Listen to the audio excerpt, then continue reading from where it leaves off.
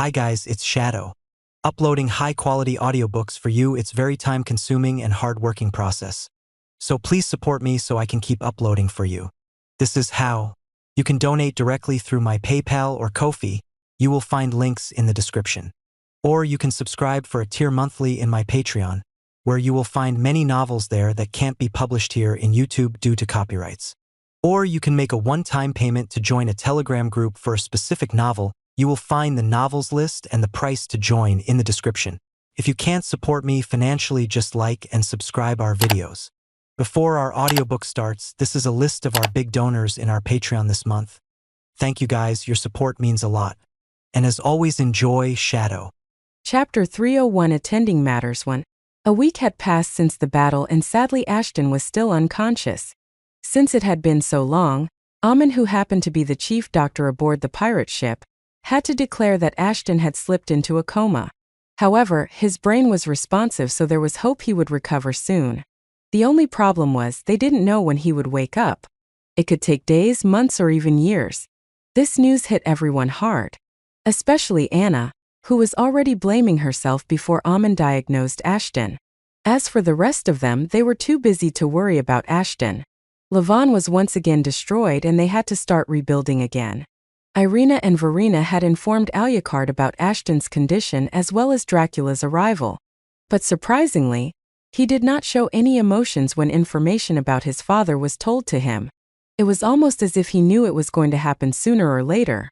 Alucard immediately made his way to Levon along with Ashton's mother, who was visibly upset and worried about her son. As soon as Alucard arrived on the ship, he paid his respects to the other progenitors. Whether he followed them or not, they were still godly beings in his eyes, which made them worthy of his respect. Once done, he briefly greeted his daughters before heading inside Dracula's room. It had been roughly a century since he last saw him, but the moment his eyes fell on him, all the hatred he had been holding inside him came rushing back. "I don't think you are here to apologize or something." Alucard made a sarcastic comment. "You're right. I wasn't." Dracula replied back without looking his son in the eyes. "I only came here to save the boy, but now that we are here, I would like to mend things. Or at least try my best to do so. I'm not here for that, father." Alucard gritted his teeth. "Just tell me why? Why did you kill her? Why did you kill mother?" Dracula sighed heavily. This was one thing he did not want to discuss. But he knew it was the only thing that would bring Alucard to him. "Very well. Close the doors and sit down. I'll answer your questions." The next day in the medical bay. N0VL next. Calm. Ashton's body had recovered completely and hence, he had been transferred from the healing chamber to one of the rooms. It was there Ashton opened his eyes again. It was nighttime. Unlike the last time, there was no equipment around him, just a comfortable bed and silky blanket. His wounds had completely disappeared, and he felt more energetic than when he was floating in the tube. So much so, that he even managed to sit up and take a look around. As he sat up, the sheets made a light sound. It was enough to wake Evelina, who had been sleeping on the sofa next to his bed. She saw him sitting and rubbed her swollen eyes. She couldn't register what was happening, but the moment she realized Ashton was safe and sound, she couldn't hold herself back. She ran up to him and hugged him tightly. It was the first time when Ashton realized his mother was strong after all. Even if he had tried to get out of her vice grip, it wouldn't have been possible. He might have been the strongest on the planet, but he wasn't strong enough to pull out of Evelina's motherly touch. So he did what he could and sat there, savoring every moment. "Why are you so reckless?" Evelina broke down. "Haha, I'm your son, am I not?" Ashton replied, pressing his forehead against his mother's. "I am all right. Nothing can harm your son. You know it better than anyone else." Before Evelina could reply, the commotion she made attracted others' attention as well. A moment later, Anna, Verena, and Irina all rushed inside the room. "You're up," Anna exclaimed and was about to lunge at him, but refrained herself seeing as they weren't alone there. However, the vampire sisters had no such concerns and jumped in for a family hug. After all, Evelina had more or less given them her blessings when she got to know about how much the twins were interested in him. "This is quite awkward. Hope you don't react, you know. You just couldn't help yourself, could you? Old habits die hard, brat. How are you feeling? A bit sloppy but otherwise fine. The Mornblade restored my health. I thought I would have to live forever with 1% HP. Raphael has his moments. But don't expect him to do the service for free. He would charge you something eventually. But first, we have some matters to attend to, don't we? Ashton nodded. They definitely had some matter to take care of, and as he was reminded of everything Astaroth had told him earlier, his hands were in fact itching to do something. At the same time, the others were still discussing what to do with Beelzebub. The last time they decided they should at least hear Ashton's opinions on the matter before making a decision. But now since he had slipped into a coma, it wasn't wise to waste any more time. It was only a matter of time before Beelzebub woke up, and they had to have a plan before then. Keeping his as a prisoner is like keeping a dormant supernova bomb on board. Lycaon commented, I say we follow the plan and bury him somewhere in Antarctica. However, before anyone else could say anything, someone entered the room. Where is he? Ashton asked. However, rather than replying to him, they were surprised to see him walking around. After all, Amen had said it would take him days before he would even be able to get off the bed after waking up from the coma. You should rest up a bit more. Beelzebub isn't running away. Lycaon calmly replied, but it was clear he was trying to suppress Ashton. They both were primarily werewolves. It was obvious for an alpha to try and suppress the young when they were angry or emotional. However, Lycaon's attempt was in vain. Seeing the tension rising, Frank thought it was best for him to interject before things could get heated. I'll bring you to him. But remember, you cannot kill him under any circumstance. Believe me, killing him is the last thing on my mind. Ashton replied before bringing out Raphael, Astaroth's Mornblade. Chapter 302 Attending Matters 2. I want to believe that you want kill him. But why do you have a dagger out like that? Frank asked Ashton, who was confused. Dagger or short sword, whatever it is. It sure as hell doesn't look to me like a tool to propagate peace. A dagger? What dagger? Ashton looked down, only to realize he did not have Raphael in his hands, but his trusty short sword, Bommand. He was pretty sure he had called out Raphael, not Bommand, and yet his eyes weren't deceiving him. As a result, he was confused until he heard Astaroth's voice again. What do you think you are doing? I wanted to seal Beelzebub within Raphael's domain. That way we wouldn't have to worry about him, nor would we have to kill him. So you went ahead and were about to do the one thing you were told not to? Looks like your intelligence regressed after being hit by Beelzebub. Shit, it completely skipped my mind. One of these days your life will skip you instead. Ashton's cheeks flushed red from the embarrassment he was feeling. Not only exposing Seraph's crystal got him into trouble earlier, but he was also about to do the same thing again. Thankfully, he had a question to change the topic before he embarrassed himself further. But how did you? Raphael is my Mornblade. Do not think you can only use him whenever you please. Only when I deem it so, Raphael will present himself in front of you. I thought I was taking unnecessary measures, but now I stand corrected. That weapon is a relic strong enough to destroy planets. Therefore, I have decided you will only be able to use the weapon under my strict supervision to prevent accidents from happening. All right. Ashton shook his head. He knew Astaroth was disappointed, but at the same time, he was glad no irreparable damage was done because of his hastiness. The secret was safe, and that's what mattered at the moment. Other than that, the room had gotten quiet as if they were waiting for him to say something. Luckily, he didn't have to, because the moment Lycaon saw the blade he got wide-eyed. Frank might not have known what the blade was, but since Lycaon was the one who created the blade, he knew exactly what he was looking at. But there was one thing he wanted to know. Kid, where did you get that blade from? Although the blade had changed its form, it was a dagger that was once used by Dracula and was made by him. As for the question, Lycaon asked it since he explicitly remembered breaking the blade in half before they departed to explore the galaxy. The power of the blade was too much to handle without their supervision. Since they were asked not to bring anything from their planet, Lycaon decided it was best to destroy the blade. He deposed the handle while he gave the rest of it to Dracula to take care of. To this day, they did not tell each other what they had done with their respective parts. It was a contingency plan to prevent the blade from getting into the wrong hands even if one of them was forced to spill out the secret. As for the handle, Lycaon threw it in the deepest part of the ocean, hoping to never see it again. Yet there it was right in front of him in all of its glory. However, rather than being worried, Lycaon was happy to see his creation still thriving even after about a century. Not only did the kid assemble the blade, but he also managed to tame it. What an incredible feat, Lycaon thought to himself. The blade probably accepted him because he was bitten by Dracula, so in a way, Ashton was the heir to it. Could it merely be a coincidence? I had to assemble it. Ashton replied, I won the blade in a sort of tournament, while I was gifted the handle after defeating His Highness, Alucard, in a friendly spar. I see, so it was a stroke of luck as I suspected, Lycaon mumbled. Do you mind if I take a look? Ashton felt he could trust them. How could he not when all of them had put their lives on the line just to defeat Beelzebub? As soon as Lycaon got his hands on Bommand, he began behaving like a child who found his long-lost toy. You still haven't answered my question. Frank smiled. But before Ashton could come up with an answer, Lycaon answered in his stead. He obviously wants to feed Beelzebub's sword to it. Not only would it make him vulnerable, but this weapon would get stronger than ever before. Isn't that it? Yeah, that would work, I mean obviously. Ashton scratched the back of his head, but how do you know all this? I mean about Bommand's ability. How do I know? Lycaon was all smiles as he handed the weapon back to its owner, because I'm the one who created it.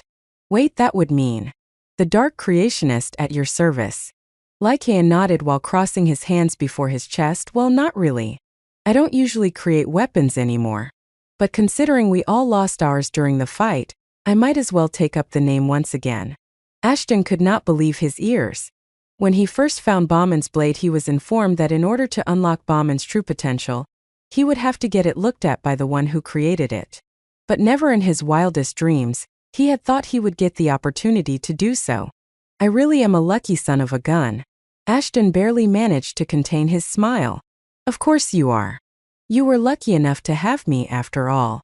Remind me again how many times I almost died because of you. Remind me again, how did you get as strong as you are right now? Truce? Truce. I am a bit confused about how are you going to absorb a weapon, Frank mumbled, but I trust Lycaon, so I'll trust you too. Let's get going. I just hope things don't go south. Especially since we have won the battle. Chapter 303, Attending Matters 3. Even though Beelzebub was asleep, he wasn't shown any leniency by the progenitors. As soon as Ashton entered the chamber that had been turned into a prison cell, the heavy aura of Beelzebub greeted him. The air was so dense that even Ashton had difficulty in breathing. In the end, he decided it was best to turn his werewolf genes off so that he wouldn't need to breathe anymore. He was chained from the head to the toe, and these weren't the usual metal chains either, but chains made out of what Ashton mistook as light. These chains exert the gravitational pull equivalent to 10 times of the Earth. These aren't the strongest restricting device available, but it was the costliest one we could smuggle. Lycaon described the use of the chains to Ashton. However, there was a slight issue. Sensing the threatening environment around, Sven and Celeste immediately jumped out of Ashton's shadow on his own accord and stood in front of him, guarding their master against the threat of a sleeping Xiren. Your summons seem to hold you in a high regard. Lycaon approved Sven's reaction. The Death Baron was not aware that the threat he wanted to protect his lord from had already been neutralized. Well, sort of. Upon realizing that, he couldn't help but be a bit embarrassed. As for Celeste, she only needed a reason to get berated by Ashton. Thus, rather than being embarrassed, she was excited instead. The progenitors saw it and shared awkward gazes amongst themselves. While Amon chuckled. No need to feel weird, Sven, and you too, Celeste. Ashton let out the fakest laugh he ever had. You did the right thing. You can go back now. As your command, Sven replied and hurriedly assimilated himself with Ashton's shadow followed by Celeste's sulking figure. Your summon, the knight, has keen sense of duty. If you don't mind, I would like to train him myself. Frank immediately blurted out. Ashton thought his request was a bit weird. But what he did not know was that Frank had been disappointed when he returned to Earth. He had expected to see at least a few hundred grade C undead, and had hoped to take them under his wing. Much to his utter disappointment, Even the strongest of them was merely an rancor. A few of them were dranked, thus that itself wasn't a problem as he could still train them. However, none of them had much potential to evolve. As for those who did, they were busy wasting it away. The progenitors might have wanted their world to be at peace, but the undead had turned into a species of lazy bastards. Unlike the vampires and the werewolves who, due to differences between each other, were always training, trying to one-up each other. Nevertheless, that wasn't the case for Sven. Thus, when Frank saw him, he decided he was a suitable candidate to be trained by him. He had the levels as well as the potential he was looking for, other than Ashton, of course. That's his choice to make. If he wants to, then I wouldn't stop him. Ashton replied with an expressionless face. For now, we should focus on the task at hand. Before summoning Raphael, tell them to leave first. All of them. Ashton agreed and asked them to leave. Amon, Lycaon and Frank, all of them were a bit taken aback by such an absurd request. He might have been stronger than them for a fraction of a second, but they were by far stronger than him right now. Not to mention, if Beelzebub woke up, there was no way in hell Ashton would be able to stop him. They weren't sure about it, but he could even break free from the chains and cause problems. They simply had to be there just in case things got out of hand. That wasn't a request, esteemed leaders. Ashton politely made it clear to them, please don't take this to heart, but I'm sure you have your own secrets to guard. Just like I have mine. So please step outside for a bit. It seemed Frank and Lycaon were about to argue, but Amon placed his hands on their shoulders and shook his head. He was just as clueless as the rest of them, but he assumed Ashton's new admin, whoever he was, must be guiding him to do what he was doing. Lucifer had not informed him who the admin after him was, but he had told him to trust the admin. So that's what he was doing now, placing his faith in what Lucifer told him. Let's begin. Astaroth mumbled and Raphael materialized in Ashton's hands out of thin air. Don't worry. Raphael won't deduct your HP for being used. The brat would charge me instead since I'm the legitimate owner, not you. That is, if I manage to get a body for myself first. I wasn't worried in that regard. Ashton sighed before bringing the big black sword right in front of his face. This sword? I don't know why, but it feels a bit too heavy. It's because you don't have the complete ownership of it. Soon you'll have your own Mournblade, and that might be a broken one too, just like this planet of yours. Ashton smiled before swinging the Raphael around a bit, in order to get used to it. But as he did, Beelzebub woke up. Their eyes met and the hair on the back of Ashton's neck all stood right up. He knew Beelzebub was pathetically weak right now, but the bloodthirsty gaze in his eyes was enough to force Ashton to take a couple of steps back. Obviously, Ashton did it subconsciously, and when he realized his mistake he immediately corrected it by staring Beelzebub right back.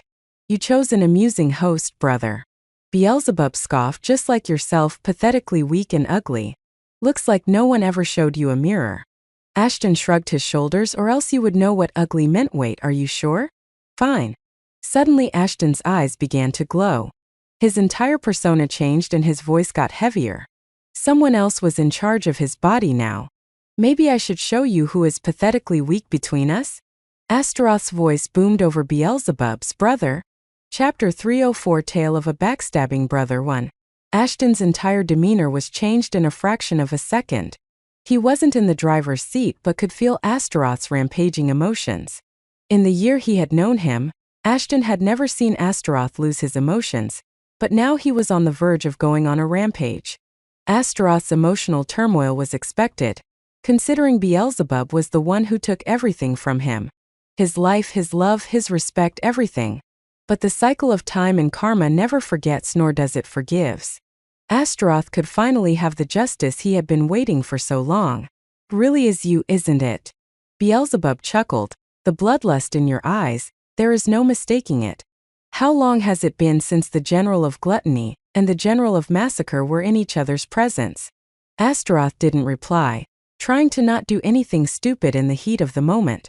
However, the urge of ripping Beelzebub's head was continuously increasing as Astaroth clenched his fights. His nails dug deep into the palms as the General of Massacre tried to hold on to the shred of patience he had. 115 years, 3 months, 14 days and 11 hours, Astaroth replied through gritted teeth. That's how long it has been, give or take a couple of hours. Can't remember it clearly when you stabbed me in the back. Beelzebub stared at Astaroth as if he was studying the latter before his smile disappeared. Astaroth was standing in front of him, but something felt strange. He was different. Even his stone-cold stare wasn't the same. How did it feel? Astaroth asked him. Betraying you? It was exhilarating. Imagine, the man who was crowned as the next leader of the council being called a traitor. It was fun. Especially when I was embracing your beloved fiancé in my arms. Beelzebub smirked. However, the smirk disappeared as soon as it appeared. Astaroth did not hold himself back anymore, and kicked the smirking bastard right in the face. Felt good, too good. But once the gate of rage was opened, there was no stopping him. And 0VL next. Calm. Astaroth proceeded to kick Beelzebub over and over again until Beelzebub couldn't raise his head anymore. Once he was in that state, Astaroth grabbed his hair and forced Beelzebub to look him in the eye. You have no idea how good it feels to have gotten my hands on you. Astaroth laughed maniacally. Nor do you have any idea of what I'm gonna do to you. Beelzebub stared daggers at him but did not say a word to offend him anymore. Despite fooling around a bit, he simply could not afford to die here. He had big plans of outing Astaroth and had to handle everything calmly. Astaroth, on the other hand, took Raphael and slammed him on the metal floor, cracking it instantly. When he took the sword out, they were in an entirely different room. The same one Ashton had met Raphael in for the first time. Beelzebub's chains weren't transported inside the domain with him. He was free. He lunged at Astaroth to take his Mournblade away. However, got his face slammed hard on the ground a moment later. Beelzebub grunted loudly, trying to get up, but Astaroth's foot stopped him from moving. This is what he was afraid of when he saw Raphael. Domain dominance was an ability Astaroth often exploited to stop powerful enemies from getting an edge over him. Once the target had been summoned inside the domain, not only did they become weaker than the caster, but also the domain itself was a living weapon. The caster had complete dominance over anyone else inside it. In other words, Beelzebub was Astaroth's bitch now. Levels, skills, and anything else did not matter inside the domain. The only drawback of the skill was the limit placed on the number of people the caster could dominate. Astaroth could only have one person inside the domain other than him at any given point. Meaning that if he wanted to pull someone inside the domain, he would have to either kill or release the one currently inside the domain. Also, the life force Raphael would absorb while utilizing this skill was around 10%. It was lesser than any one other Zyran noble had to sacrifice after summoning their Mournblade. The only one who had an even lesser rate was their teacher, Seraph. He was also the only one who had a repercussion rate of merely 4%, which meant whenever Seraph summoned his Mournblade, he only lost 4% of his HP. Being back in this room must feel nostalgic to you, right? Astaroth whispered while looking around the domain. The last time we were here, we were training our butts off to kill those precursors. Then you and that fucking master of ours got cold feet when we were so close to destroying the precursor's escaping fleet. Beelzebub muttered as he struggled to free himself from Astaroth's grasp. Astaroth took a deep breath before kicking the bastard away. Beelzebub could have attacked Astaroth again, but he knew the result would remain the same. No one, not even the precursors, could defeat Astaroth once they were inside his domain. What are you gonna do? Kill me? Raphael, speed up the time inside the domain once I leave. Astaroth ignored Beelzebub, while he tried to calm himself. By how much would you like to? Enough to reduce his life force to 1%, then freeze the time. Request acknowledged, Raphael responded. No, you can't do this to me. You coward. Fight me. However, Astaroth ignored Beelzebub's attempts to aggravate him again and faded back to reality. Once outside, his legs gave away and the following moment, Ashton was back in control of his body. The Mournblade is in front of you. Do what you want with it. I'll answer your questions later. Ashton nodded and did not ask any questions for now. Astaroth would talk when he was in the mood to do so. Till then it was best to leave him alone. Bommond is eyeing Beelzebub's Mournblade. Would you like to feed the blade to Bommond? Yes/no. Yes. Bommond is happy with the quality of food provided to it. Bommond is now evolving into a soul blade. Chapter 305 Tale of a Backstabbing Brother 2. Item Bommond. Type Soul Weapon. Damage: 16002003 HP per strike. Stats bonus: Strength, plus 22% while equipped for use. Agility, plus 31% while equipped for use. Stamina, plus 23% while equipped for use. Stealth, plus 19% while equipped for use. Abilities related to the Blood Mage class/vampire genes are buffed while the blade is equipped. Soul Blade stats are increased after transforming into a demonic form. Deal bonus damage to the targets of its choosing. Rarity, mid-legendary. Upgradable to mythic rank once high legendary tier is unlocked. Trust level, 69%. Description: After absorbing a Mournblade, Bomband has exceeded the limitations placed on the lower civilizations and reforged itself into something new. A soul blade, the first of its kind. The weapon itself is stronger than most of the Mournblades. However, due to the unique devouring ability, the only limitation it has depends on the willpower of its owner. This isn't by far Bomband's limit, but a new beginning for a new ruler of weapons to emerge. Effects: Cannibalism. This weapon can devour weapons of the same type to absorb their stats and make them its own. Please note, once it devours a weapon, that weapon is lost forever and cannot be recreated. Attacking enemies using this weapon exposes them to hemorrhage, making them lose 4% of their HP for the next 10 seconds. This ability has a cooldown period of 10 seconds, ineffective on elite beasts. Can only be triggered once. The attack will not ignore hemorrhage resistance. Weapon's ability was upgraded. Effect duration increased from 10 seconds 15 seconds. Damage increased from 4% 7%. Bloodthirst. Attacking enemies would make the dagger feed on their blood, which the dagger would use to heal the user. The ability has a cooldown of 4 seconds, and the maximum HP that can be restored is capped at 400 per strike. Weapon's ability was upgraded. Cooldown duration decreased from 5 seconds 4 seconds. HP restored increased from 200 400 ////new ////. Soul absorption. Killing monsters and other living beings would store their souls within the blade. Bonus effects would be provided based on the number of souls stored. Each soul absorbed would increase the user's HP by 5 points. For every 10 souls absorbed, the user would gain 1 unallocated stat point. For every 30 souls absorbed, the user would gain the ability to copy ability from one of the souls absorbed. Grants the user the passive skill, Locked. Evade death 3 times to unlock. Grants the user the passive skill, Locked.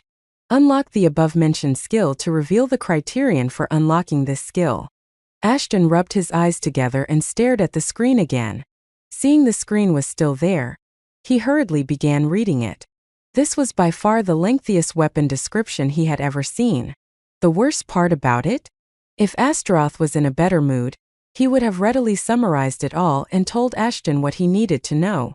Things like new abilities, the changes to the old ones along with the changes in his stats. But considering that he wasn't going to do anything like that, Ashton had to do it by himself in the old fashion. But the more he read, the wider his eyes got. Astaroth's prediction was coming true. It is just as the description stated. In the only limitation to Bomband's growth, Ashton shrugged his shoulder as he read on. The only thing bothering me is the requirement for unlocking Bomband's hidden abilities. Evade death 3 times. What am I supposed to do? First jump in a volcano then save myself? As for Bomband's physical form, it changed again. This time it adopted a look leaning towards Beelzebub's Mournblade. But at the same time it had a unique touch to itself. The black sword had a golden hilt along with luminescent blue marking etched across itself. Also, it grew in size by a lot. It grew from being a short sword to a great sword. This was the only reason Ashton was a bit worried. After all, he had become well versed in using a short sword and daggers that shared similar shapes and sizes. But since his primary weapon had become a greatsword, he would now have to get used to using two-handed weapons, and it sure as hell wasn't going to be easy. Thankfully, he knew someone who could teach him how to use it properly. I just hope he doesn't try to trick me into marrying his daughters as a bet again. Ashton sighed as he remembered the last time he had a duel with Alucard. Also, there was another thing Ashton was worried about. As Bommand was absorbing the Mornlade, he couldn't help but wonder whether it would also absorb undesirable characteristics as well. For example, the permanent HP loss. Thankfully, his fears were unfounded as Bommand only absorbed the positives while throwing the negatives away. At least that's what Ashton assumed since there was no mention of it in the weapon description. That is one hell of a weapon. I guess I am your lucky charm after all. Although Ashton hated to admit it, Astaroth's voice was music to his ears, or his head, whatever you want to call it. But more than that, he was a bit worried about him, and seeing him being normal gave Ashton quite some relief. You good? What's gonna go wrong with me? Well, that's true. By the way, I appreciate your sentiments. Thank you. Ashton was a bit surprised by what he just heard. You said what? You just had to make it awkward, you damned brat. Ashton chuckled and did not tease him further. The man had been through his fair share of turmoil, and he did not want to add his stupidity into the mix. I guess I should explain more about what happened between Beelzebub and the rest of us. I can't say I'm not interested in it, Ashton thought, but I won't force you or anything. If you want to talk, then I won't stop you. Novel Beetham. Astaroth got silent for a few minutes. Ashton thought he did not want to talk and was fine with it. Prying into someone's past wasn't his thing, especially if the past in question was literally a century before he was born. In the meantime, Ashton decided not to waste his time and began swinging Bommand in order to get used to his new form. All three of us, me, Lucifer, and Beelzebub, were orphans, thrown away by our parents because we were born with a Mornblade. Having such powers might seem a blessing now, but back then it was nothing more than a curse. Technically, any sort of weapon was considered taboo. We were unaware of each other's existence as we wandered around aimlessly, trying to survive in a world where everyone saw us as nothing more than an animal, a pest even. In such a cruel world, one noble soul found us and took us in. Sarah. Yes. He too was born with a Mornblade, arguably the strongest of them all. Therefore, he knew what we were going through and decided to take us under his wing and teach us how to use our weapons. It was there the three of us met and became brothers, and Lord Seraph became our father figure. We had no idea back then, but in reality, Lord Seraph was the leader of the Zyran Council. And as the leader, he had the responsibility to find and raise other Mornblade possessors. Whatever we know now, everything was taught to us by him, from combat to compassion, from power to politics, everything. But one day, everything changed. Chapter 306, Tale of a Backstabbing Brother 3. Seraph wasted no time training the trio. Day in and day out, training was the only thing in their minds. By the time they reached adulthood, all three brothers were well-renowned figures amongst the Zyrans. No matter where they go, people would hail them as heroes. At the same time, the story of their overwhelming victories would reach the ears of other species, especially those who were opposing the Zyrans' needless attacks on the precursors. However, soon the trio became the ones feared by other species as the precursors lost the one-sided war. Even though a lot of other species wanted to protect the precursors, in front of the three Zyran generals, their resistance seemed to be nothing more than an ant squirming in water. But there was something else. As time passed after the battle with the precursors, Astaroth began getting closer and closer to Seraph's daughter, Ibis, and soon they were in love. However, Astaroth wasn't the only one who had feelings for Ibis. Beelzebub did as well, for longer than Astaroth had. In his twisted mind, that reason was enough to brand Astaroth as his enemy. After all, he was the one who loved Ibis since the day his eyes first met hers. How dare Astaroth take her away from him? He would not allow that to happen. Not to mention, the Zyrans only saw him as a sidekick of Astaroth as he continually outperformed him. It was the same for Lucifer, but he did not have a bone in his body that would think ill of someone who had saved his life countless times before. In the meantime, Astaroth had won battles no one else could, thus making him the most prominent figure in the trio. Soon Beelzebub began to get more and more jealous of Astaroth's success. Everything that Beelzebub ever wanted was right in front of him, but Astaroth was the one taking it all. Fame, respect, love, everything. This made a crack in the relationship between the trio and anyone they were close to. The once inseparable brothers were now bickering amongst each other. Lucifer always took Astaroth's side as usual, which left Beelzebub feeling as if no one was on his side. The bastard then thought of doing something none of us could foresee. Astaroth's voice cracked up for a bit, but he continued the story. After all, Ashton had the right to know the power of the enemies he would inevitably have to face. Once Beelzebub realized that no one was going to take his side, he became hysterical. The trauma from years of battles was finally messing his head up. Soon he began viewing everyone as his enemy.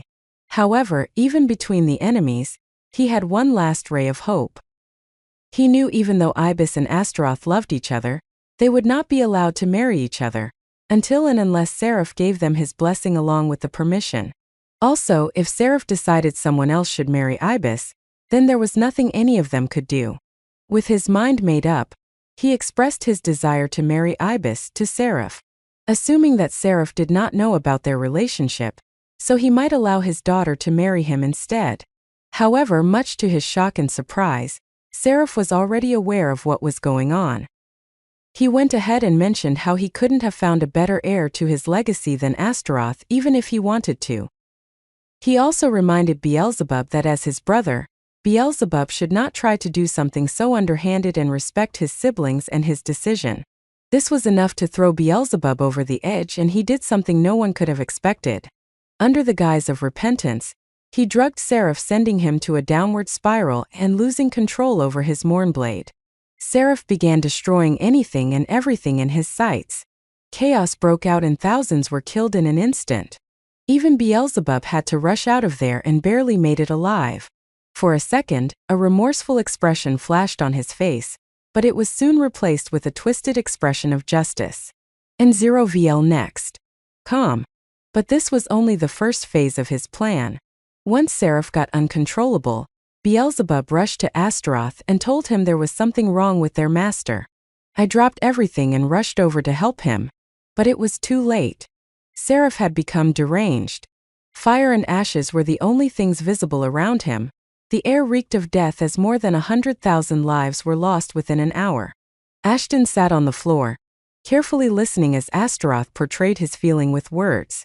As he did that, Ashton could only imagine what he would have done if he had to do something in Astaroth's situation.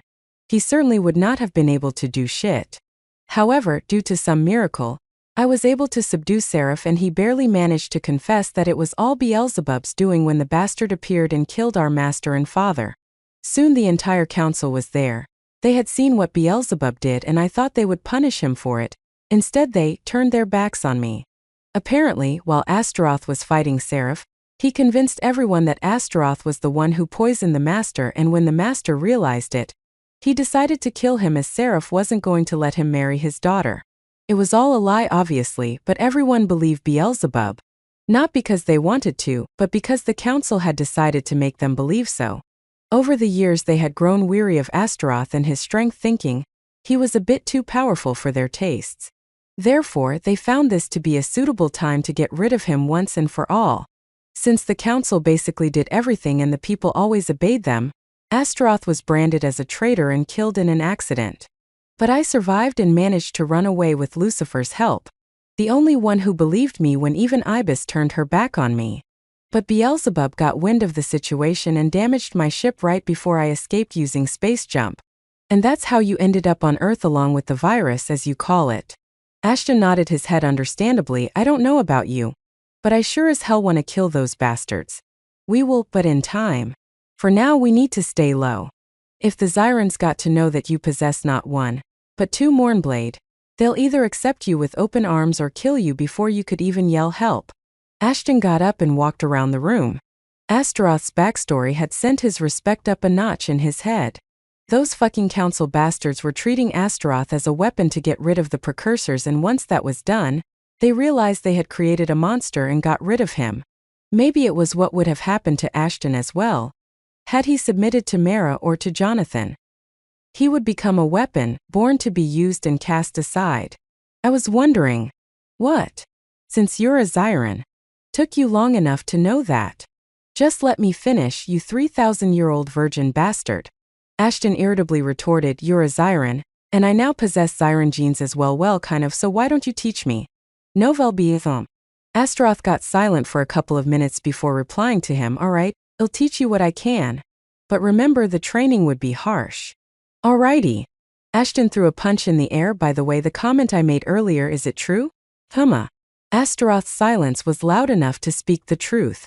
No wonder you're always wanting me to get laid, you sick pedophile. Chapter 307 Departure 1. Everyone was waiting for Ashton as soon as he walked out of the prison cell. Especially the progenitors, who were eager to know what he did with Beelzebub. Their anxiety levels were at an all-time high. Moreover, they were worried that Ashton might have done something harsh considering his temper. Evelina, Anna, and the vampire twins were there as well. Since these women had known Ashton for longer than anyone else, Amen struck up a conversation in an attempt to know more about him. Although Irina and Verena did not have much to talk about, Evelina and Anna told them whatever they knew about him.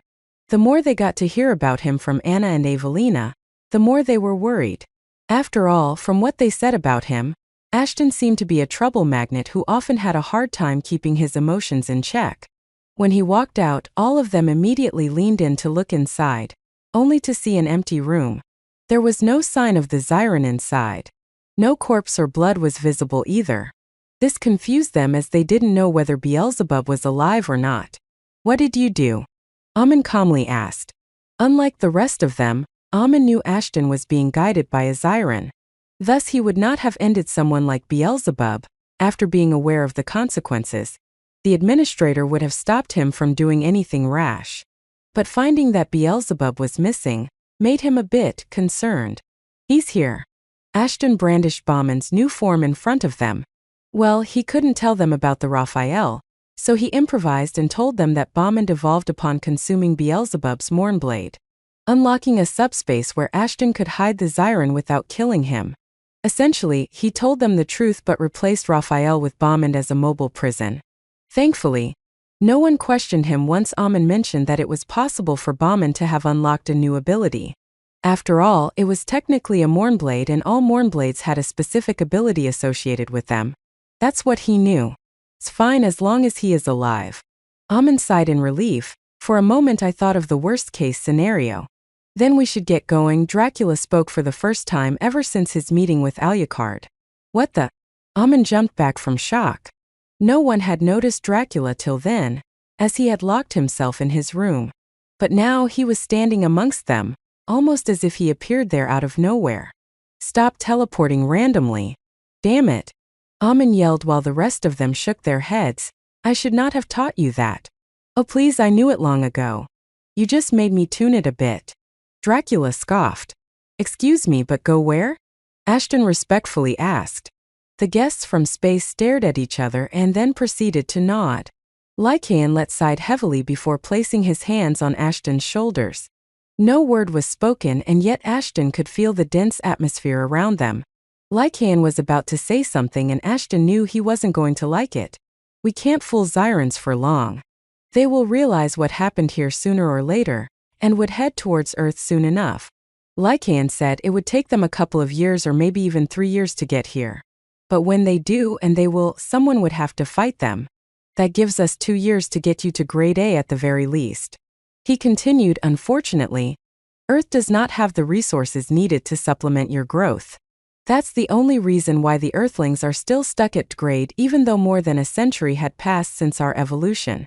It's kind of a shame if you ask me. At this point, Amen joined in. I assume you're already aware of how much the Zyrons hate humans. In their eyes, the mutants aren't too different from humans either. Since they view you the same, they have intentionally set up barriers to prevent Earthlings from getting stronger. Ashton nodded. He was already more or less sure about it. Especially after witnessing the strength of the Jihalos. Something was wrong with the growth of the Earth. Amen's words only confirmed his suspicions. So that's why you left the planet as well. It makes sense now. Ashton mumbled. More or less, Frank replied. Ashton knew someday he would have to leave it all behind, but he wasn't expecting that time to come so soon. However, he didn't have any choice. The battle with Beelzebub was an eye-opener. Victory might have been his this time, but it wasn't because of his strength or skill. He only won because of his luck. Also, luck wasn't a reliable ally and could change at any moment. Fine. If I have to leave to get stronger, then so be it. Ashton nodded, but to defend my territory along with my people. I won't compromise their security in any condition. Don't you worry about that. You already have gained some strong followers. Amen said with a smile, and it hit Ashton as well. The Jihalos. Since Seraph was a god in their culture and Ashton possessed Seraph's crystal, technically they viewed him as his reincarnation. Thus they would do whatever he instructs them to. Now, he didn't have any concerns that came to his mind. Lycaon then turned toward Anna. You'll have to join us as well.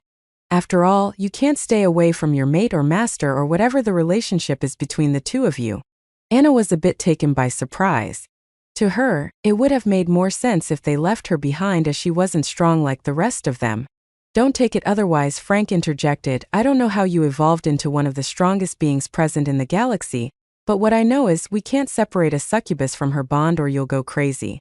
Also, if you join us, you'll be able to get stronger as well. You two should join us as well.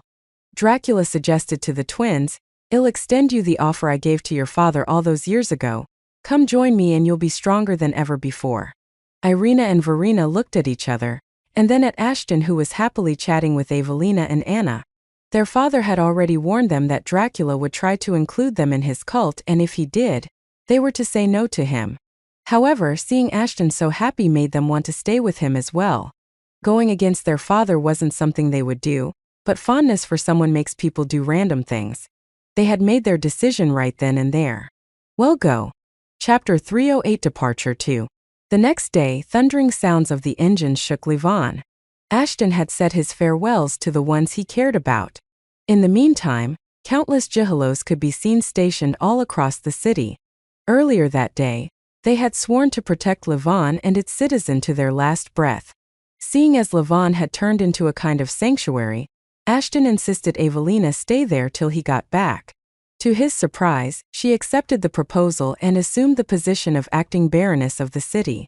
Ashton would have liked it even more if his mother would have accepted to travel with him, but for some reason she declined. Ashton got a feeling it had something to do with his missing father, but he couldn't be sure of it, nor could he force Evelina to spill the beans. In the end, both of them met at the middle ground and Ashton let the topic go. As for the rest of them, they were in good hands. Shiera and Virgil were both exceptional fighters, and with time, they would grow stronger, as the Jihalos had agreed to train the warriors of Ashton's tribe, as they called it. Don't worry, they'll be fine. Anna approached Ashton, who was busy gazing at the continuously shrinking city below. They were standing on a glass floor which gave them complete visibility of whatever was underneath the ship. It was some kind of observation bay. Of course they will be. Ashton returned her smile. What about you, though? Did your parents approve of this? Anna did not inform her parents about her departure before it was too late for them to stop her. Initially, they were worried about her since she was embarking on a journey they couldn't quite stomach. But after chatting for a while, they willingly allowed her to leave. Oh please, the moment they heard Lord Lycaon vouching for my safety and my training, they practically pushed me inside the ship. Anna laughed. Still, I did not inform them about my evolution. I don't think they are quite for that bomb right now. Ashton nodded and continued gazing outside. Unbeknownst to Ashton, there was someone else watching him as he left the planet. Someone who trained him mercilessly, someone who was the reason he got to know what the meaning of true hate was. Someone who was formerly known as the Mistress. However, she wasn't alone. It would appear your mutt has outgrown your shadow, princess. A grotesque figure of a woman remarked. She had patched skin from a variety of creatures, humans and mutants.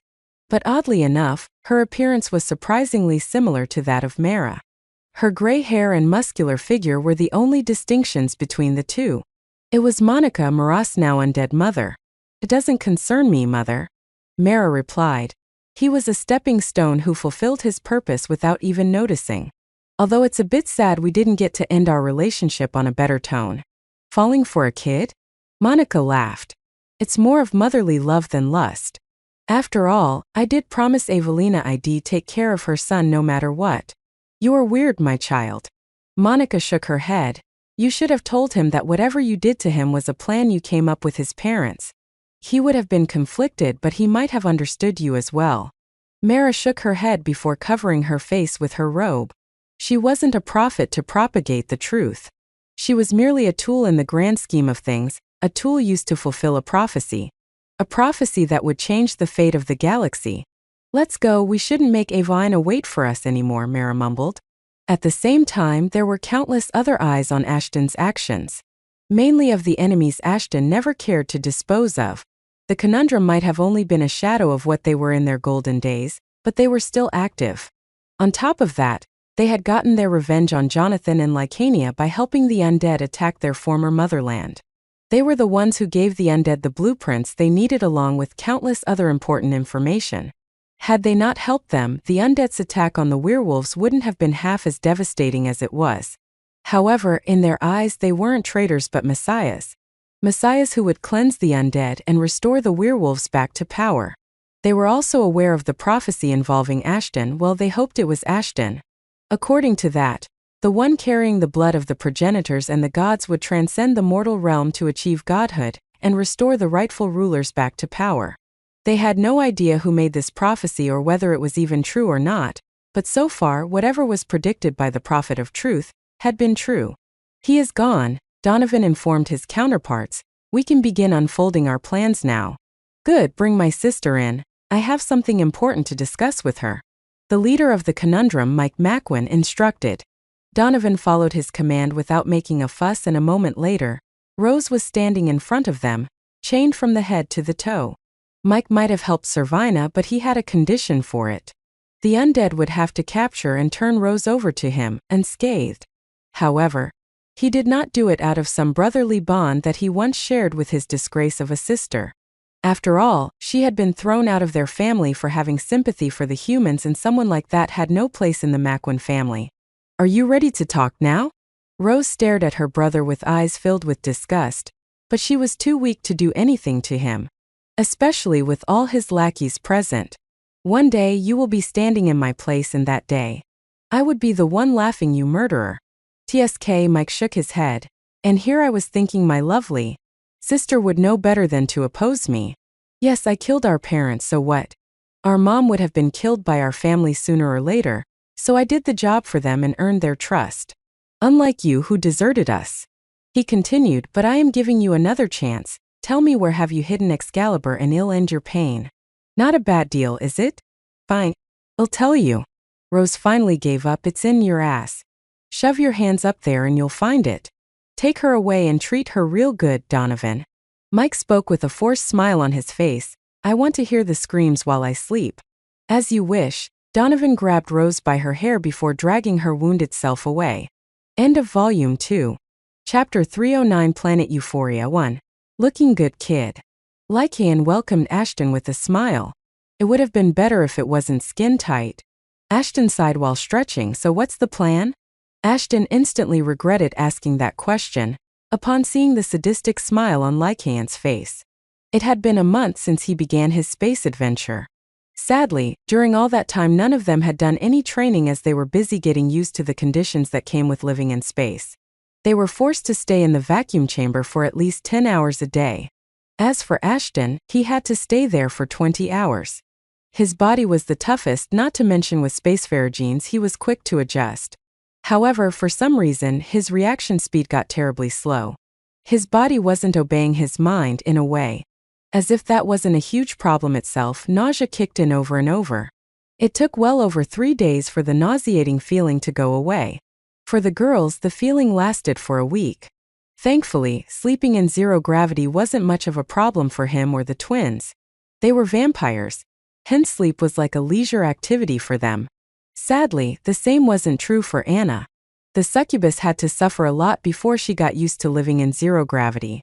After a couple of weeks of struggling, Ashton realized Astaroth was messing with his head, which as a result messed up Ashton's sync with his brain and body.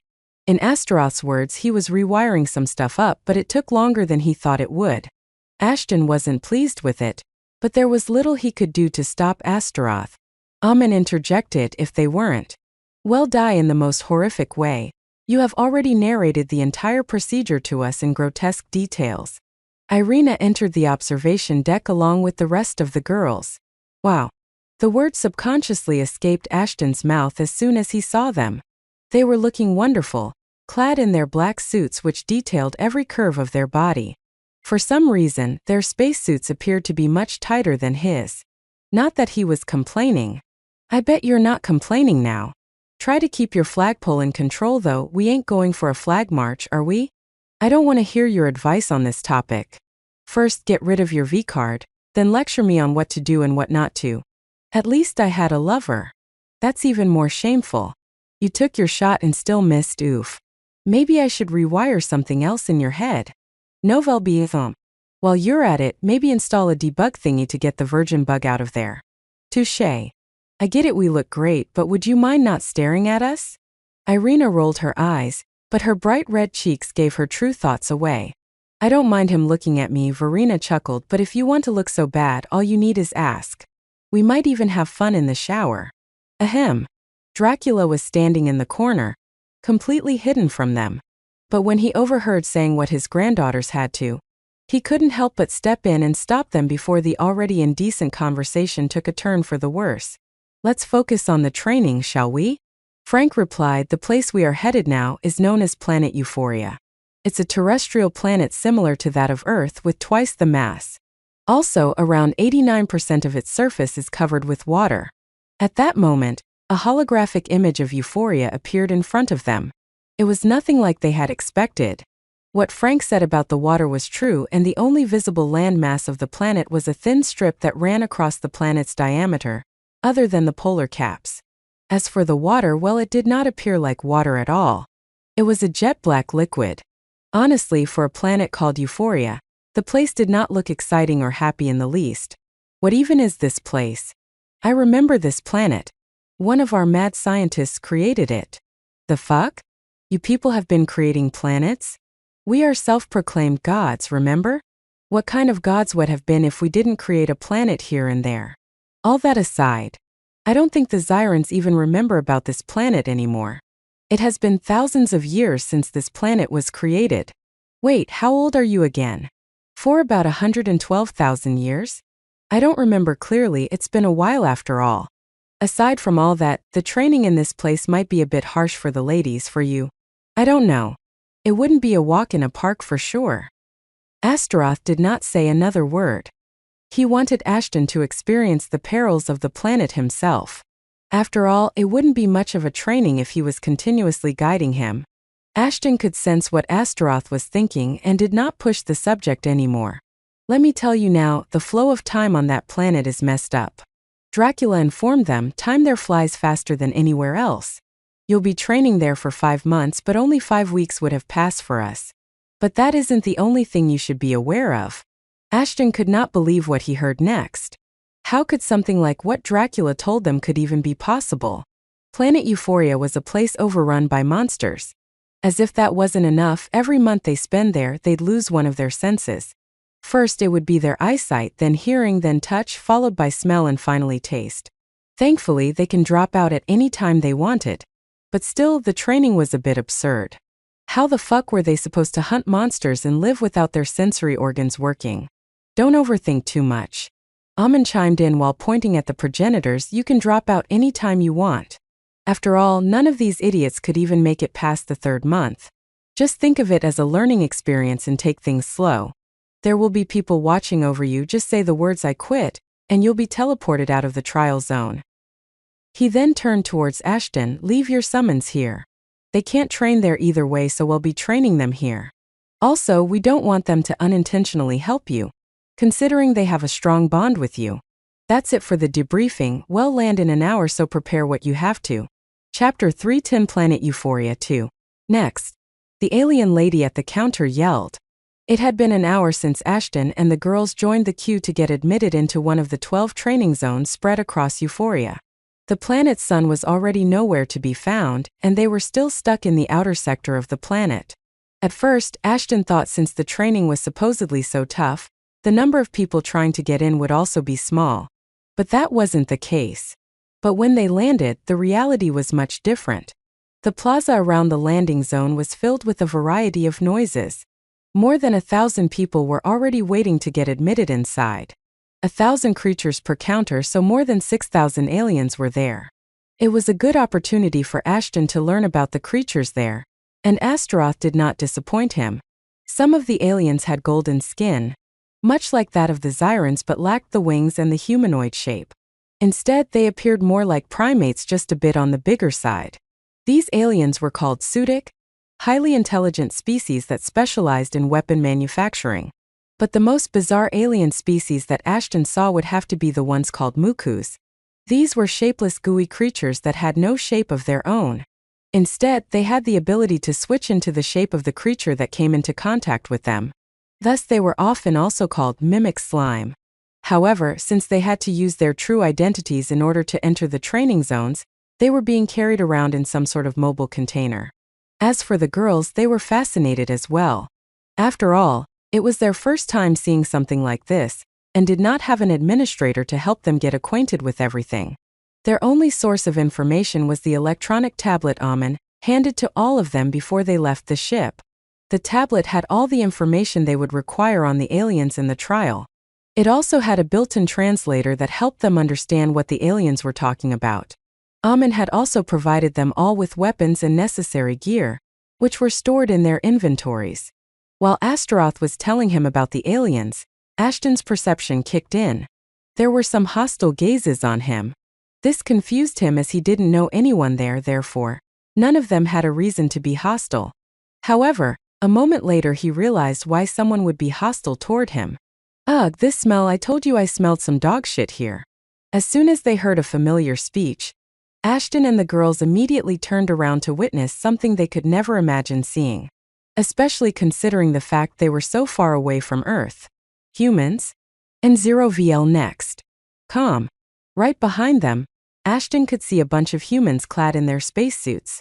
However, they didn't share many similarities with the humans on Earth. It would seem a century in space was enough to evolve their physique. Each of the half a dozen humans that were standing in front of them was at least 8 feet tall and built like some Greek gods. Hell, their physique was enough to make a dent in a werewolf's alpha ego.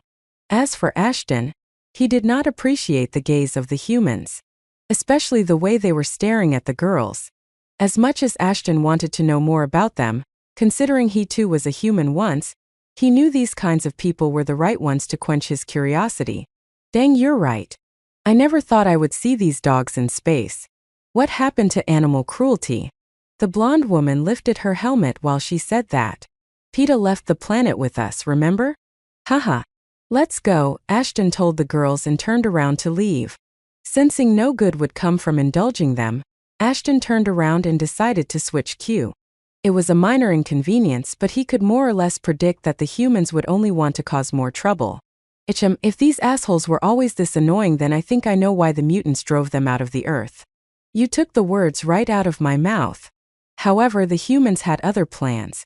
As they were leaving, one of them caught Irina's hands and pulled her towards themselves. Even though Irina was a vampire, she could not free herself from the man's clasp. Verena immediately bared her fangs at them, but Ashton stopped her from doing anything rash.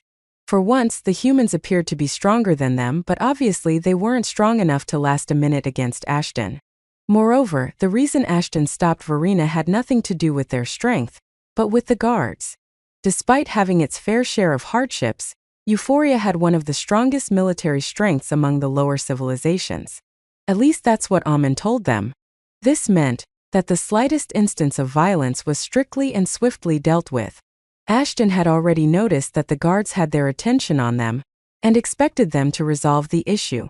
That's why he stopped Verena from doing something that might cause trouble for them.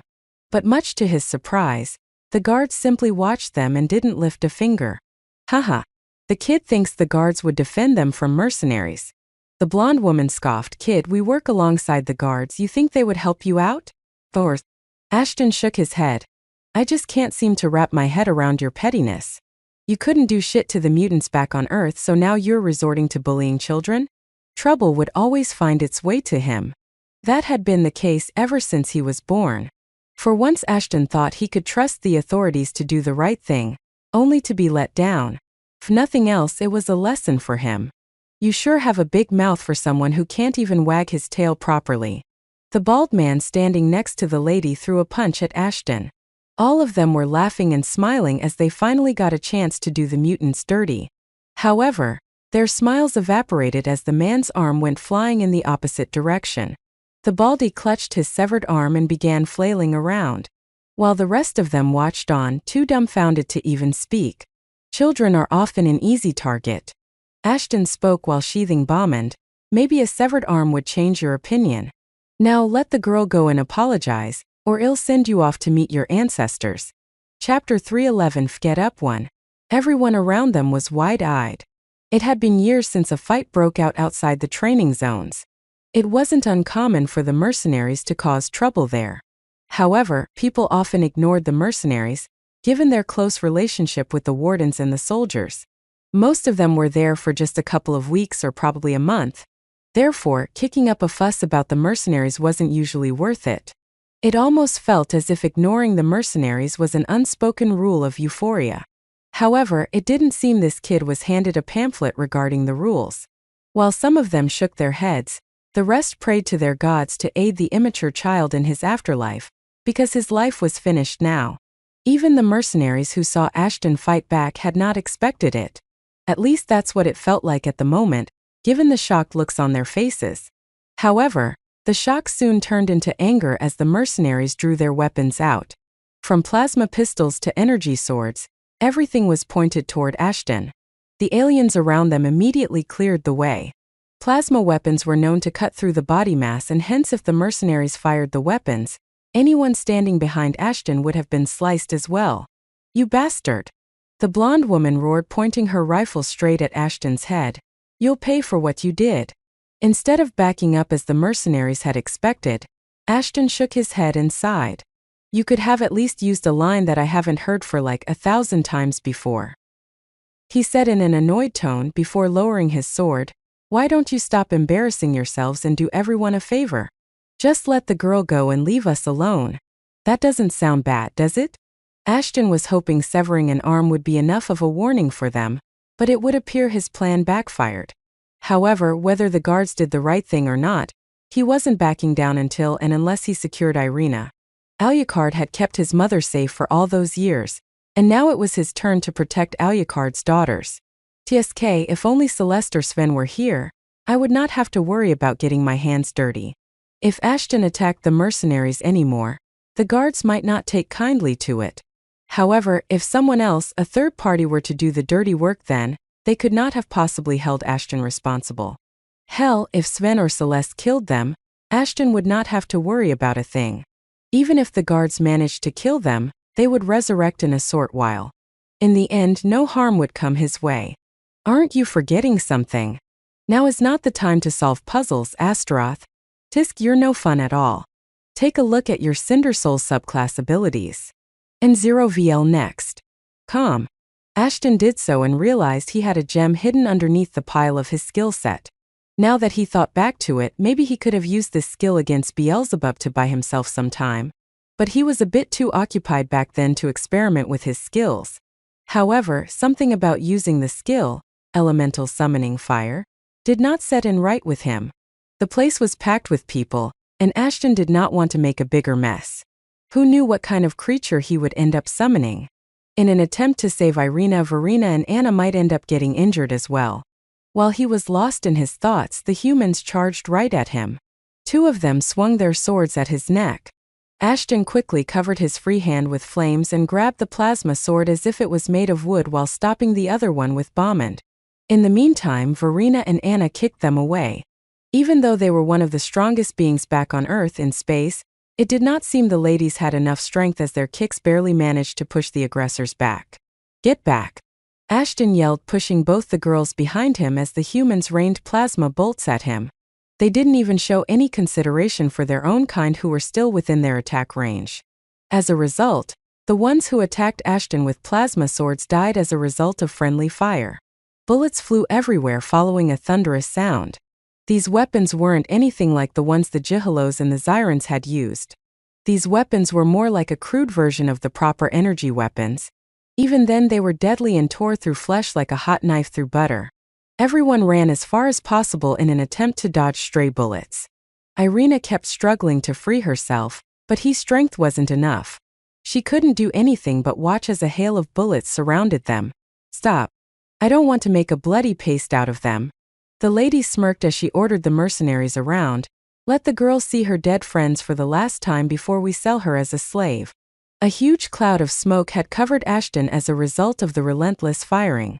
However, the moment they stopped firing, something charged right out of the smoke. In an instant, the man who had been holding on to Irina was torn to pieces, while the rest of them stood there in shock. The smirk on the lattice face was nowhere to be seen. Their careless and superior attitude evaporated in an instant when they saw Ashton covered in the blood of their comrade. It was at that moment they knew they fucked up. When they saw mutants, the mercenaries had thought they would be able to toy around with them and appease their bruised egos. Now they were going to have more than just a bruised ego. "I warned you," Ashton said in the coldest voice, "didn't I?" Once again, Seraph's crystal and quick thinking had saved his butt. However, the humans weren't going to be so lucky. Ashton walked back with Irina's hand in his. After leaving her with her sister, he turned back with such ferocity it sent shivers down the spine of the humans. However, before he could do anything else, one of the guards attacked him with a scythe. Ashton easily managed to block the blow, but he had his suspicion that the attack wasn't meant to harm him. He then locked eyes with his attacker. It was a red-skinned humanoid alien with glowing yellow eyes. "You cause quite a havoc here." She winked at him, "So be a good boy and let me punish you." Chapter 312 Get Up 2. Ashton did not waste a moment and pushed the alien back using wind manipulation. However, the woman easily dodged the attack and settled herself on Ashton's shoulders. "Oh, you're a bad boy." The lady hissed in his ears before locking her legs around his neck. "I'll have to give you a more intimate punishment." She was trying to restrict Ashton's windpipe, hoping he would pass out. Little did she know, Ashton had not been breathing ever since he stepped on the planet. Perks of being a vampire. Punishment through tickling? Ashton scoffed before falling hard on his back. Since the woman had made herself comfortable on his shoulders and fell headfirst on the ground, it might have hurt her, considering the loud noise it made. However, the alien turned out to be stubborn and equally resilient. She did not let go of Ashton, instead of wrapped her legs around him even tighter. At the same time, she began pulling his head. Her intention was clear. If she could not suffocate him into submission, she would end him instead. "Too bad. I have a thing for white hair and you were good-looking as well," the woman mumbled through gritted teeth. By now Anna decided to transform and use her powers, and the twins did the same. However, Ashton raised his hands, telling them to stop. He was the only one who broke the law, so the guards couldn't do anything to them. Also, it wasn't like Ashton needed their help to fight someone like her. "Too bad," Ashton calmly replied, "I don't do crazy." After summoning the winds to help him, Ashton yanked the lady off of his shoulders with relative ease. The tables were turned instantly as it was Ashton's turn to ride on top of the alien. "You want to suffocate me? Let's see how long you last without air, shall we?" He smirked before pulling the lady into a chokehold of his own creation. Forget about breathing. It would be a miracle if the lady could get out of the hold unscathed. However, the woman's resistance kicked in once again. Within moments she was back on her feet. Ashton hung on to her back, like a monklin to its mother. "Damn, why is this bitch so strong? She's like an Amazon, of course she would be this strong. Lean, fit and badass, just the way I like them. Novel Biethom. I think I know why you're a virgin. Your grip isn't perfect now. Get off her, kick her thighs with all the strength you have and then choke her again. That should do the trick." Ashton exactly did so. But the moment he let her go, the alien backstopped, headbutting Ashton. Once her prey was staggered, she took her scythe, turned around and swung it, wanting to slice his head off. However, when she turned around there was no one to be seen. By the time she could feel his presence, it was already too late. Ashton had switched places with her shadow, and brought down Bommand on the guard. Seemed that was it for her.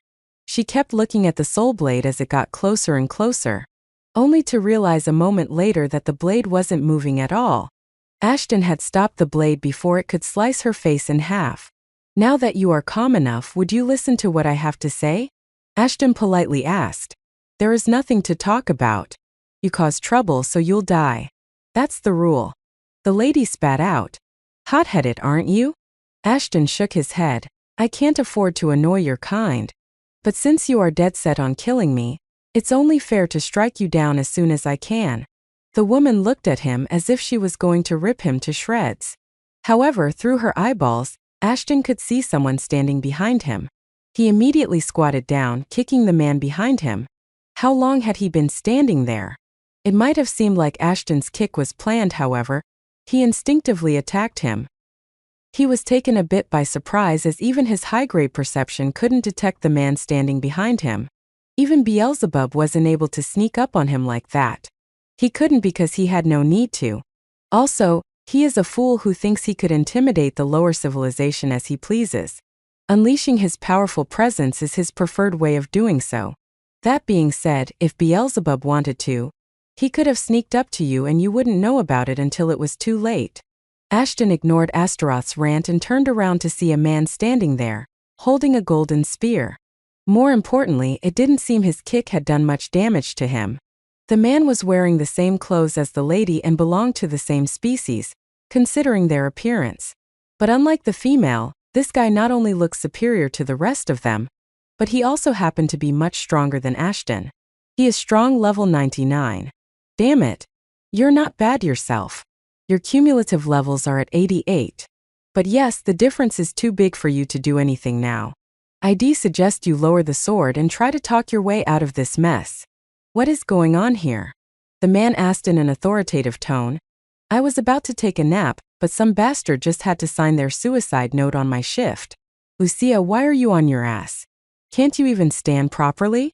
Shut up, you old geezer. Lucia, the woman who attacked Ashton, retorted, this bastard killed a mercenary, so I thought I would have some fun. To me it would appear the guy had more fun than you. The man shook his head as his shoulder-length blonde ponytail followed the suit. Is it true you killed someone? In self-defense. Ashton gave a short and precise response. The man stared at him, carefully analyzing his body language before speaking again.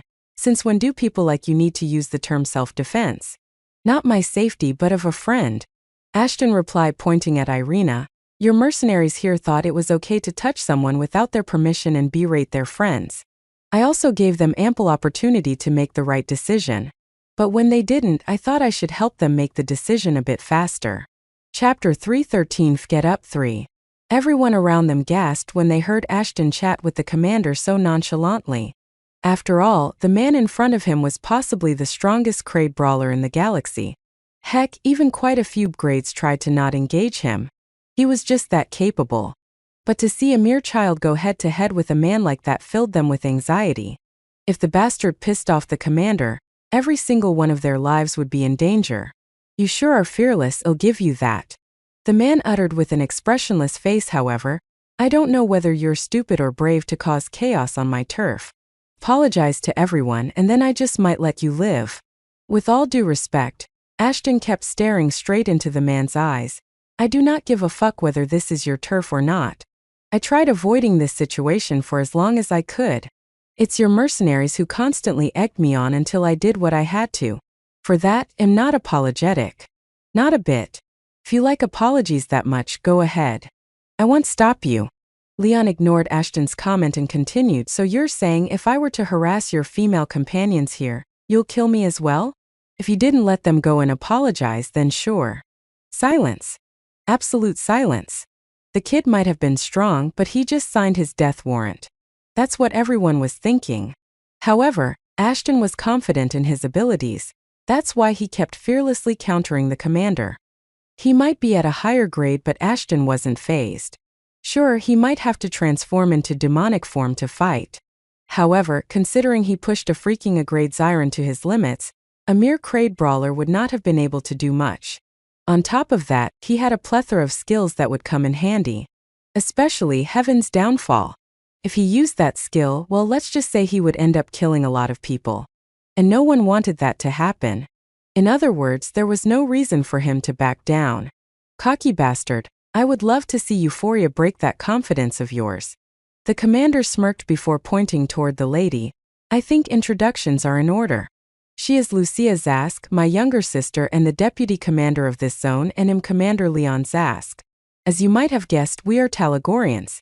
Ashton Fenrir from Earth. Ashton gave them a curt nod upon sensing no hostility from them. However, his eyes were carefully analyzing both of them. Considering one of them had tried to kill him mere moments ago, he had no reason to act all buddy-buddy with them. A fine name, Mr. Fenrir. You can leave for now, however. If you cause trouble again, I would not hesitate before slicing your head off of your shoulders. Leon sternly remarked. You're more than welcome to try. And 0VL next. Calm. Saying so, the Earthling turned around and joined the queue. To their surprise, as Ashton walked ahead, everyone stepped aside. They had essentially cleared the queue. They did not know about the kid, but if Leon avoided fighting him, then he had to be somewhat strong. Thus, they didn't want to piss him off. You're just going to let them go? Lucia asked her brother. Clearly, she was annoyed as she was hoping Leon would at least kick the arrogant bastards, but at least once. After all, their zone was considered the most violence-intolerant zone on the planet. Kneel. Leon whispered, and all of the mercenaries dropped to their knees. However, their action was involuntary. It was due to Leon's innate skill called soul speech. This skill was the reason why even people having higher grade beings had trouble going up against him. Soul speech was a skill that hijacked anyone's mind, basically forcing a target to obey the caster's every command. That is, as long as they had lower intelligence than the caster.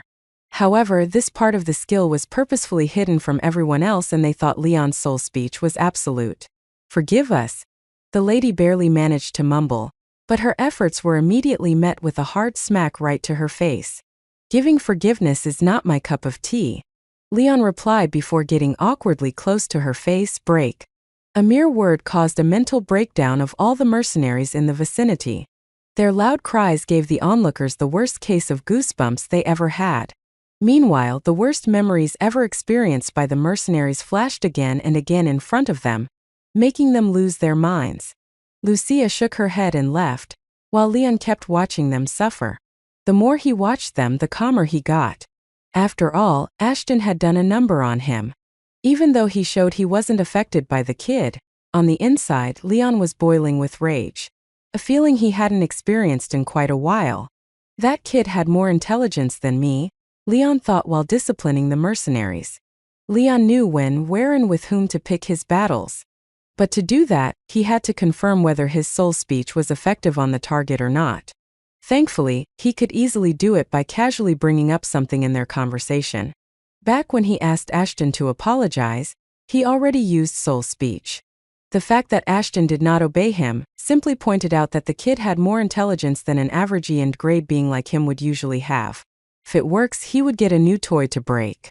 But if it doesn't, then he would not try to escalate the situation and try to evade fighting as much as he could.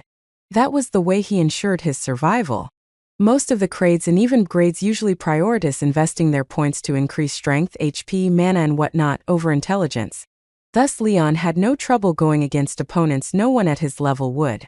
That was the secret to his strength and skills. Moreover, his zone had been the least troublesome because 99% of the people that came to Euphoria were weak E and F grade beings seeking to get stronger. Hence bullying them around was nothing for him. As for the 1% that had higher intelligence than him, were much weaker, and this could be subdued easily using brutal force. But Ashton was different. He was strong both mentally and physically. This fact worried him to the core. There was something about Ashton that made Leon uncomfortable, very uncomfortable. That kid is trouble. I should report him to the higher-ups. But first he turned towards the mercenaries and whispered, "Perish." Suddenly the cries were replaced by silence as the lifeless corpses of the mercenaries slumped over.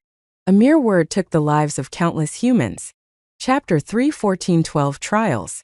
The trial zones in Euphoria were divided based on the difficulty of the trials one would have to face. According to the management committee, even though there were 12 zones with varying difficulties, they were mainly categorized based on the zodiac scale. But these zodiacs were a bit different than what the Earthlings were familiar with. Please place your hand on this stone tablet. The alien instructed Ashton with a smile. You will be assigned a zone for your first trial through the Euphoria's will. You mean the planet's will?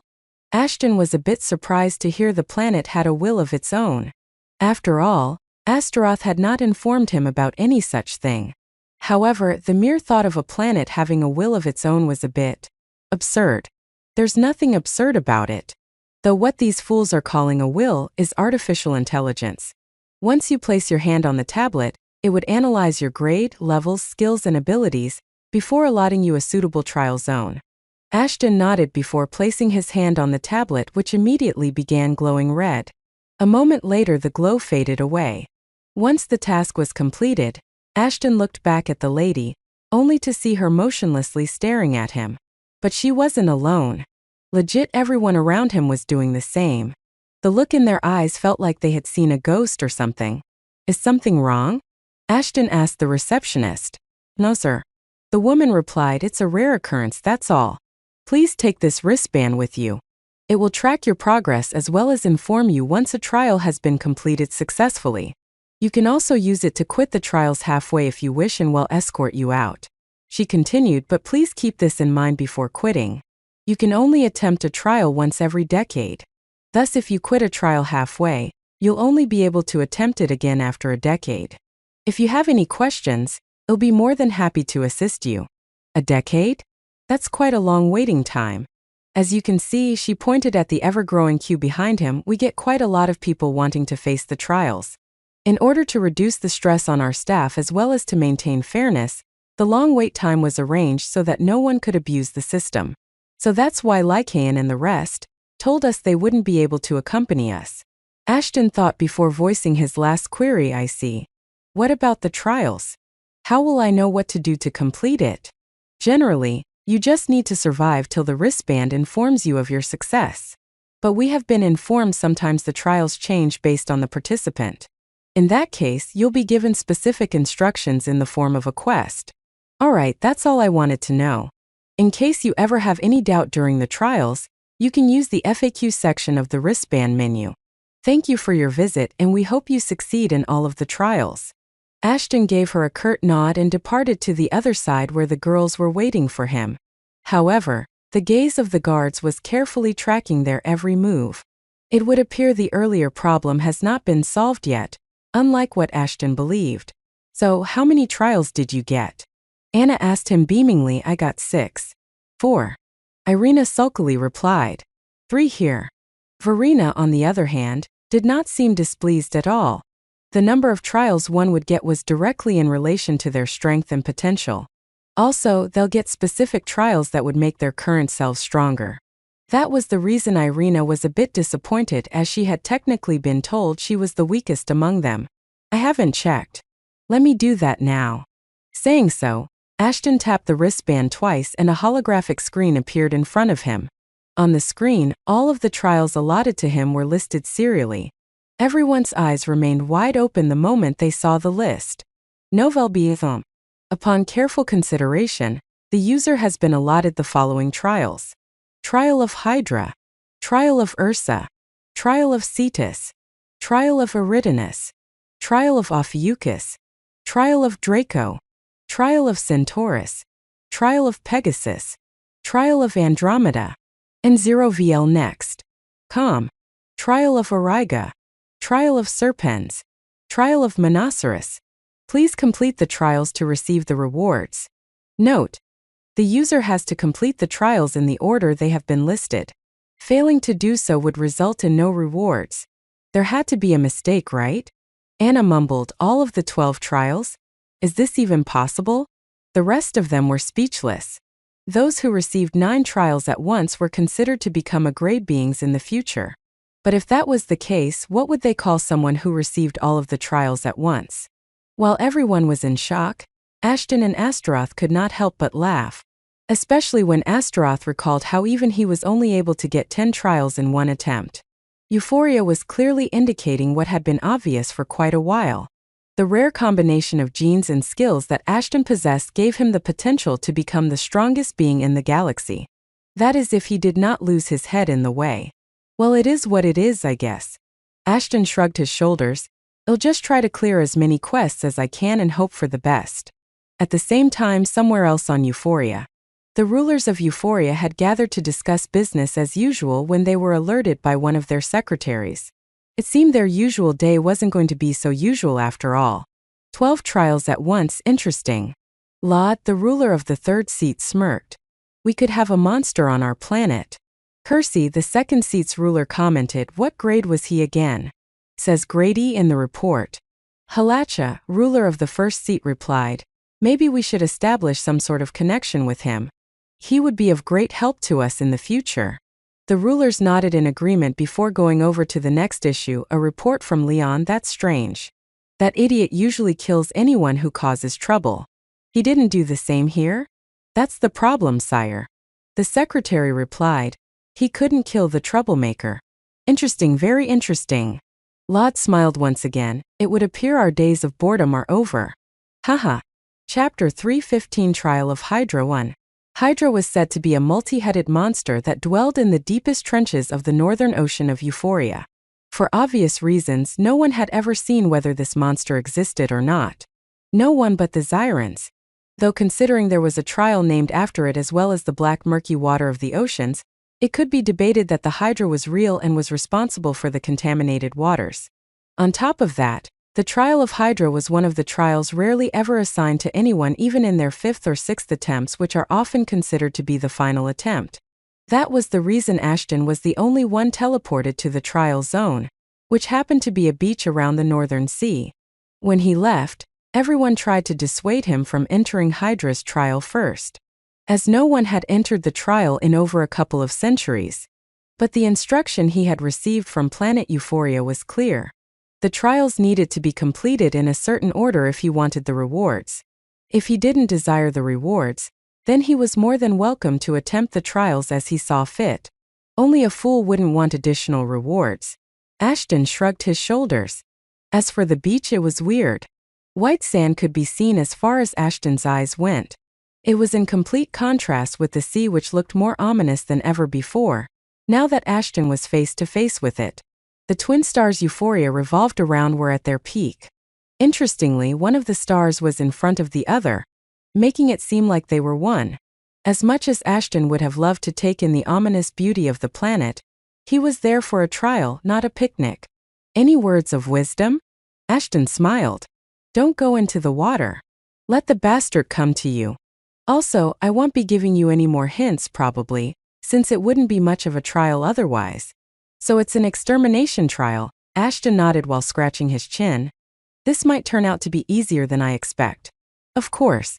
It's an easy one, that's why no one else is given this trial. Tell me one thing, what do you think contamination means in this context? Ashton stared at the black water in front of him. It was an obvious answer: poison. By now, he was quite familiar with different types of poison, and just looking at one, he could tell with certainty how dangerous the poison was. To back his overconfidence, he was correct most of the time. It is poison. However, not just any poison, it is the deadliest poison in the galaxy and probably the universe. Who knows? You Zyrans are sick, to be honest. Who the fuck makes an ocean and then pumps a shit ton of poison in it? Ashton shook his head in disbelief. Here I thought having salt in the ocean was fucked up, but this is in a league of its own. And 0VL next. Calm.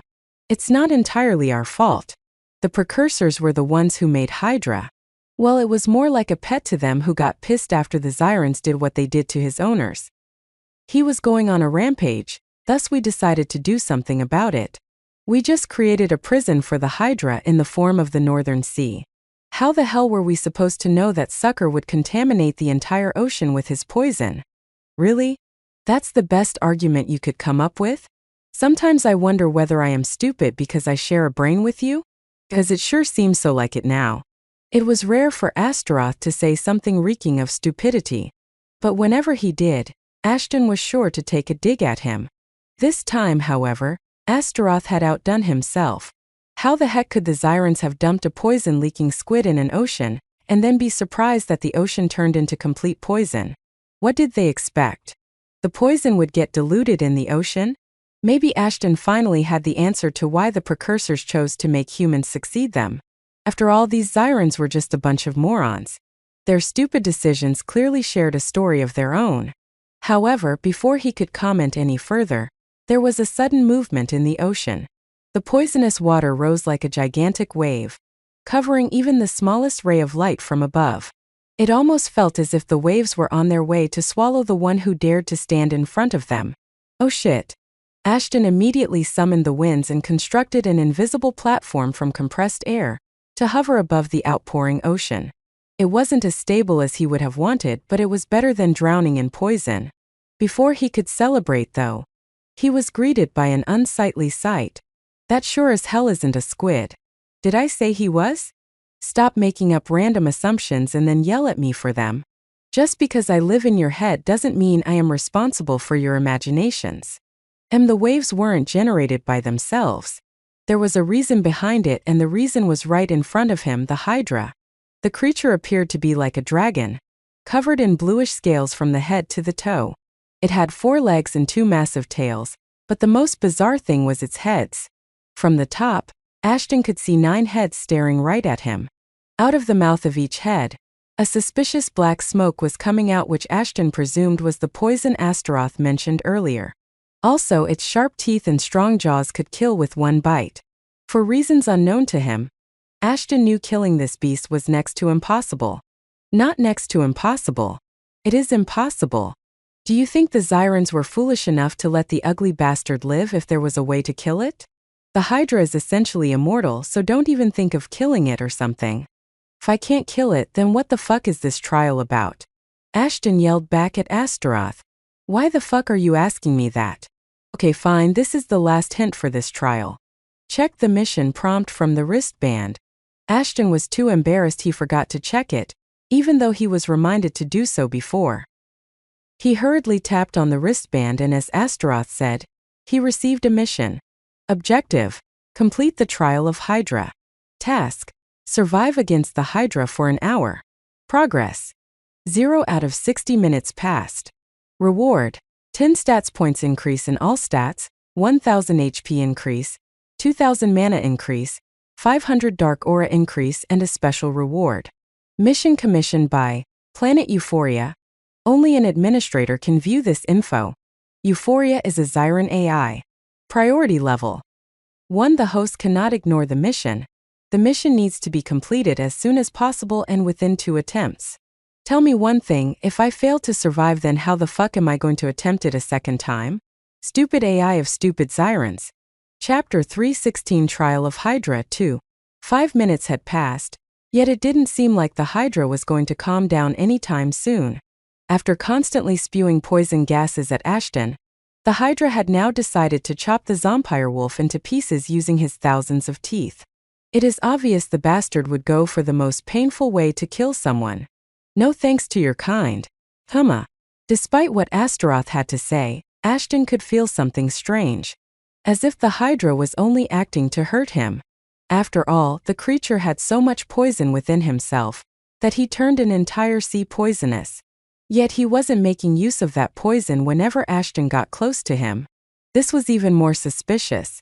If someone had a weapon strong enough to one-shot their enemy, why the hell won't they use it? No explanation came into Ashton's head except one. The Hydra did not want to kill him and was only acting as if he did. However, why would it do something like that? Especially since Ashton was a stranger to it. Could it be possible that the creature only retaliated seriously when it was under some sort of threat? That would make sense, as Ashton had not attacked him even once based on the information he had. If that was the case, Astaroth would have already pointed it out. Maybe he didn't because he didn't want to give me another hint? This entire situation is weird. All of a sudden the attack stopped. The Hydra stood still with his heads turned towards the center. It almost felt as if the heads were having a conversation of their own. What's going on now? I'm as clueless as you are. The Hydra I knew was aggressive, really aggressive. However, his movements now have gotten a lot rusty. At least that's why I thought at first. What do you mean? Remember what I told you about the precursors and how humans are their exact copies. My guess is that Hydra is trying to figure out whether you're a precursor or not. After all, he was trained not to hurt his masters. Astaroth's words carried some weight of sense. Since Hydra's trial was difficult, it wasn't given to anyone. Not even the Agrade had any knowledge about the trial. Thus it was possible that the Hydra was seeing a human for the first time since he was imprisoned on Euphoria. This would also explain why the Hydra was only making half-assed attempts at striking the challenger down. If it's true, then it could work in our favor. That is, if all the heads are in agreement. What do you mean all the heads? N0VL next. 9 heads. 9 brains. 9 personalities. If even one of them thought you weren't what they thought you were, they will stop at nothing to kill you. Think of it like this: someone you're very close to died or left you without saying anything. Then someday a doppelganger arrived in front of you, and you became the happiest you had ever been. But then you realized the person in front of you wasn't the one you thought. Wouldn't you be angry? Pissed? Confused? Ashton did not have to think about such a scenario. After all, he had undergone the same emotions when Evelina unintentionally caused him an existential crisis. He was pissed for sure, even though the emotions he felt back were nothing compared to what Hydra would feel. For him, Ashton's appearance was like a miracle, a moment he had possibly dreamt about for hundreds of thousands of years, maybe even more. Therefore, when it would realize his emotions had been played with, Hydra would essentially lose his crap and might even destroy Euphoria altogether. Sadly, there was nothing Ashton could do now. How was he supposed to know what Hydra was in his relationship with the godly race? But if anything went wrong, he would be the one to be held responsible for Hydra's rampage. Let's just hope it doesn't come to that. Ashton mumbled, "If we are hoping for things, I hope this hour would pass a bit faster." He checked the clock and only 11 minutes out of the 60 had passed. It sure as hell didn't seem like Hydra would use the remaining time discussing the matter between himself. Sure enough, the next moment all 9 heads simultaneously turned around, staring daggers at Ashton. Oh. Ashton rushed back to the sandy beach, but this time Hydra did not stop. They had decided to kill him and rushed onto the beach. Fuck. I need to stop it somehow. Just keep running. Where? In around the planet. If it would take an hour, then sure, go ahead. Ashton used the wind manipulation skill once again to try and create some space between them. But one of the heads foresaw Ashton's move and spewed poisonous gas all around the air. Even the poisonous smoke appeared to be faster than before, and the smoke cloud covered the twin star above, shrouding Ashton in complete darkness. Ashton instinctively covered his nose and kept using his wind manipulation skill to push the smoke away. But he couldn't do it indefinitely, and he knew it. I have to get rid of this fool before he kills the entire planet. Severing the heads should stop them from gushing out poison. I wouldn't recommend that if you don't plan on fighting an 18-headed bastard. What do you mean? If you even manage to sever one of the heads, 2 more will take its place. How do you think it has so many heads now? The Zyrans tried to do what you want to for quite some time. So that's why you mentioned Hydra was essentially immortal? Yes. So keep running and hope for the best. Astaroth did not have to tell him twice. Ashton was well aware that stopping right now meant signing his suicide note. But there was one thing that confused him the most. Wait, you said severing his head spawned 2 more, right? Yes. Then why does the Hydra has 9 heads instead of 10? We don't know, but, my master, Seraph did manage to permanently sever a head without the beast sprouting new ones. Sadly, no one knows how. Upon hearing this, Ashton stopped in his tracks, changed his direction and charged straight toward the Hydra. The fuck you think you're doing? What your master did, probably. A moment later, Ashton turned off his werewolf genes so that he wouldn't need to breathe. Since the poison was in gaseous form, he would essentially become immune to it as long as he did not open his mouth. The next moment, he summoned Bomband, jumped straight on Hydra's back and swung it with all his might. However, one strike wasn't enough to sever the head, forcing Ashton to keep hacking it away, all the while dodging the attacks from the remaining heads. At times he closely managed to save himself by jumping back down and climbing up again. But these close calls could not dissuade him from doing what he wanted to, and soon enough, one of the 9 heads fell down like a severed tree.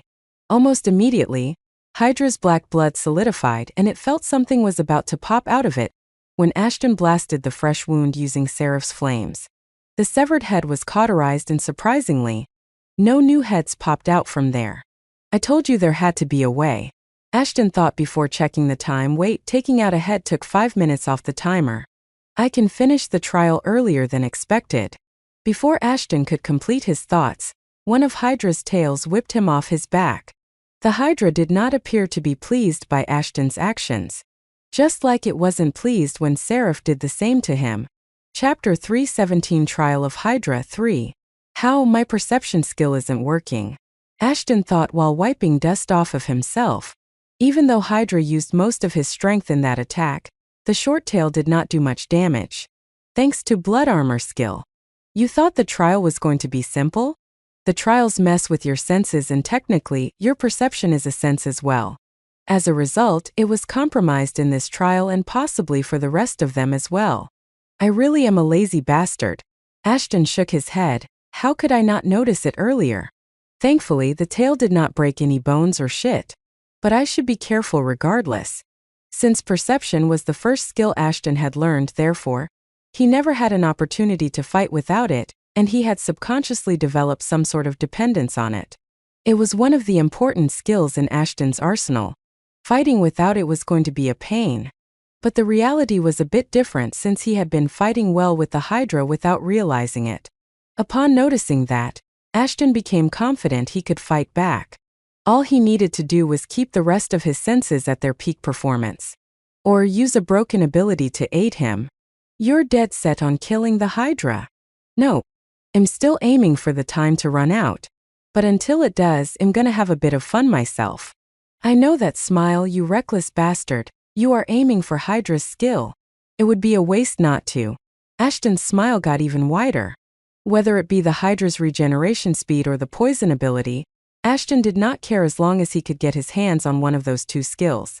However, if he could choose one ability, he would go for the poison one.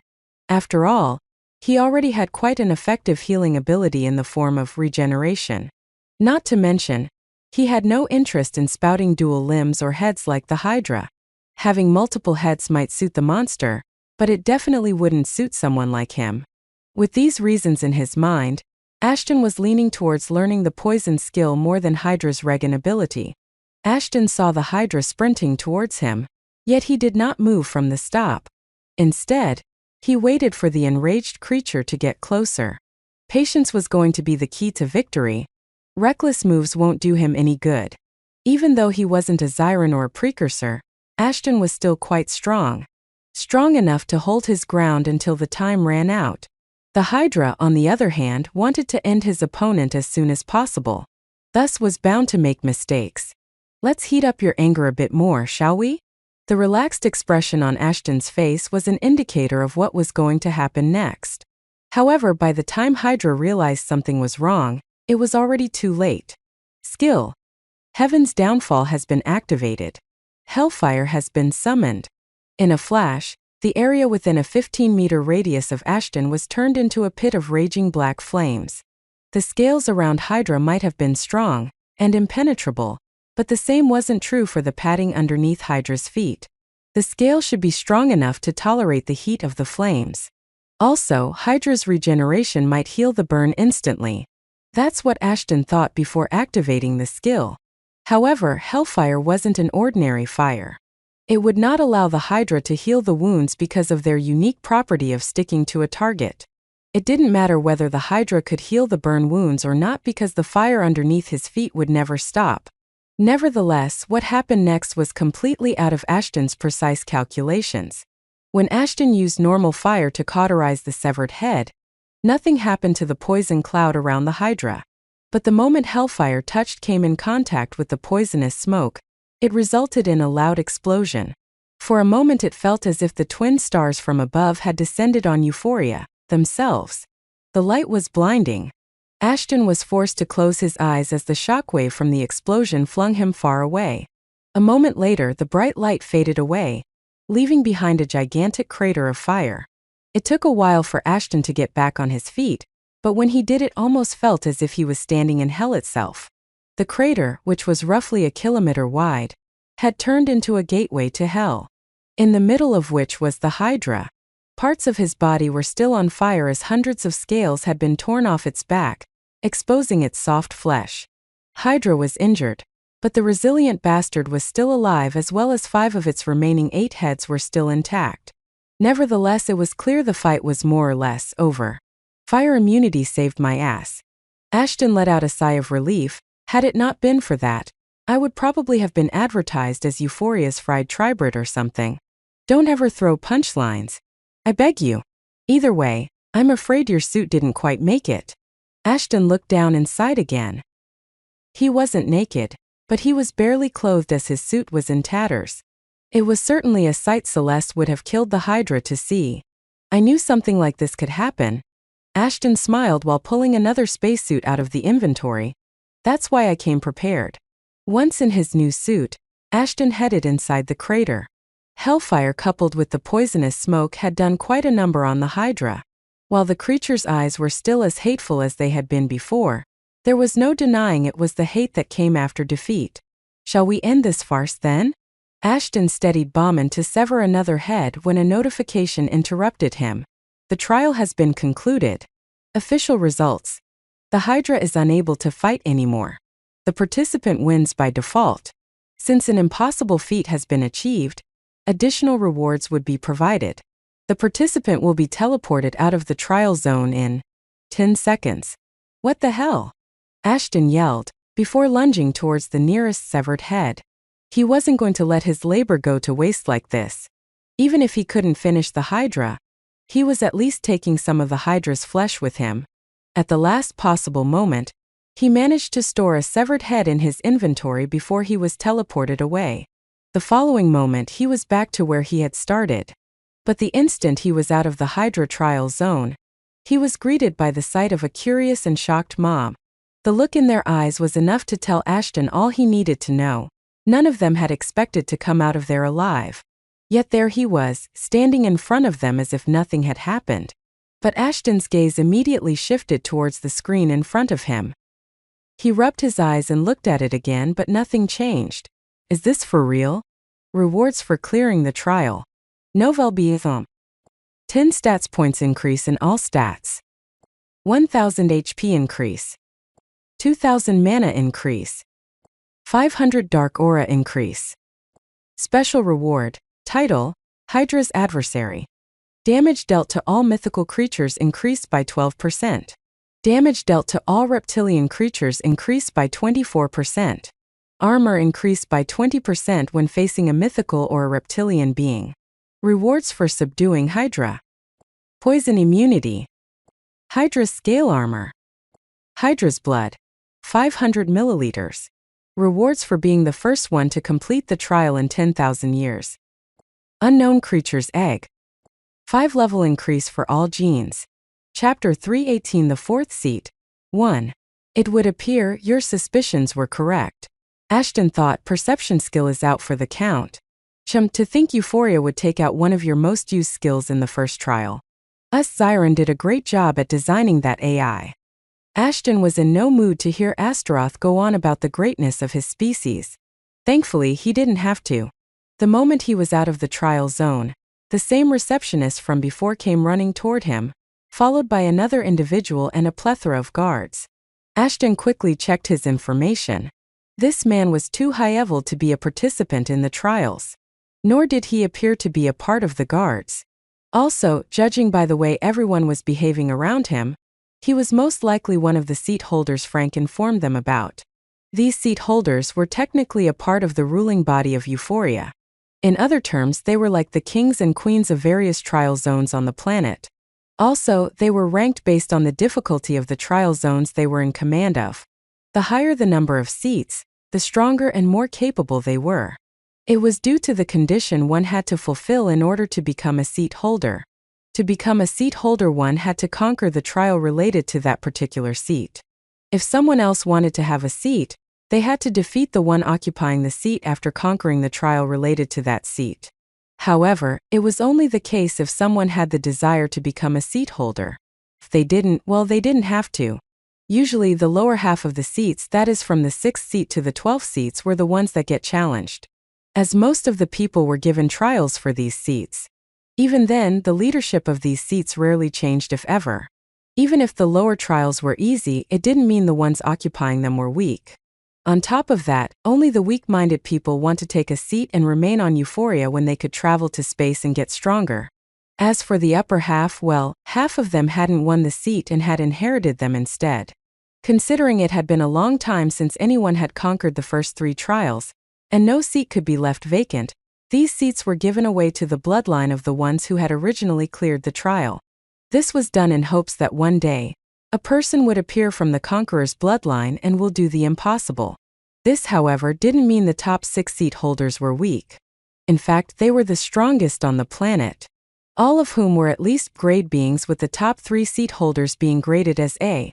He must be the seat holder of Hydra's trial. Looks like he's here to challenge you.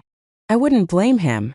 If given the choice, even I'd fight a weaker greater than a mythical being like Hydra. Not to mention, once he defeats you, no one will be able to call him a fake seat holder. What a sly bastard. Well, it's not like I'm interested in having a seat or some shit. But still. Even so, I'd say fight him. Do you think him some ultimate fighting champion or some shit? As if you could ever become something like that. Ashton must have had a weird look on his face upon hearing Astaroth's words, because the following moment the bald seat holder made a snide remark. Do you always look this shitty, or did the Hydra give you a facial? The guards around the man broke down laughing as if it was the most hilarious joke they had ever heard. But to everyone apart from the guards, it was clear their laugh wasn't a genuine one. Novel Bietham. None of them wanted to offend a seat holder, especially an upper one. Thus, no matter what joke the moron cracked, all of them laughed like maniacs. As for Ashton, just because Astaroth could troll him didn't mean every Tom, Dick and Harry could do the same. You seem to know a lot about facials. Maybe you get one yourself on a regular basis? Ashton replied with a smile. The rest of you seem to have some experience in the field as well. Considering you're all so close with the Lord, maybe he gave you facials as well? This time the crowd genuinely sniggered while the guards remained dead silent. The sniggers immediately stopped once the guards glared at them. They did the same with Ashton, but he simply didn't give a fuck about them or their gazes. He was there to complete the trial, not to indulge with their kind, the universal kind of scummy morons. Oh, you're bolder than I have been informed. Do you not know who I am? The bald guy forced a smile on his scarred gray face, while words were forced out of his mouth. Considering you're here right after I defeated the Hydra, you must be one of the upper seat holders of Euphoria. Ashton shrugged his shoulders. If that is the case, then you don't need to worry. I have no interest in having your seat or something. Thank you for coming all the way here, but I'll be taking my leave. Having said his piece, Ashton turned around to carry on with the trials. However, it didn't seem like someone else shared his sentiments. The seat holder grabbed Ashton's shoulder and pulled him back while the guards formed a wall around them. Who said you could leave like that? The baldy wasn't forcing a smile on his face anymore. Instead, he was being openly hostile. You think you could make a fool out of me, Jacqueline? The great fourth seat holder? Novel Bietham. Ashton was a bit taken aback to learn that Hydra's seat was the fourth seat. It essentially meant there were 3 trials that were more difficult than the trial he had just faced. Just that mere thought was a bit worrying to him. My apologies. I did not mean to offend such a great personality. Ashton replied sarcastically before pushing Jacqueline's hand off of his shoulder. There you have your apology, now I need to leave. Saying so, Ashton turned around to leave. The faster he completed the trial, the faster he would be able to leave the shitty planet. However, the guards surrounding him did not budge. Your apology isn't enough. Jacking smirked, thinking he had Ashton under his control. If you want to leave this place alive, then hand over the rewards you received for defeating the Hydra. Ashton really did not want to fight the asshole. But now the fucker was crossing the limit. The hairless bastard was either too weak or too scared to face the Hydra himself, yet he was asking for the reward so shamelessly as if it was his birthright. Why, don't you think you're being a little ridiculous? It was Ashton's turn to drop his smile. It would appear your shamelessness has no bounds. If you need something, shouldn't you beg for it instead? This fucker. Jacqueline spoke through his gritted teeth. I want to see every fucking bone in his fucking body broken and his tongue ripped out. Having received their orders, the guards simultaneously jumped Ashton, only to be flung away instantly. These guards were no match for him, especially after defeating the Hydra. Witnessing the guards being thrown away like toys left the spectator's mouth wide open. Ashton stood in front of them, wearing an armor made of bluish scales, and bombard in his hands, looking like a legendary warrior. I wasn't going to challenge you for your idiotic seat, Ashton calmly said, but considering you're dead set on picking up a fight with me, then I might as well beat some sense into you, you fucking fake seat. Chapter 319, the fourth seat, 2. By this time, Anna and the twins had also finished their trials and arrived there, only to see Ashton preparing to fight some other guy. What's up with him and fights? Anna shook her head. The progenitors told us not to do the exact thing Ashton is doing. Verena chimed in. If you want to have Ashton do something, ask him to do the opposite. Noted. Irina smirked. Should we stop him? I think it's already a bit late for that. Look at the guards around him. They must have tried to jump him but got beaten instead. Anna sighed and sat down, gesturing the girls to do the same. Let's just wait for him to deal with the guy. We can get the details later. The twins looked at each other before following Anna's lead. Even if they wanted to intervene, it was unlikely that Ashton would allow them to. For now, it was best for them to sit and watch the situation. If they felt like Ashton needed help, they would immediately jump to aid him. That armor, though, it's the first time I've seen anything like it. Irina, who was obsessed with anything related to warfare, immediately noticed it. The armor covered Ashton's entire body, except his face. That coupled with his sword, he looked more like some kind of paladin than anything else. The set of armor had a squared helm with a shaped opening leaving the eyes, while nose and mouth were completed covered. Attached to the top of the helm were black hairs. The hairs seemed to almost mimic the back of the Hydra's individual heads. The breastplate appeared to be made from many layers of smaller pieces, mimicking the scales of the Hydra. It covered everything from the neck down and ended at the groin. It was the same case for the rest of the armor set. As for the shoulders, they were fairly pointy but quite short. On each shoulder pad, a small face of a dragon or a hydra was carved. The same decorative figure could be seen on the front of his helm, the back of his palms, and his knee guards as well as his chest plate. There was also another hidden head carved on the nape, which was covered with fluttering black hairs. 9 carved heads represented each head that the hydra had. How come he got a badass armor while we got low-grade abilities? Irina complained but immediately answered her own question. TSK, those tough trials give awesome rewards, don't they? Verena nodded while Anna's complete attention was on Ashton. Where did you get that armor from? Jacqueline bellowed. This was the armor, the same one that once belonged to his ancestor. The one who survived the trial and had received as a reward. However, upon his death, the armor went missing under mysterious circumstances. But to see the armor in front of his eyes again, Jacqueline knew it was destiny that wanted him to have the armor, as he was its owner. But to see an imposter wearing it so blatantly in front of him was a bit too much. But there are some discrepancies between the legend and what I'm seeing, Jacqueline thought to himself. The armor was supposed to have only one Hydra insignia in front of the breastplate. But I can count at least 8 right now. Had the records been tampered with? It doesn't matter. I can get my answers when I get my hands on the armor. Jacqueline couldn't help but lick his lips in the excitement of having a relic all to himself. He was staring at the lower part of the armor when he licked his lips. But in the eyes of the crowd, the Lord was making inappropriate gestures toward the unfortunate participant while staring at his crotch. He's into you. I was all fired up, but now I'm just disgusted. Ashton thought before speaking up. If you're done lusting over my cucumber, can we fight? Also, in case you didn't know, I don't swing that way, so you might want to ask someone else for a facial. Well, never mind that. I'll put an end to you low civilization bastard right now. As soon as the words ran out of his mouth, Jacqueline disappeared. Ashton couldn't find him, and without the perception skill, he couldn't predict the Baldy's moves either. Ashton's situation was similar to that of a driver driving through thick fog. A moment later, Jacqueline reappeared on Ashton's side and threw a kick aimed at his nape. The movement was so sudden that it wasn't possible for Ashton to react in time. After all, Jacqueline had blindsided him. However, Ashton's body reacted on its own, blocking Jacqueline's attack. Once the attack had been interrupted, Ashton grabbed the leg and threw Jacqueline back from where he had disappeared. What just happened? Did I develop eyes on my back or something?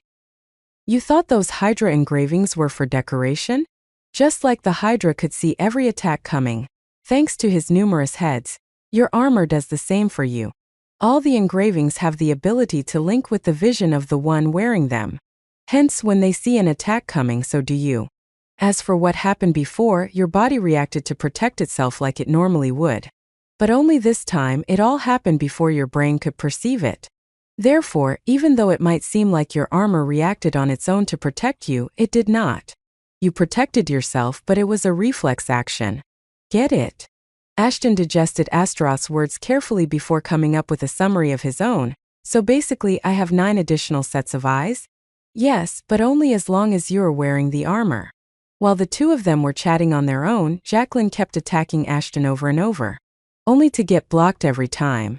Jacqueline could not use his entire strength to overwhelm the fool, as it could destroy the better part of the continent if it did. But as long as he kept limiting himself, Jacqueline would have lost the chance to defeat Ashton and claim his armor for himself. Damn it! I'm going all out.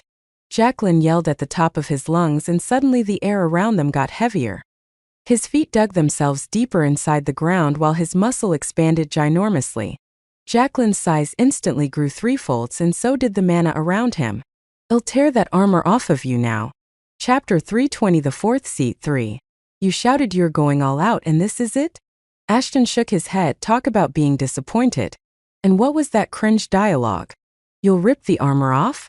You can't even land a hit on me and you're gonna rip my armor off? Shut your mouth. Just shut it. Jacqueline rushed at Ashton once again, but the end result was the same.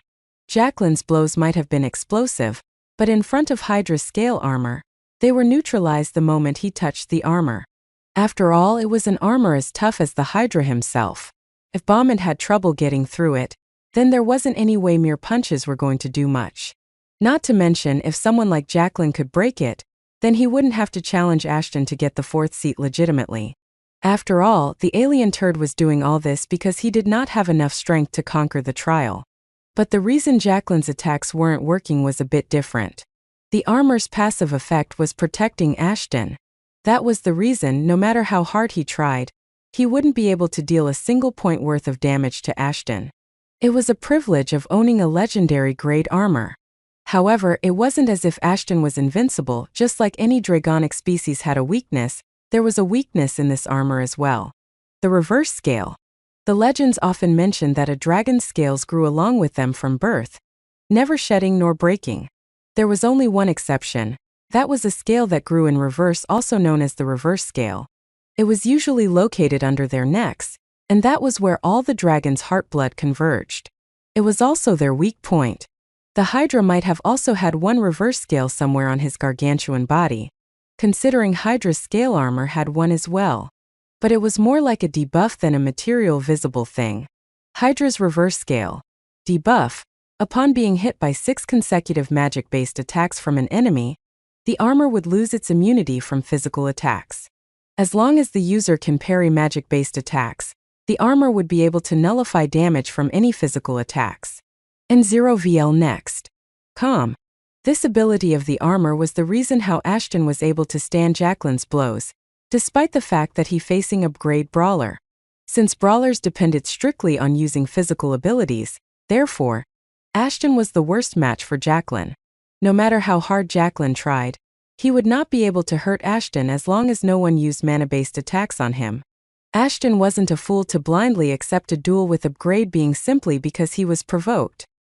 He already analyzed Jacqueline's abilities the moment the occupant of the fourth seat arrived there, and engaged him only after realizing the advantage he had over the upgrade being. I just hope they don't take detection away from me in one of the trials, Ashton thought while effortlessly countering Jacqueline's blows. Had it not been for it, I wouldn't have dared to go against Baldy. Especially since I can't expose my Zyron genes here. Well, now you know why I asked you to fight him. It was a good way to test the armor. However, there is a problem and you know about it as well. Ashton nodded. Jacqueline might not be able to damage Ashton, but it was also the case with Ashton. Just because Jacqueline couldn't deal damage to him, it didn't mean that he was weak. If it hadn't been for the armor, Ashton wouldn't have lasted more than a couple of seconds in front of him before being forced to use Zyron's demonification ability. That being said, Jacqueline was a monster when it came to his physical abilities. Thus, even if Ashton tried attacking him, he would either miss or wouldn't deal much damage. Because Jacqueline had an absurd amount of points invested in his agility, armor, and strength. These 3 stats were the only stats a brawler had to care about. As a result, Jacqueline had more than 250 points in all of those stats. Come on, coward. Fight me back. Jacqueline yelled in frustration. The shockwaves generated by his attacks slowly broke the earth and both of them sank deeper and deeper. As Jacqueline got fiercer, everyone around them backed up. None of them wanted to get accidentally hit by Jacqueline, and end up swatted down like mere insects. Soon Jacqueline lost any graceful movements that he had been utilizing till now. His punches turned more barbaric, as did his desire to impale Ashton with his fists. But no matter what he tried, none of his attacks seemed to do anything to the boy, even if his punches somehow managed to connect. However, Ashton had a trump card in his sleeves. Just because his HP wasn't reducing, it didn't mean he wasn't accumulating any damage. The armor was simply nullifying the damage, but the system was time-counting the amount of damage he had received. According to the system, Ashton had already received around 20,000 HP worth of damage. It would be a waste to not do something about it. I was intending to keep my most important abilities ready for the trials. But it doesn't look like this fucker would let me go for trials unless one of us is defeated. Using that ability now wouldn't kill him. Emmett will get him off my back, so it's fine. Either way, I don't want to kill a high-ranking official on this planet. It would only cause more trouble for me. Sometimes I wonder why you behave like a complete moron. Then there are times like these when your intelligence makes me doubt if we have a third person dwelling within our body. No thanks. 2 of us are more than enough. Saying so, Ashton decided to use an ability he hadn't in a while. Jacqueline, unaware of Ashton's plan, gathered all his might and threw yet another explosive punch. The crater underneath their feet got shattered. Large chunks of the ground were thrown everywhere. The area within a kilometer radius around them had cracks huge enough to swallow even the largest of trial participants alive. Hundreds of participants, guards and other workers had to suffer because one of the seat holders couldn't control his strength. The other seat holders would have certainly not taken kindly to such outbursts, but none of that was important at the moment. The only thing that mattered for Jacqueline was the feeling he got a second ago. Not only did he feel his attack connect, but he could also remember the sensation of crushing bones with his hand. There was no way that bastard was going to survive this attack. I did it. The Hydra's armor is mine, Jacqueline proudly exclaimed, but as the dust around them settled down, his smile disappeared. Still spewing nonsense, I see. Ashton was standing right in front of him. Blood was gushing out of his broken arm, but he was unscathed otherwise. All me to put an end to your yapping mouth. Without wasting another moment, Ashton punched Jacqueline with his good arm, sending him flying out of the crater. Skill. Revenge is now in cooldown. Cooldown. 6 days 23 hours 59 minutes. Chapter 321. Some much-needed rest. A gigantic cloud of dust erupted when Jacqueline finally fell to the ground. He had been defeated in one punch. It was the most humiliating way to get defeated like that. Not only did Jacqueline fail to deal significant damage to someone inferior to him, but he also got his ass handed to him in fashion. Not to mention the damage to his body was significant. At least a couple of his organs were destroyed, causing him to bleed internally. On top of that, an impression of a fist was forever printed on his chest, where Ashron had hit him.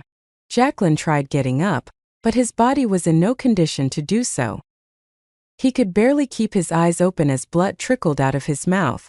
People were gawking at him while whispering amongst themselves. To think a seat holder got utterly thrashed like this. The situation was hilarious, yet no one dared to laugh at him or his distorted face. Just because a participant kicked his butt didn't mean the rest of them could do the same. Despite that, the situation was a bit weird. No one knew how they were supposed to react. None of them needed to react in any way because the shocks weren't over yet. Ashton crawled out of the crater and headed straight toward Jacqueline, who could only see his death slowly approach him. His body was completely immobile, thus even if he wanted to run, he couldn't have. I told you this would be the end result of your useless barking, Ashton said as he squatted down next to Jacqueline, looking at his pitiful state. But you didn't listen, did you? Jacqueline didn't even have the strength to cry for help when Ashton dug his finger into his broken chest. But the next moment Jacqueline's eye got even wider as he realized something was off. The hand Ashton was using was the same one that he had crushed in his last attack. Yet there wasn't even a scar on it. It hurts, doesn't it? Ashton mumbled with an expressionless face while putting more and more pressure on Jacqueline's chest. Next time when someone says they don't want to fight, do yourself a favor and let them go. Not if you understand.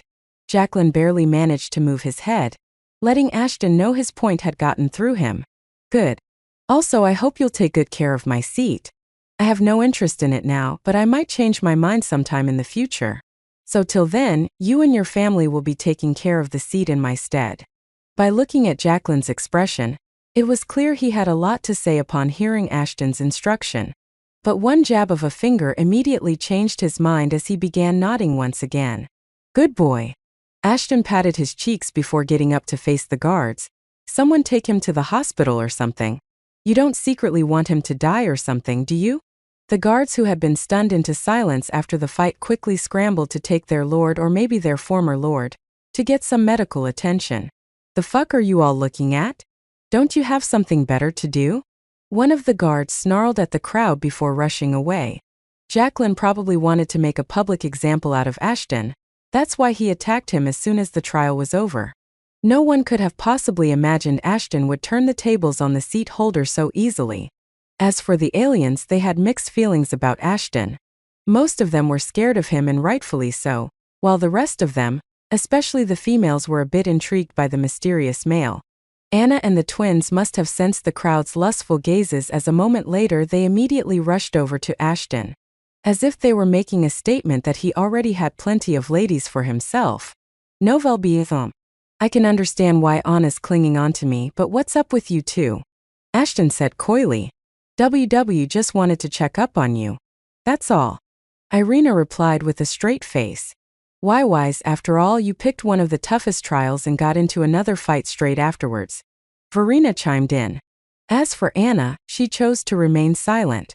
There was no point in saying anything else. After all, Ashton was her mate, well, sort of. Thus, he could understand very well that she was being possessive. Ashton chalked it up to her being a succubus, but in reality, Anna was acting like that because she truly felt an attraction to him. Before being turned into a succubus, she had admiration for him, but after getting to know him intimately, the attraction turned into affection. But she was scared Ashton wouldn't accept her. Hence, for the time being, she was keeping her emotions to herself. "You good?" Ashton asked her when he saw her staring at him. "Yeah, just a bit tired after the trial," she replied with a smile. "You haven't had a proper meal in a while either." Ashton blushed a bit. "Also, I think I should take a break as well. It would do more harm than good if I blindly kept pushing myself. What about you two? Considering we have less than 5 trials remaining, there is no need for us to hurry." The twins replied simultaneously. Ashton nodded and then turned towards the receptionist from earlier. "Do you have a place we could crash in for the night?" Yes, sir. We have top-notch lodging houses made for the participants." The lady replied, "But since there are a lot of participants, the number of rooms might be limited." "And what? They only have 2 rooms?" The girls exclaimed, but for all the wrong reasons. "I'm afraid so." Ashton scratched his head. "The other places were overbooked, so I took what I could and ran with it. We'll have to share the room since they only allow 2 people per room." The girls weren't showing their true emotions, but they were more than happy about this outcome. For people in 2 rooms, someone was bound to share a room with Ashton. "Since you are twins and know each other well, you should share a room while Anna and I take the other one," Ashton said before handing them their keys. "Now then, shall we get inside?" The disappointment on the twins' faces was as clear as the daylight. As for Anna, she could barely hide her emotions as she followed behind Ashton. "Guess we'll end up together no matter what we do," Verena said with her characteristic gentle smile. "Who wanted to share a room with that perv either way? Let's go, I can't wait to get all this dirt off of myself." Irina might have said that, but her agitated face told a different story. Chapter 322 Monarch 1. Taking a shower after a tiring fight was no less than bliss for Ashton, especially ever since he started fighting these weird monsters. Also, showering made his mind focused, helping him to come up with his next plan. He might have defeated Jacqueline, but he knew people like him all too well. As long as Ashton had something that Jacqueline wanted, he would cause some trouble for him. Not directly, but he will. At first, he thought the guards would do something since he had caused trouble for the second time. But his worries were unfounded. First of all, it was Jacqueline who picked a fight with him, and second of all, Ashton had all the right to challenge the alien for the 4th seat. Thus, legally, there was nothing anyone could do to him. Obviously, those bastards might bend some rules to get their revenge. If they come, I'll just have to do what I have always done. He turned the knob and warm water rushed out of the floating shower head to hug his body, momentarily taking his worries away from him. After spending a good time inside the shower, he finally stepped out as the water droplets gently flowed down through his hair, down to his body, while carefully tracing his muscles. After drying himself and wrapping a towel around his waist, he headed toward the room to inform Anna the shower was free for use.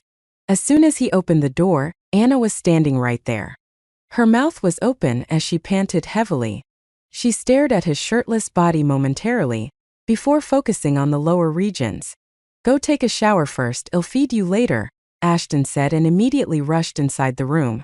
He could still feel her eyes on him, even though he couldn't use perception anymore. That was the kind of lustful hunger Anna had for him. "The longer you stare at me, the more your hunger would grow.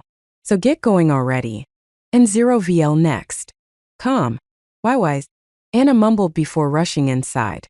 "It's gonna be a long night, isn't it?" Ashton shook his head, "So much for getting some rest. Getting ready for a night of passion, are we? You sure would like that, wouldn't you, fucking pervert?" Ashton glowered. "Well, now that you're up, there's something I would like to ask about." "Shoot." "Like Hydra, Ursa must also be someone from Zyran history, correct?" Ashton proceeded once Astaroth confirmed his claims. "So tell me about it. Maybe I can figure out something about the trial from the story." "Very well then. But I'm not sure if you'll like the story or not. I personally hated what happened to Ursa. Well, until she got her revenge. Mind you, taking revenge on a Zyran overlord is almost impossible. Look at me. I want to hear Ursa's story, not yours." "Alright, you ungrateful brat. Here it goes. Back when the Zyrans became the new rulers of the galaxy, many high-ranking officials were sent to thousands of worlds to spread their legacy, to cement their place as the new gods of the galaxy and force the lower civilizations to serve them. One such official was Zorbak Mvilo, who happened to be one of the few males who served under Ibis. He traveled to the planet called Anvari, the home of golden-skinned people just like the Zyrans called the Gilori.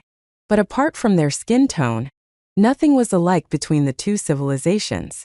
They did not have any hairs on their body and had spikes coming out of the back of their heads, which gave them a unique appearance. Once Zorbak arrived on their planet, due to his holistic appearance and large wings, the Gilori immediately thought he was a messenger of the gods. Zorbak was made the king of the city he had landed in. Over time his influence grew and so did his family. Although he had a Zyran wife with him, that did not stop him from having multiple concubines. As a result of his libido, his wife made sure none of her maids was trying to form a physical connection with him. The last thing she wanted was to have her maids be a part of his disgusting harem. But there was one Gilori woman who caught his eyes. She was Callisto, who was the head servant of the queen. Thus as a servant, she had sworn celibacy. Zorbak made countless efforts to sway her but failed time and time again. However, one day, Zorbak used his shape-shifting powers and changed himself into the form of the queen. Once Callisto became unsuspecting of him, he revealed his true identity and had his way with her. He ended up impregnating her with an illegitimate child. Callisto tried her best, but the child could not be hidden for long as her belly began to show. Zorbak was scared that the queen will have his head if Callisto revealed the truth. After all, his wife was a vicious and unforgiving woman who had killed her brother for doing something similar to what he had done to Callisto. Thus he used his shape-shifting abilities on Callisto. Placing her in a cursed Ta transformed her into a cerulean, a bear-like monster that the Zyrans used to train their young ones to fight. Once transformed, she couldn't speak the truth anymore. Then Zorbak proceeded to have her taken to Euphoria in secret. Back then, Euphoria was used as a training base to train the upcoming soldiers. The queen got worried that something might have happened to Callisto, but Zorbak filled her ears, saying she might have broken her vows and fled in shame. The queen didn't quite believe her husband, but in front of the evidence, she couldn't deny the possibility of that happening. As for Callisto, she might have lost her ability to speak, but her conscience was still with her, which made it more troublesome when she lost her child, due to being transformed into a beast. Following the death of the child, she gave herself a new name since she was no longer a maiden and called herself Ursa, the Cursed. Nobody knew of it but Callisto slowly learned more about shapeshifting, and after half a century successfully transformed herself back into being one of the most beautiful Gilori women, and escaped from the planet with the help of some sympathizers to reveal the truth to her queen. Zorbak was completely unaware of the approaching tragedy. Ursa knew every nook and cranny of the castle, thus the soldiers were just as clueless as anyone else. By the time Zorbak learned about it, it was already too late. The beans had been spilt. For some reason, this angered the queen, and instead of punishing Zorbak, she banished Ursa back to Euphoria. Only this time, her punishment was going to be a lot worse than merely transforming into a cerulean. Ursa, surprised by the turn of events, swore vengeance upon the Zyrans. But there was nothing she could do to Zorbak or to the queen, as she was now forever imprisoned on Euphoria. Wow, you Zyrans really are shitty bastards. Tell me about it. I'm so glad I decided to leave that part of me behind. Yeah, that was your intention when you died. You are cruel. Has anyone ever told you that yet? Nothing I'll ever do would be able to compare to what the Zyrans have done. Enough of that. I'm still as clueless as ever to what the trial could be. Ashton sighed. He had tried accessing the wristband to see if it would show him what the trial was going to be. Unfortunately, it was impossible. A wristband would only reveal the contents of the trial, once the participant had entered the trial.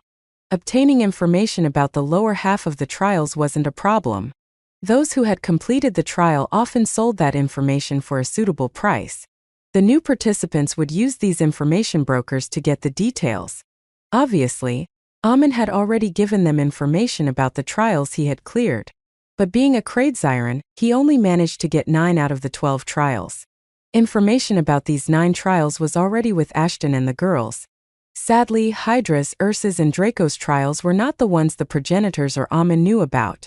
On the positive side, none of the girls had any of the 3 mentioned trials, hence they did not have to worry about unnecessary things.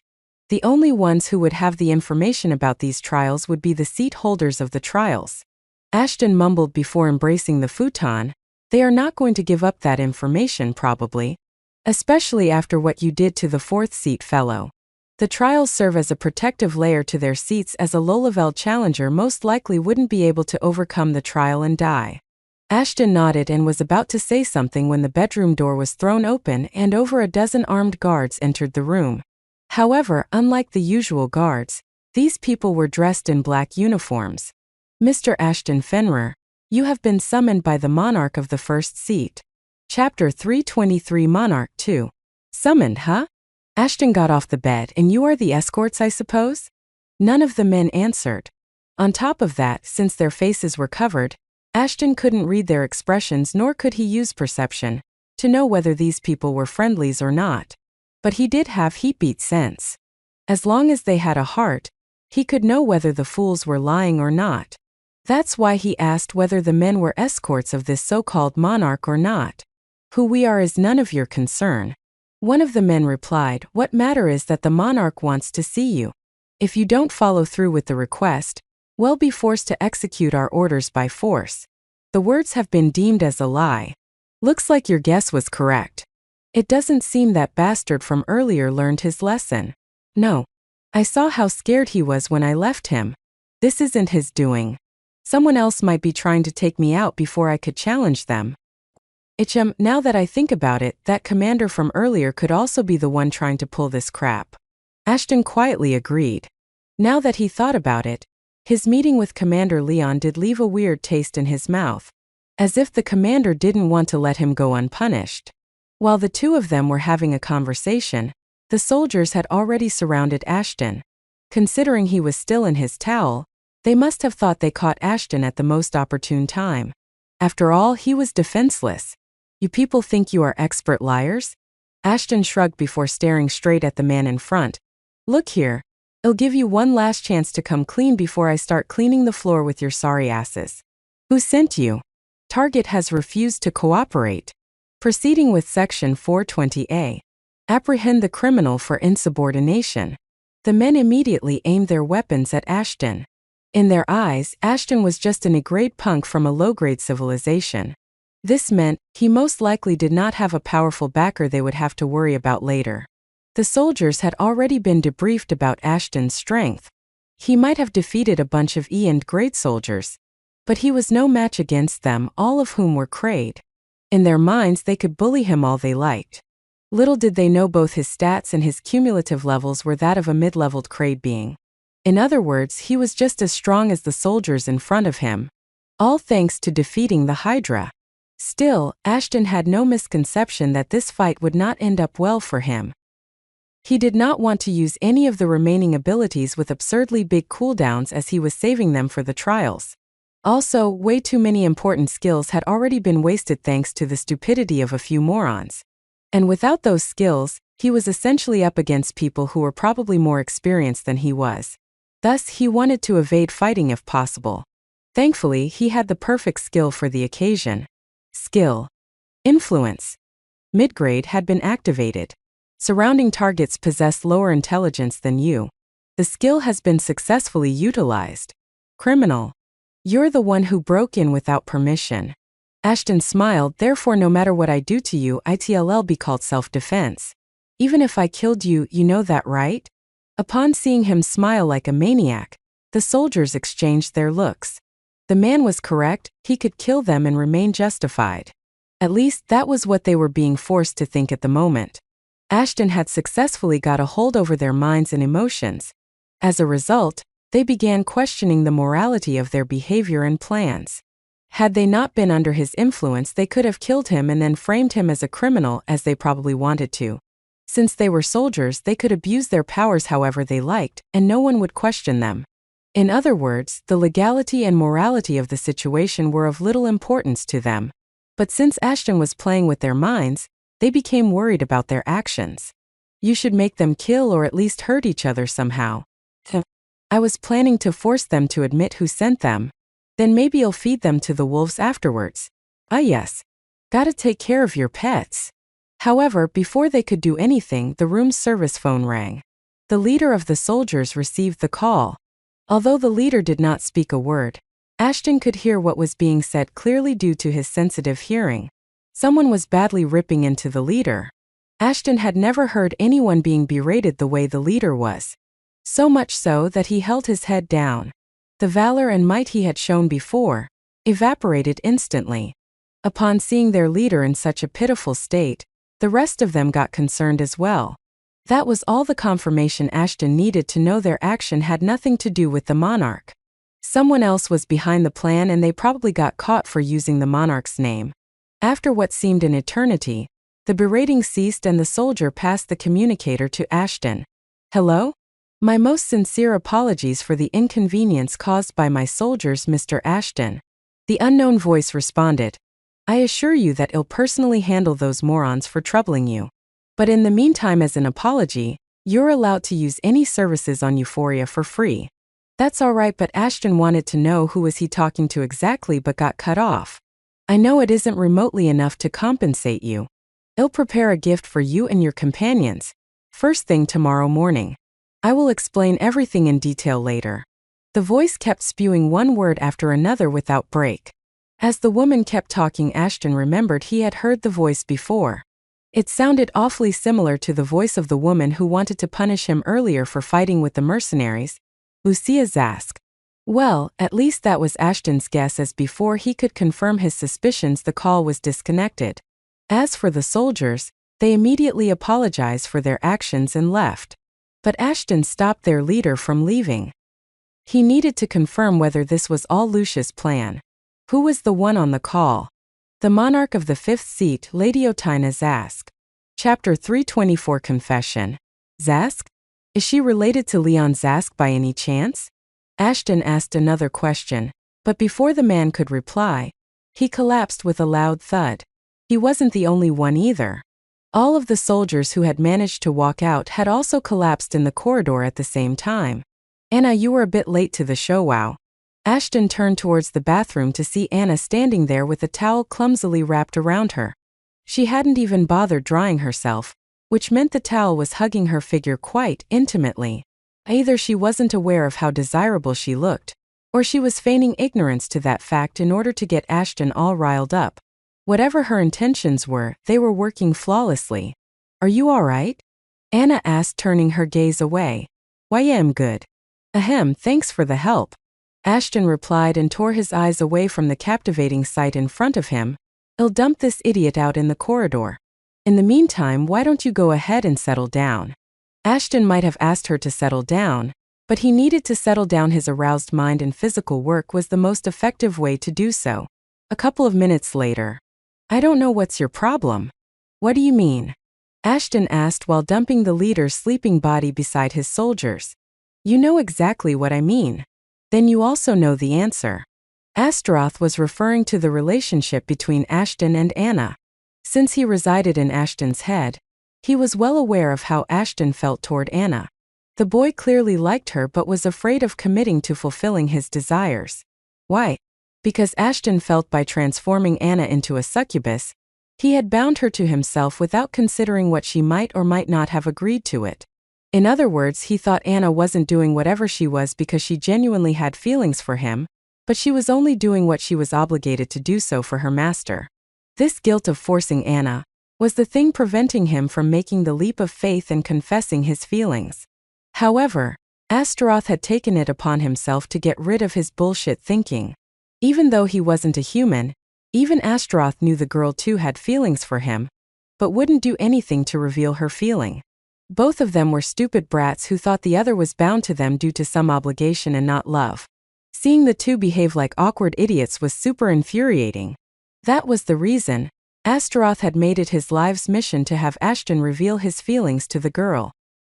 He probably decided to make Ashton confess, because Astaroth had no control over Anna, so convincing Ashton was all he could do. "I say you're scared she would turn you down." "You know what?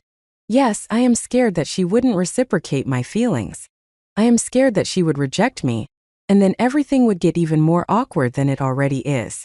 Ashton lost it after being nagged over and over about the same topic.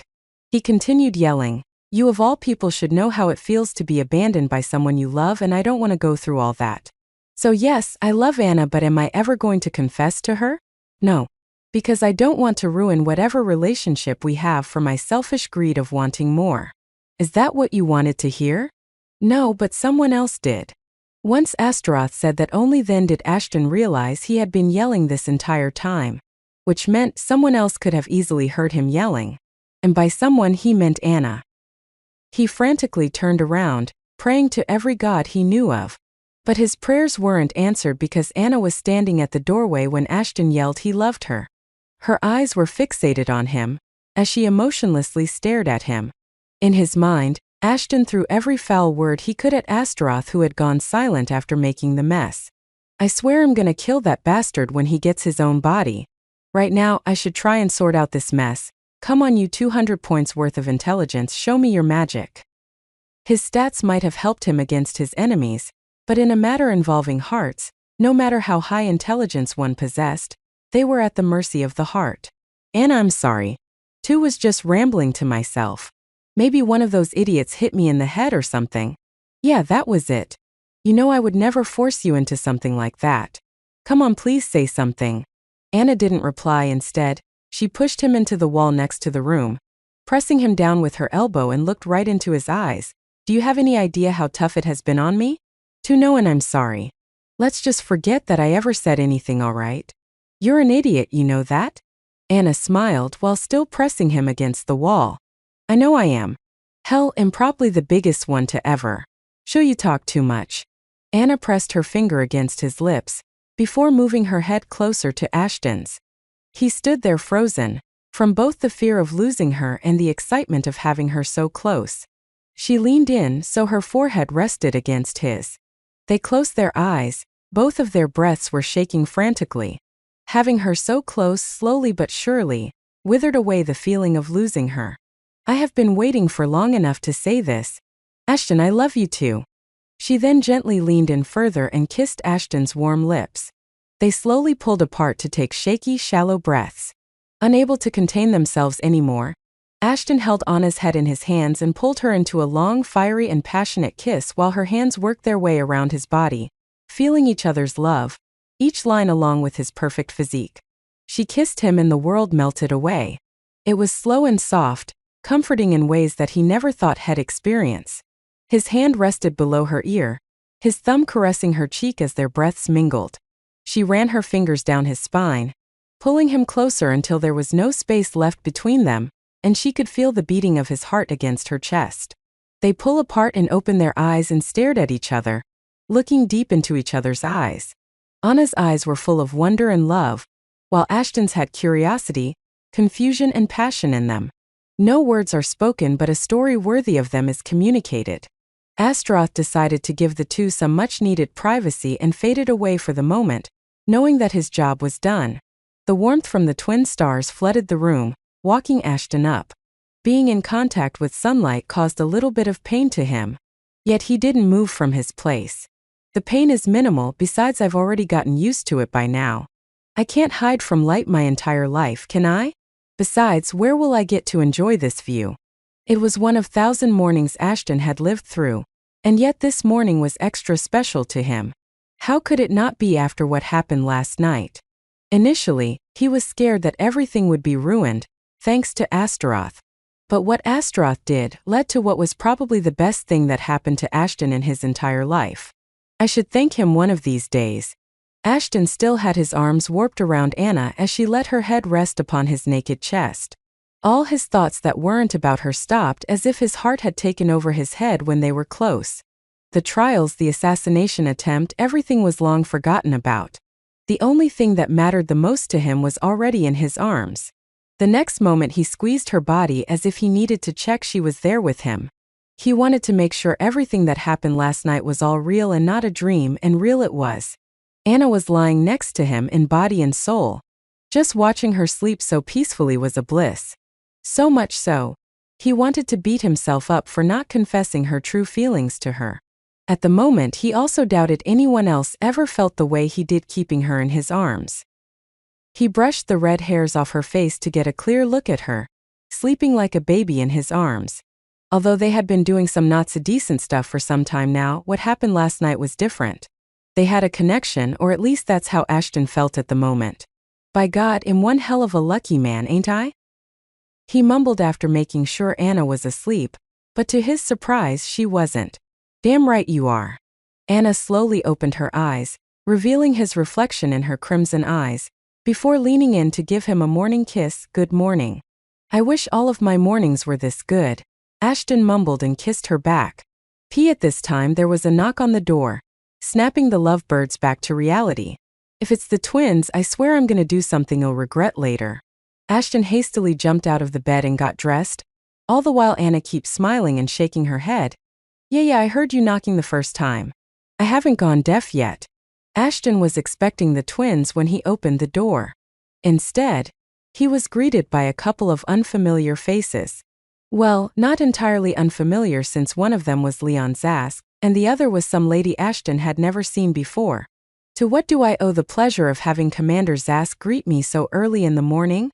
Ashton asked in the politest tone possible before focusing his attention on the lady. You might be Lady Odiga. It's an honor to meet you.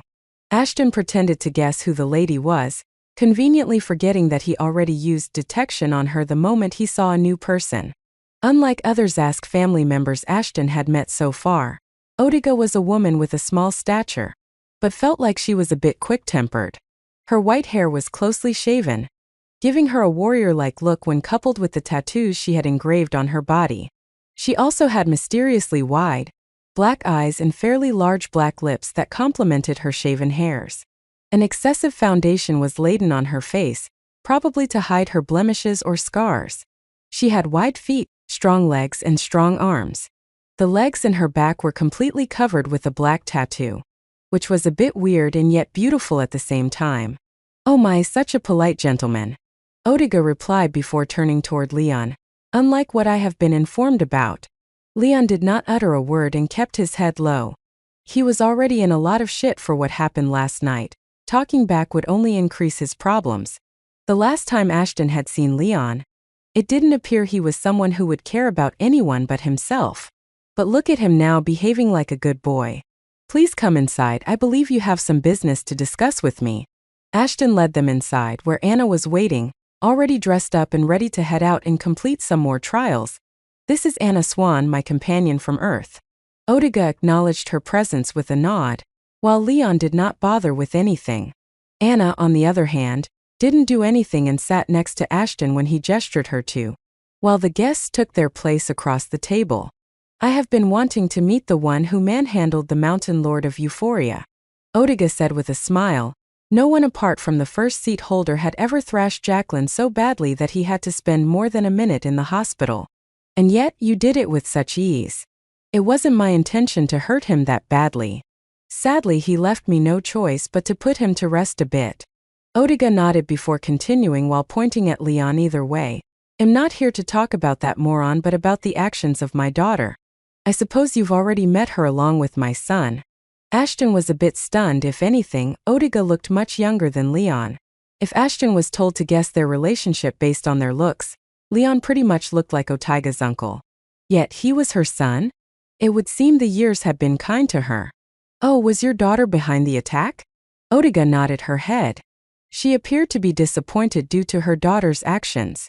Before you ask, he is already behind bars for unnecessarily attacking a participant, as well as using the name of the Zodiac seat holders. Her punishment wouldn't be merciful. She'll probably be banished from the planet if not killed, she said without a tinge of emotion on her face. Her daughter might get killed and she's so calm? A powerful person has to often make sacrifices. She probably got used to it by now. How long have you been up for? Ashton was a bit startled. Chum, you might not like the answer. So let's just focus on the topic. You pervert, tell me, what did you see? Nothing new. Now listen to her or it'll trigger some sort of memory loss for you. Chapter 326. The more the merrier. 2. The soldier that raided you were my family's personal soldiers, all of whom came to Euphoria to complete the trials, but I scouted them and made them join the family. Thus they only follow the rules created by the family, one of which is that they cannot decline a request from a family member. Odiga continued, in a way you can say they are an independent force under me. My shameless daughter knew about it and instructed the soldiers to teach you a lesson. Thankfully, someone spilt the beans and I stopped them before anything could happen. After all, they are my responsibility and their action could come to bite me in the ass, had I not punished the culprit. You did the right thing, madam. Ashton smirked while staring at Leon. In his mind, there was no doubt Leon was the real mastermind of the plan. However, once he realized the plan was about to fail, he threw the sister under the bus to save his ass. Another reason for Ashton to believe so was the stats of the siblings. Leon had twice the intelligence that his sister possessed. Consequently, there was no way for the sister to come up with such an elaborate plan on her own. The situation was fishy, but Ashton decided to ignore it and focus on Odiga. Please accept this as an apology, Odiga said before pushing a small emerald card towards him. This is the mark of the Zask family. It represents that you are my guests. Not only that, as I informed you last night, with this, you can use all the services provided to a member of the family without any cost. That's very generous of you. Ashton immediately stored the card in the inventory. Odiga then proceeded to hand a 3-pack of vials filled with weird liquids to Ashton. The first pack was filled with a blue solution, followed by green and yellow ones. Their uses were mentioned on top of each vial. These solutions would provide you with temporary enhancements upon consumption, Odiga explained after looking at Ashton's confused gaze. I hope this would be enough for you to forgive my incompetent daughter. Ashton nodded. The gifts weren't anything extraordinary, but he wasn't complaining as it essentially was free loot. However, it seemed there was something else on her mind. Something that ended up being an unnecessary request. And 0VL next. Calm. I also wanted to talk to you about something else. If possible, I would like you to not challenge me for the 5th seat once you clear Ursa's trial, she said. Obviously you will be compensated for it as well. Like before, Ashton wasn't planning on challenging any more of the seat holders. But Odiga did not need to know that. Especially if there was an opportunity to squeeze out more precious materials out of her. Ho ho, more rewards. The more the merrier. Ashton thought before coming up with an answer. I wonder how will you compensate me for that? After all, what could possibly be more precious than one of the 12 zodiac seats? I assure you, if you agree to not challenge me for my seat, you wouldn't have any troubles on Euphoria. As you know, Leon is the commander of the security forces on Euphoria, therefore you wouldn't have any problems with the other participants in any of your trials. They'll basically become your personal security. Ashton nodded. If Odiga only had a bunch of bodyguards to offer for him, then the deal wasn't that bad. He didn't need to have guards around since his strength was more than enough. Still, considering he had been wanting to conserve his abilities for the trials, having a bunch of Kraid bodyguards would be great. However, Ashton had a feeling he could get more out of her. It seemed Odiga was thinking the same thing because the next moment she threw another condition in. Not only that, it'll personally help you to clear your trials. Doesn't matter whether you need resources or information, you'll get it. Fine. It's enough. Ashton smiled, but I also have another condition. You have to make sure we do not get a repeat episode of what happened last night. If you fail, the ending might not be as good as you're hoping. You dare threaten us, worm? Leon finally found his voice and retorted. Anna, the next time he opens his mouth, rip his tongue out. Ashton replied without even looking at Leon, that is a threat. What I said early was a warning. Learn to know the difference between the two, good sir. Leon was infuriated with this blatant display of disrespect. Had his plan not failed, he wouldn't have to sit there listening to a bastard from Earth talk to him like that. But for now there was nothing he could do. Odiga was already enraged at her children, and acting out would only cause more trouble for them. It wasn't the right time, but he swore he would make Ashton regret ever saying those words. For now, he would have to patiently wait for the arrogant bastard to make a mistake. You need not worry. I'll make sure no one causes you any inconvenience. Odiga immediately shifted the attention to herself. If there is anything else you would like to say or know, please do not hesitate. Ask her about the trial. Since she has Ursa's seat, she probably knows about the trial. I assume you're aware of what Ursa's trial is about? Ashton asked while scratching his chin. It would be of quite some help if you could tell me more about the trial. Whether she had expected Ashton to ask her that, or because Ashton had accepted the deal, Odiga was smiling. The next moment she turned toward Anna and said, the seat holders of the first 6 seats cannot reveal the details of the trials. But I can give you a hint if you like. Ashton agreed. After all, a hint was much better than going in blindly without any plans, especially when there was so much to gain. Upon getting his approval, Odiga continued, if you have been living with someone of her kind all this time, then you don't have to worry about a thing. The trial would be easy for you to complete. Both Ashton and Anna were a bit disjointed. What does Anna have anything to do with the trial? But before Ashton could ask something else, Odiga got up to leave. Oh my, it took a lot more time than I expected. Please excuse me as I have some other appointments as well. It was good meeting you, Mr. Ashton. Hopefully, this wouldn't be our last meeting. Chapter 327 Draconic Physique. You're sure you'll wait here? Anna asked Ashton. Yeah, you guys head out. I'll join you after I'm done taking care of a few things. After Odiga left, the duo began getting ready for their second day of adventure. But right before heading out, Ashton remembered something important. With all the chaos and unplanned events going on, he had completely forgotten about the rewards defeating Hydra gave him. If he wanted to be at his best, then he had to consume the flesh and blood of Hydra that were stored in his inventory. But he didn't want to do it in front of Anna. Even though she knew he was a Zompirewolf, watching him eat raw meat and drink blood so giddily might be a bit too much for her. Alright, I'll see you later. Anna smiled and left the room. After making sure she was gone, Ashton locked the door and shut the windows. Without his perception skill, he was forced to take these measures. After all, neither he nor Astaroth had any idea what would happen once he consumed the flesh and blood. Also, after what happened last night, Ashton did not want anyone to take advantage of his possibly weakened state to get some revenge. All done, I think, Ashton mumbled and took out a small chest and a jar filled with Hydra's blood. The only thing Xyrans used Hydra's blood was to make weapons. We couldn't do anything else after all, it was too poisonous for any one of us to handle. However, for someone like you it should be a piece of cake. I got immunity after all, making it the perfect opportunity to test the effects of the poison. Am I just a lab rat to you? Bitch, you were born in a lab. Now shut the fuck up and bottoms up. Here goes nothing. As soon as the blood went down his throat, Ashton felt as if his entire body was on fire. The heat was immense, and how couldn't it be? He was drinking the blood of a draconic species, but it did not hurt him thanks to fire immunity. As a result, He kept drinking it until the jar was entirely empty. But just because he wasn't feeling the effect of the immense heat within his body, it didn't mean the heat wasn't doing anything.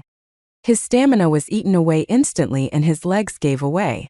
His mind began to go hazy and so did his vision. Eat the flesh now. Maybe it would help. Ashton didn't bother replying and shoved the flesh in. He felt a little bit of his energy return to him, but that too was being eaten away slowly. However, a moment later, a notification appeared in front of his eyes. Hydra's flesh and Hydra's blood are taking their place within the user's body. Please wait patiently while your body stabilizes. The process wasn't painful at first. All Ashton could feel was the changes in his body. But as the changes became apparent, so did an overwhelming sense of pain. Something was reinforcing his bones as well as his muscles. He knew he was getting stronger. His body expanded a bit to accommodate the changes in his bones and flesh. But that wasn't all. His eyes were behaving weirdly. His vision got wider than it had ever been. While consuming the flesh and blood of the Hydra, Ashton had assumed he would get some kind of ability like usual. Never in his wildest ideas had he thought something like this could be possible. After what seemed an eternity, everything began to calm down. Hydra's blood and flesh have been stabilized within the host's body. You have acquired a stronger body. Draconic physique. Armor. Plus 30 points. Stamina. Plus 50 points. Anna would be pleased to know this. Ashton smirked while wiping the sweat off his forehead. Just check the damn thing first and keep your fantasies to yourself. Right? Name Draconic physique. Type, physical trait. Rarity. Epic, evolvable. Description. A dragon's body is its most prized possession. Ever since their birth, they had an absurdly high resistance to magic as well as physical attacks. This fact made it almost impossible for anyone to slay them. For hundreds of thousands of years, sentient beings have questioned themselves what could possibly give the dragons their characteristic resistances. The answer has now revealed itself. Effects Stage 1. Increases armor and stamina by 30 and 50 points respectively. Take 20% less damage from magical attacks. Take 25% less damage from physical attacks. Invalidates true damage entirely. Efficiency of healing abilities has been improved. Note: evolving your physique would unlock better and improved effects. That solves the problem of dealing with magic-based attacks. After all that trouble, this is really great. It is. To think you will obtain a trait even I didn't have. Especially the immunity from true damage, that shit is broken. Is it? No increase in brain cells was noticed. Do you have any idea how broken immunity from true damage is? Most high-grade beings look for abilities that deal true damage to their enemies. The A-grades usually have to fight amongst themselves. Normal abilities aren't all that effective because, at their level, they usually develop pretty strong resistances. Therefore, true damage that doesn't give a fuck about one's armor or resistance is their best friend, their hoe in the love of their lives.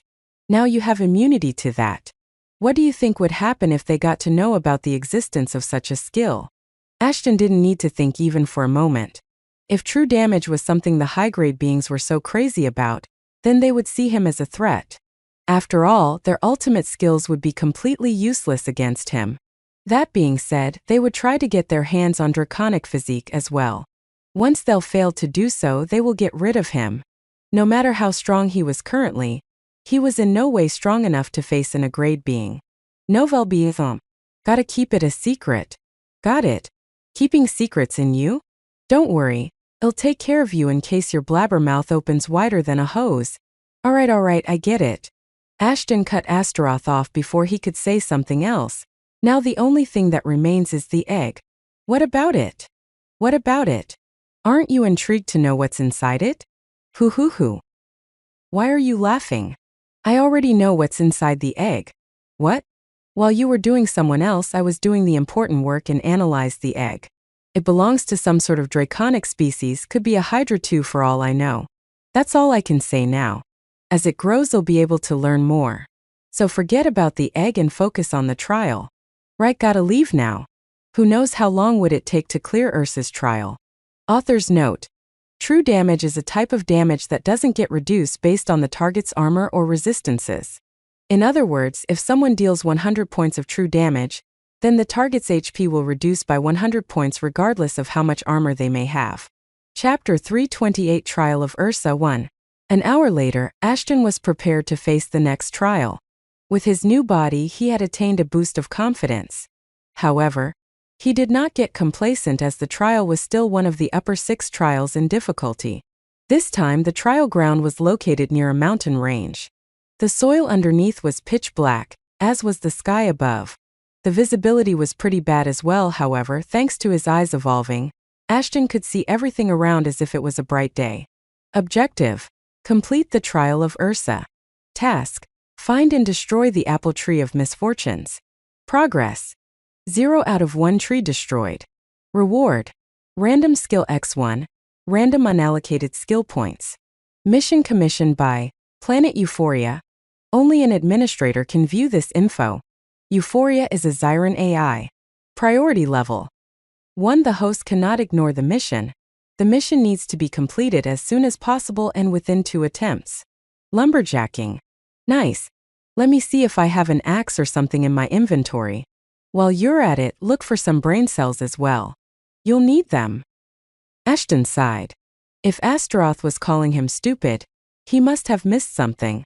Fortunately, it wasn't true this time and the administrator was just pulling his leg.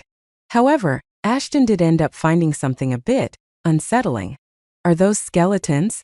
Looks like it. What did the Zyran Queen do to Ursa for her to become so vengeful? You tell me. Your kind always seems to cross the boundary when it came to committing heinous crimes.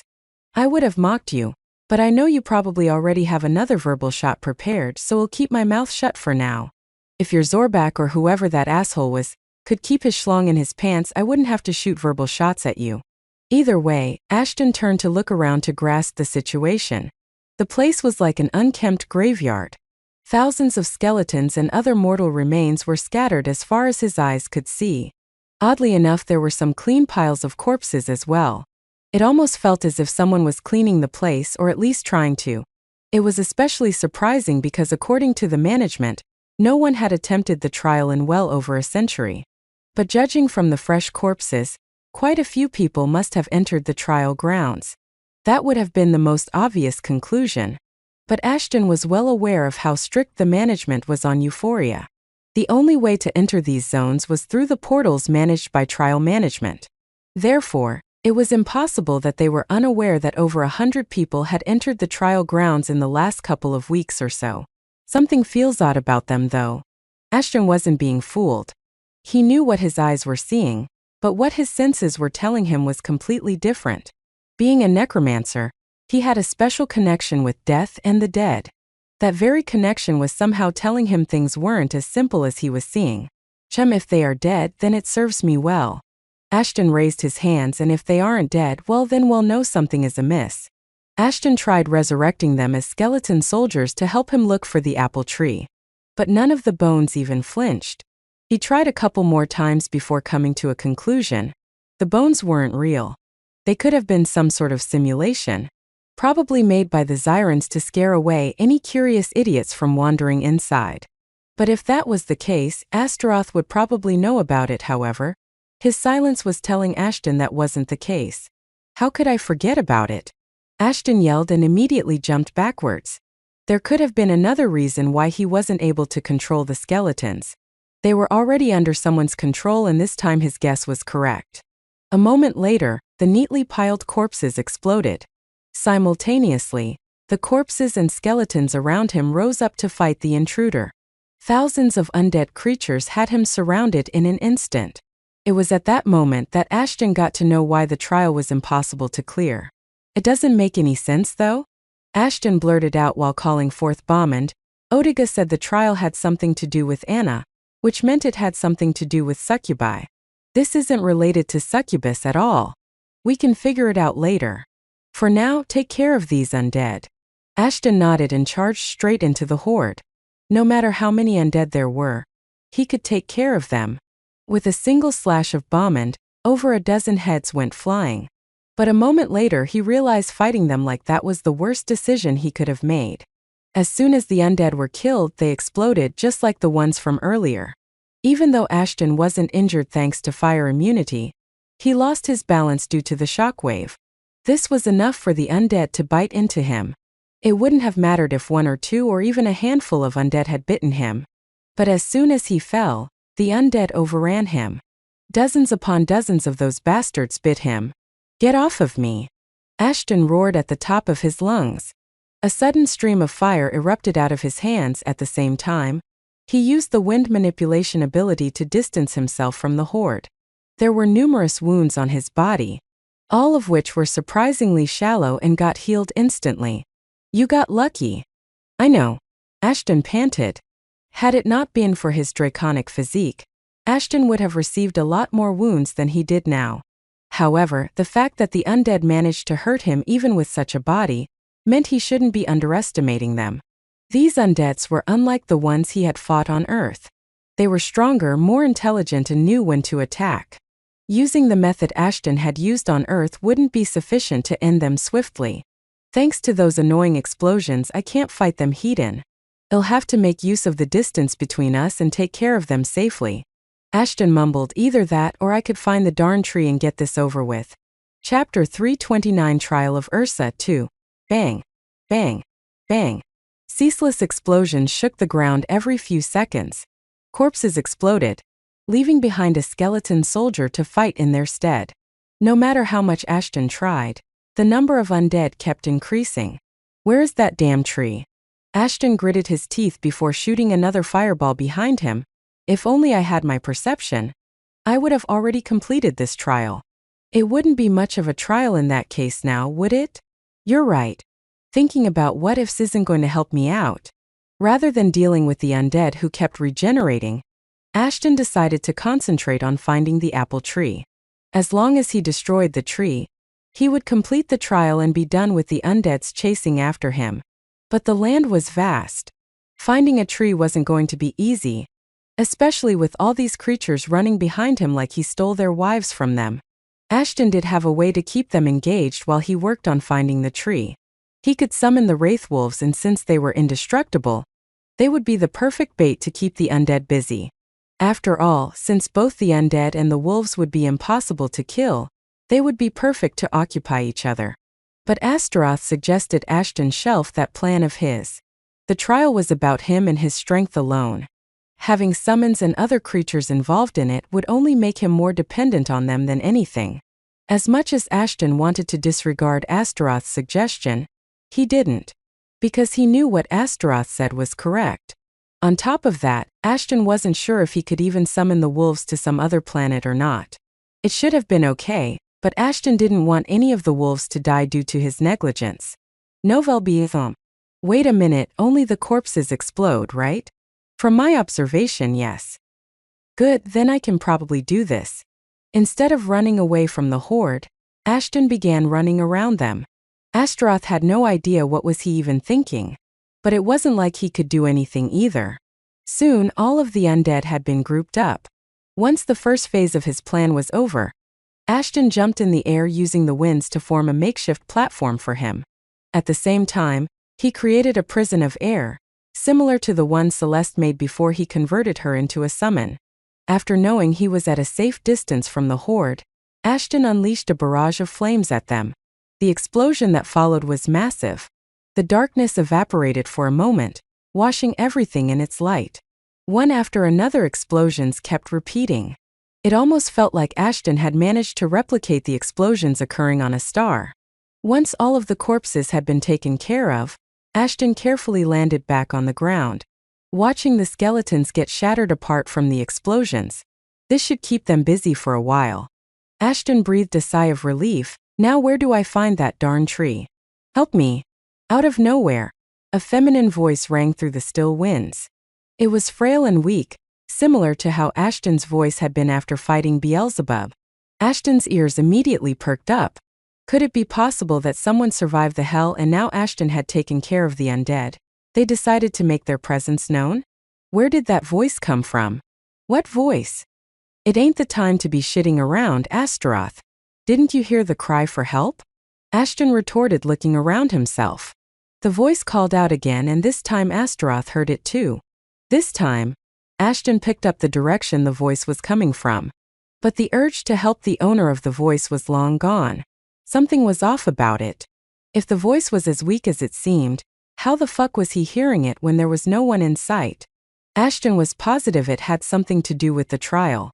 The fact that the voice only appeared after the undead were rendered useless was also interesting. It's almost as if something wants to lure you into a trap. Ashton nodded. Regardless, this is the only clue we have. He had no other choice. Searching the entire area to look for a tree was inhumanely time-consuming and difficult. So much so that Ashton was willing to gamble on escaping a trap and forcing the owner of the voice to reveal the location of the tree. Was it a dangerous plan? Certainly. But if taking that risk could give him the opportunity to clear the trial, then he would take it. After following the voice for about an hour, Ashton came across a pond of some sort. The lake was in complete contrast with its surroundings. While everything was shrouded in darkness, the lake was illuminating everything around itself as if it had the stars residing in itself. It looked so beautiful. Ashton was struck by the beauty of the lake. The plan was for him to hide and check the surrounding before making any moves. But for some reason, Ashton disregarded all the plans and headed straight towards the pond. All of a sudden, the weak voice appeared once again. Though it wasn't weak anymore. It was clear and soothing at the same time. There were no cries of help anymore, just a beautiful song. Oi brat, something is off. Get back now. Astaroth warned Ashton, but it didn't seem like the latter heard him and kept walking until he was on the edge of the lake. Then something weird happened. A naked woman appeared in the middle of the lake. She saw Ashton and smiled, but continued washing her hair in the water while singing a song Ashton couldn't understand. Ashton was in some sort of trance. His gaze was fixated on the woman, waiting for her to do something. The raven-haired maiden pointed her finger at him, calling him. He blindly followed her command and stepped inside the lake. The lake was so deep it could even drown the hydra itself, and Ashton walked into it. He didn't swim, he walked. After a dozen minutes or so, the pleasant voice was replaced by a shrieking cry of victory as the woman revealed her true form. It was no lady but a monster. A siren to be exact. Astaroth had figured it out and was yelling at Ashton to get his shit together. But his efforts were in vain. Ashton could not hear a word he was saying. Another prey after so long. The siren licked her lips in excitement before diving deeper into the water herself. This was the way sirens hunted their prey. They would lure the prey using their charm and drown them before either killing them or having intimacy with them and then killing them. It depended on their mood, to be exact. That's why she waited for almost 12 minutes to make sure her prey had drowned before revealing herself. Since this particular siren had been feeding on the rotten corpse of the undead, her appetite to eat something fresh took precedence over her itch to mate with someone. She looked for her prey and found him easily. The innocent expression on the boy's face swayed her heart. He was too pretty to be eaten instantly. But there was nothing she could do now, it had already been so long. The boy must have drowned already. Even so, she swam towards him, caressing Ashton's cold hard skin with her fingers. I'm sorry I couldn't make the last moments of your life bliss. She hissed in his ears. After all, not everyone gets the opportunity to have intimacy with a siren. But I will make sure you enjoy the feeling of being devoured in the afterlife. She prepared to tear through Ashton's muscles using her razor-sharp teeth. But before she could, something grabbed her neck and pushed her backwards. The siren was confused, but her confusion soon turned to horror when she realized her prey was very much alive. How can this be possible? She shrieked, trying her best to get away from Ashton's vice grip. Ashton kept smiling while watching her struggle to free herself. There was a saying that a being is the most powerful in their domain. Water was the siren's domain, and still he was dominating her like she was nothing more than a fish in an ocean of sharks. Ashton had some questions he needed answers to, but he couldn't get them underwater. After turning off the werewolf genes, Ashton did not need to breathe anymore. That's how he managed to survive underwater, and baited the siren into following him, as it was the only way for him to get her within his range of attack. Once she was trapped, he swam all the way back to the land, all the while dragging the siren behind. You son of a bitch. Careful with what you say next. Ashton said with a cocky smile before turning to face the siren. Now if you tell me where is that damned apple tree, I'll let you off or else I'll off you instead. What's it going to be? The siren did not answer. She was clearly in shock that someone, a man of all things, could escape her charm. It did not make any sense. Ashton seemed to have figured out what she was thinking, and was more than happy to answer her unasked question. And 0VL next. Calm. Your powers of seduction are frightening. There's no doubt about it. However, it's nothing in comparison to the level of seduction I had to tolerate for months. He smiled as he was reminded of Anna. He continued, if I can control myself around a succubus in heat, then what would a mere fish be able to do against me? Now tell me where that tree is, Ursa. Chapter 330 Trial of Ursa 3. That name, how do you know it? Ursa hissed. Ursa, that was a name she hadn't used or heard in a long time. No one should have known about her since so many years had passed. Yet the strange man in front of her knew it? How could it be possible? Ursa was sure her former queen must have erased her existence as she had said she would before exiling her.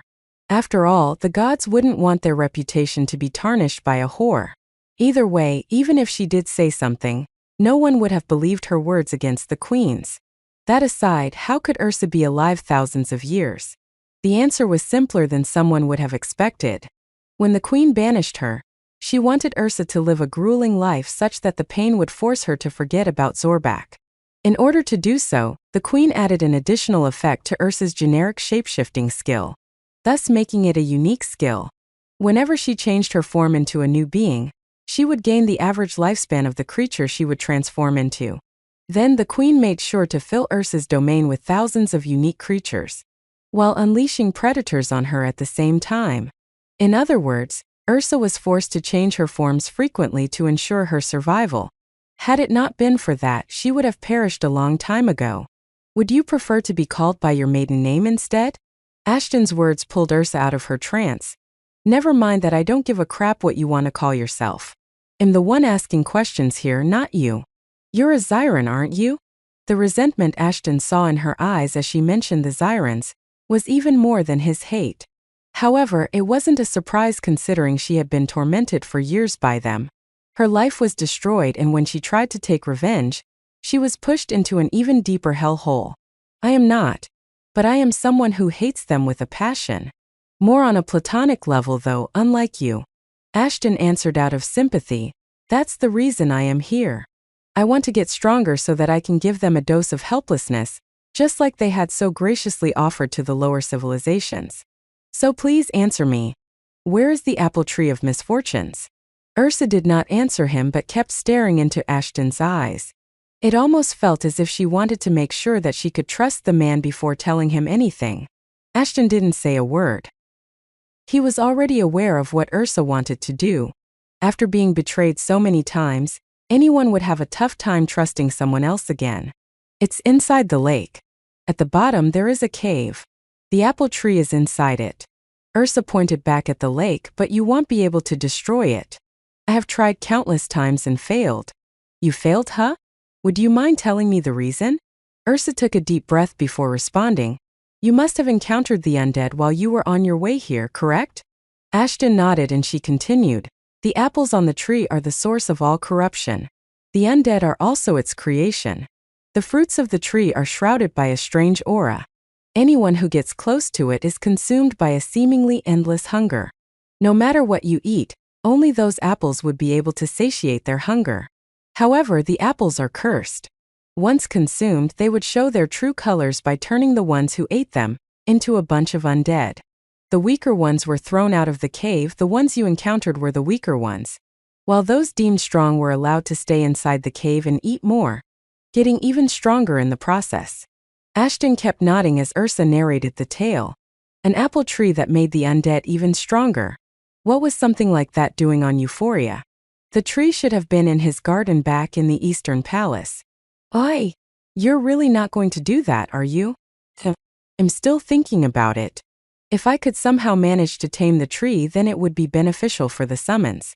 And if you failed, you might as well be raising an unstoppable army of undead that would consume Earth in its entirety. Since when did you begin giving a fuck about the Earth? Do whatever you want. I was simply warning you about the possibilities. I know. Either way, I have to destroy the tree to clear the trial. Replanting it ain't gonna work, probably. While the two of them were having a discussion, Ashton could see Ursa fidgeting. She clearly wanted to ask something else, and since she had helped him so much, Ashton decided to entertain her request. That is, if it wasn't completely absurd. Go ahead, say what you want to before I head inside the lake. You didn't tell me, how did you know who I was? Ashton shook his head. He was expecting her to say something along the lines of, I would like to help or take revenge or some shit.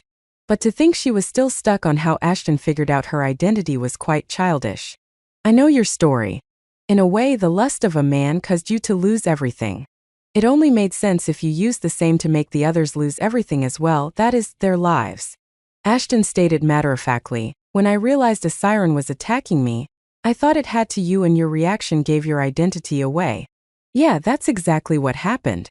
I totally did not use something called a detection skill to simply know who you were. Yeah, good luck explaining all that to her after I said I wasn't related to the Sirens.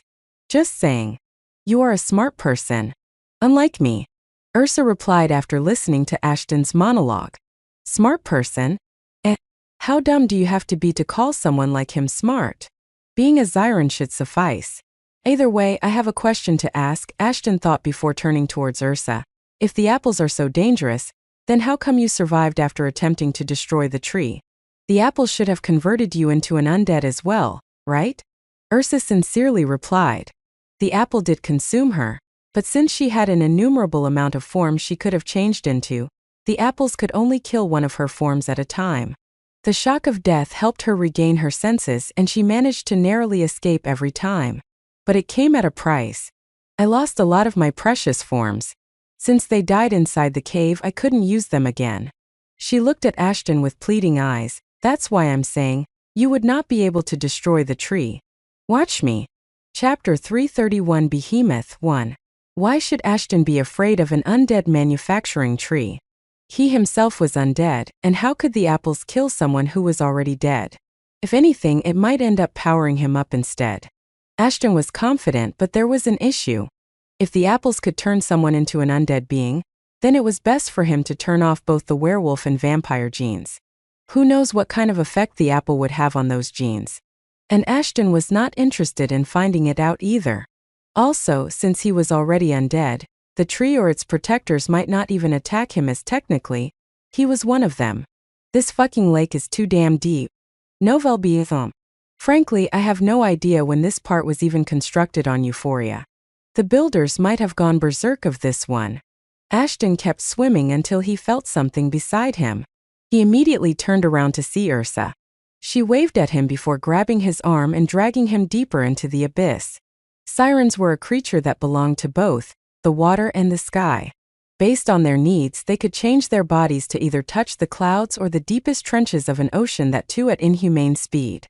While Ashton was struggling to swim and foot deeper, Ursa was diving like a pro. With her help, the journey that would have taken Ashton hours was completed in mere minutes. It took a while for Ashton to adjust to the pressure from being so deep underwater. His movements were restricted a bit. However, Frank had already taught them a trick or two to help them get acquainted with the changing pressure and gravitational force of the planets.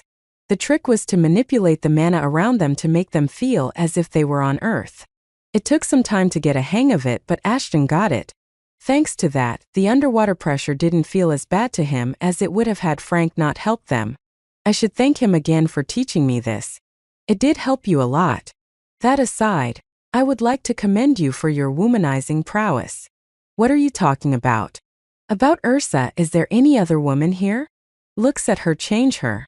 She went from wanting to eat you to deciding to help you. You sure have a way with the ladies. Oh, that.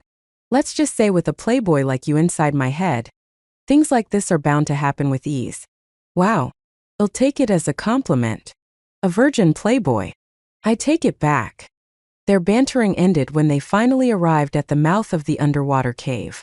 Ursa let go of Ashton's hands before turning around to leave. I don't know why, but I feel you will be able to defeat them, and I hope you do. She mumbled, it might be selfish of me to say this now, But the reason I tried to destroy the tree wasn't to protect the other creatures that once lived here. My fate is tied to the tree as well.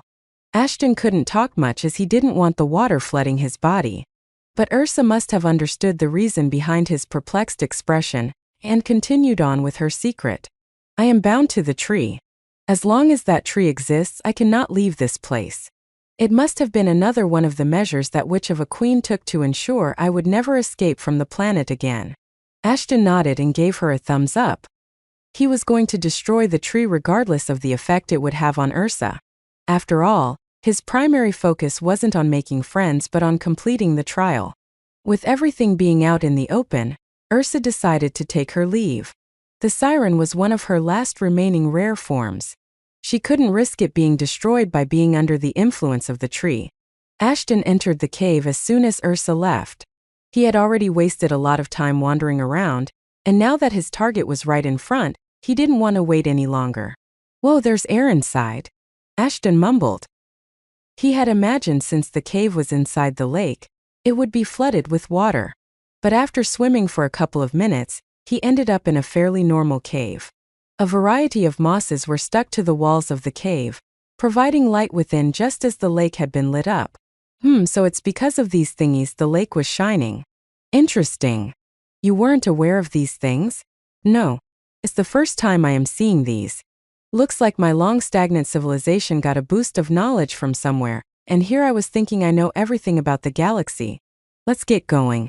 The cave appeared to be more like a dungeon than anything. However, Ashton had to be more careful than before in the absence of perception. He could be attacked from anywhere and at any time. He kept walking and walking, but unlike what he had hoped, he didn't find a single creature inside.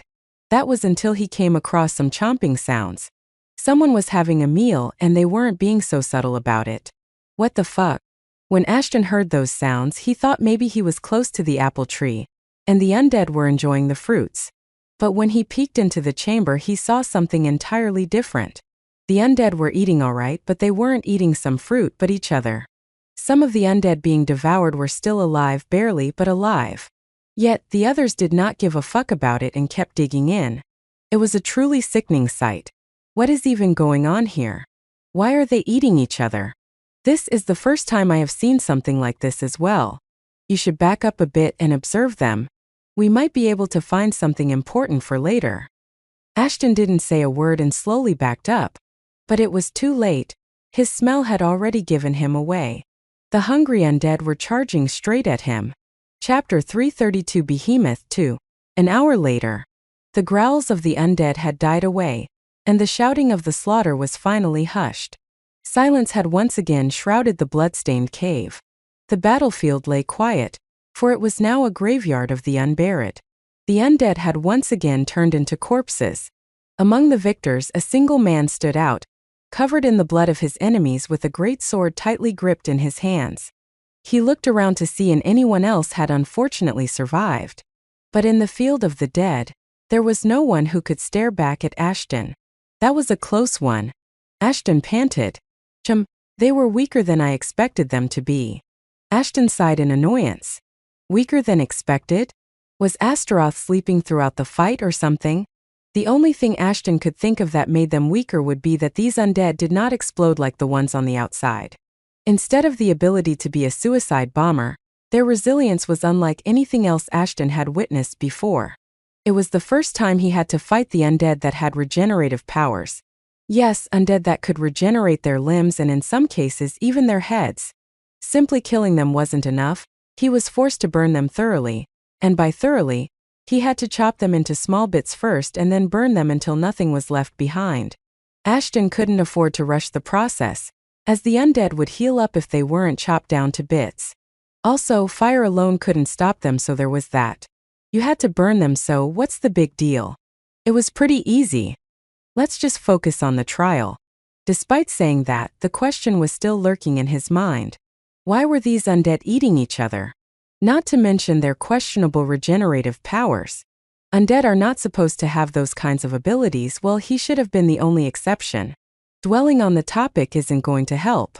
I need to find and destroy the tree before any other weird bastards come chasing my ass. I bet you want to ask that siren about the location now. Yeah, I kinda overlooked that matter. Haha. It ain't like you remembered it either. Ahem, that aside, it feels nice knowing girls aren't the only ones interested in you for once. The undead would love to have some intimacy with you too. Damn, you're a Chad. Just help me find the tree, scratch that. I already did. Well, he had not found the tree yet, but he could sense a faint ominous aura around. An aura of death. Being a necromancer, sensing death wasn't weird. Still, he did feel a bit weird because there wasn't one source emitting such hostile mana but two. According to the description of the trial in Ursa's monologue, only one tree was supposed to exist, which would mean that either the tree had reproduced by itself, or there was someone protecting the tree, which would mean they had eaten a shit ton of apples. If there were two trees, Ashton would be able to take one for himself and make himself and his summon stronger than ever. While in the second case, he might end up finding a new summon for himself, which would be an added bonus. You do know you don't have to take the entire tree with yourself, right? A couple of apple seeds should be enough. I know that. But you know how lazy and forgetful I am. Do you think someone like me would have the patience to raise a tree? That is true. But you don't have to do it yourself. It's not like you know a lich who is so obsessed with life and death that he would jump at the opportunity to study something new. Okay, I'll do that.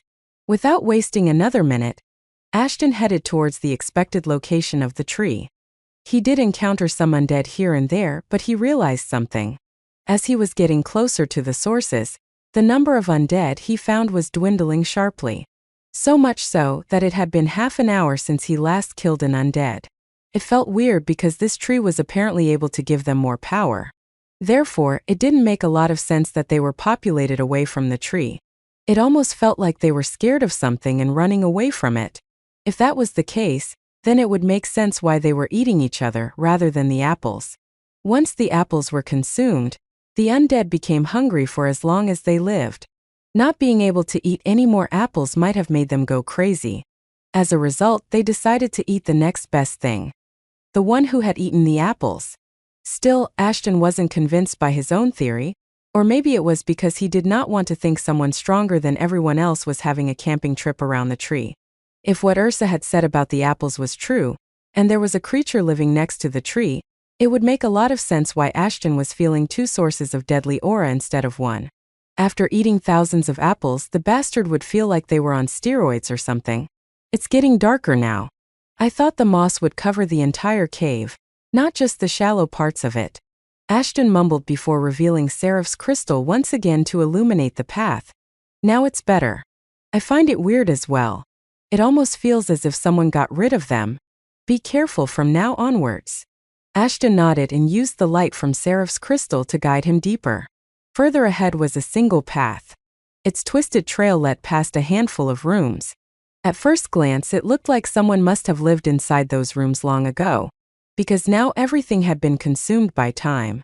The floor was littered with bones and long-dried blood that had become one with the floor now. It was the same story for every other room. Also, there were hundreds of claw marks visible and some metal chains in each room. Someone must have been chained there once, but why? The deeper Ashton went into the cave, the more disturbing things got. There were clear signs of some sort of civilization there. From machines and utensils that had been long since consumed by nature and time to shackled skeletons that had their limbs extending in the direction of the missing doors, as if they were crying for help. At first, it was just a trial zone. But now it had become something much more hideous and troublesome. Before you ask me, I have no idea what this is. Looks like your kind hid secrets from themselves. Because it's surprising that even you did not know about all this. It's a bit weird, don't you think? Ashton jeered. Wanna know my take on it? Astaroth didn't reply, but Ashton continued either way. This was some sort of prison. The fact that Ursa was sent here not once, but twice in Hydra's presence makes it all the more believable. Astaroth remained silent. He wasn't so sure about Ashton's comment, but what he said made more sense than anything else. Not to mention, the type of chain links that had been used was certainly like the ones the Zyrans used long ago. Also, considering the fact that the Zyran had created the planet from scratch using precursor technology, it wasn't possible that a secret civilization was living under the rocks without them noticing it. Upon pondering about it, he realized that hundreds of creatures have been imprisoned on the planet like the Hydra and Ursa. So, In a sense, Euphoria had always been a prison more than a training facility. This can't be it. What is it now? The precursors, we did not kill all of them as we needed some help in understanding their technology. I always found it a bit weird that they agreed to teach us, especially after what we did to them. But now it makes sense. Astaroth did not state the obvious, but Ashton understood the hidden meaning behind his words. These prison cells must have once housed the captured precursors. Now it made sense why quite a few bones there looked a lot like human bones, even though no human had ever stepped a foot inside the cave or anywhere close to it for that matter.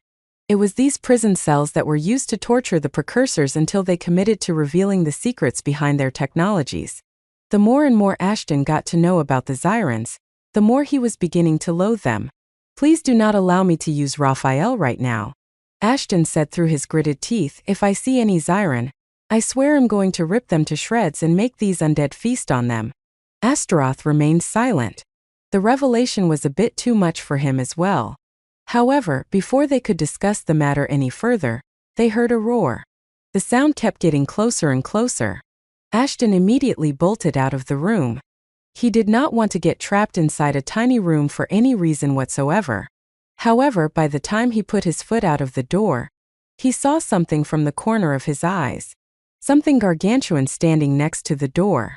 Ashton had found what he was looking for. The two deathly auras he had sensed were in front of him. An undead creature, unlike anything he had seen before in the tree, was on top of it. Chapter 333 Behemoth 3. The creature and Ashton locked eyes. But the emotions they felt were completely different. While Ashton's eyes had a look of shock and puzzlement, the creature's eye remained indifferent as if he was seeing a fly. In other words, the creature did not even view Ashton as a threat. Ashton should have been happy that the undead creature did not lash out at him instantly. Instead, he was a bit taken aback that the creature had refused to even acknowledge his presence. It couldn't have been that the creature did not see him. After all, Seraph's crystal was still ablaze, and its unique blue-black flames were a bit too hard not to notice. I don't like this feeling at all, Ashton gritted his teeth. He was being looked down upon. As much as it frustrated him, he maintained his calm state of mind.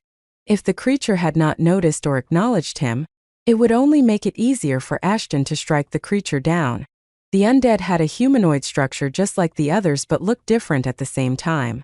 It was easily twice as big as Ashton, both in height and in the area, and unlike the other undead Ashton had encountered so far, had a rigid exoskeletal structure covering the left half of its body. It had a forearm which had been mutated into a shield-like structure that was as big and wide as Ashton. In contrast, the other side of the undead was made entirely of flesh with the ligaments and muscle exposed. The only exception to this was the fingers. It had 4 bony, razor-sharp fingers that were roughly a couple of feet long. Not to mention its feet had a similar structure to that of a rabbit but were abnormally large. The most sickening feature, however, had to be the multiple spikes that protruded from its back like a cactus. As for the tree, it was mounted on top of its shoulders. The creature had become one with the tree, or maybe it was the other way around. The moment Ashton looked at the face of the undead, he realized why it was bounded to the tree. The creature did not have a mouth. Technically, it did not have a face at all, just 2 eyes, no nose or mouth or any other facial characteristics were visible. Thus, maybe by becoming one with the tree, the creature was able to feed on it? Ashton wasn't sure about it, but it could have been possible. As there was no other way for the creature to feed off of the tree since it had no mouth and stuff. That is one hell of a mutation. What even is that thing? There are no records of such a creature. This is the first time someone has encountered the species. You know what that means, don't you?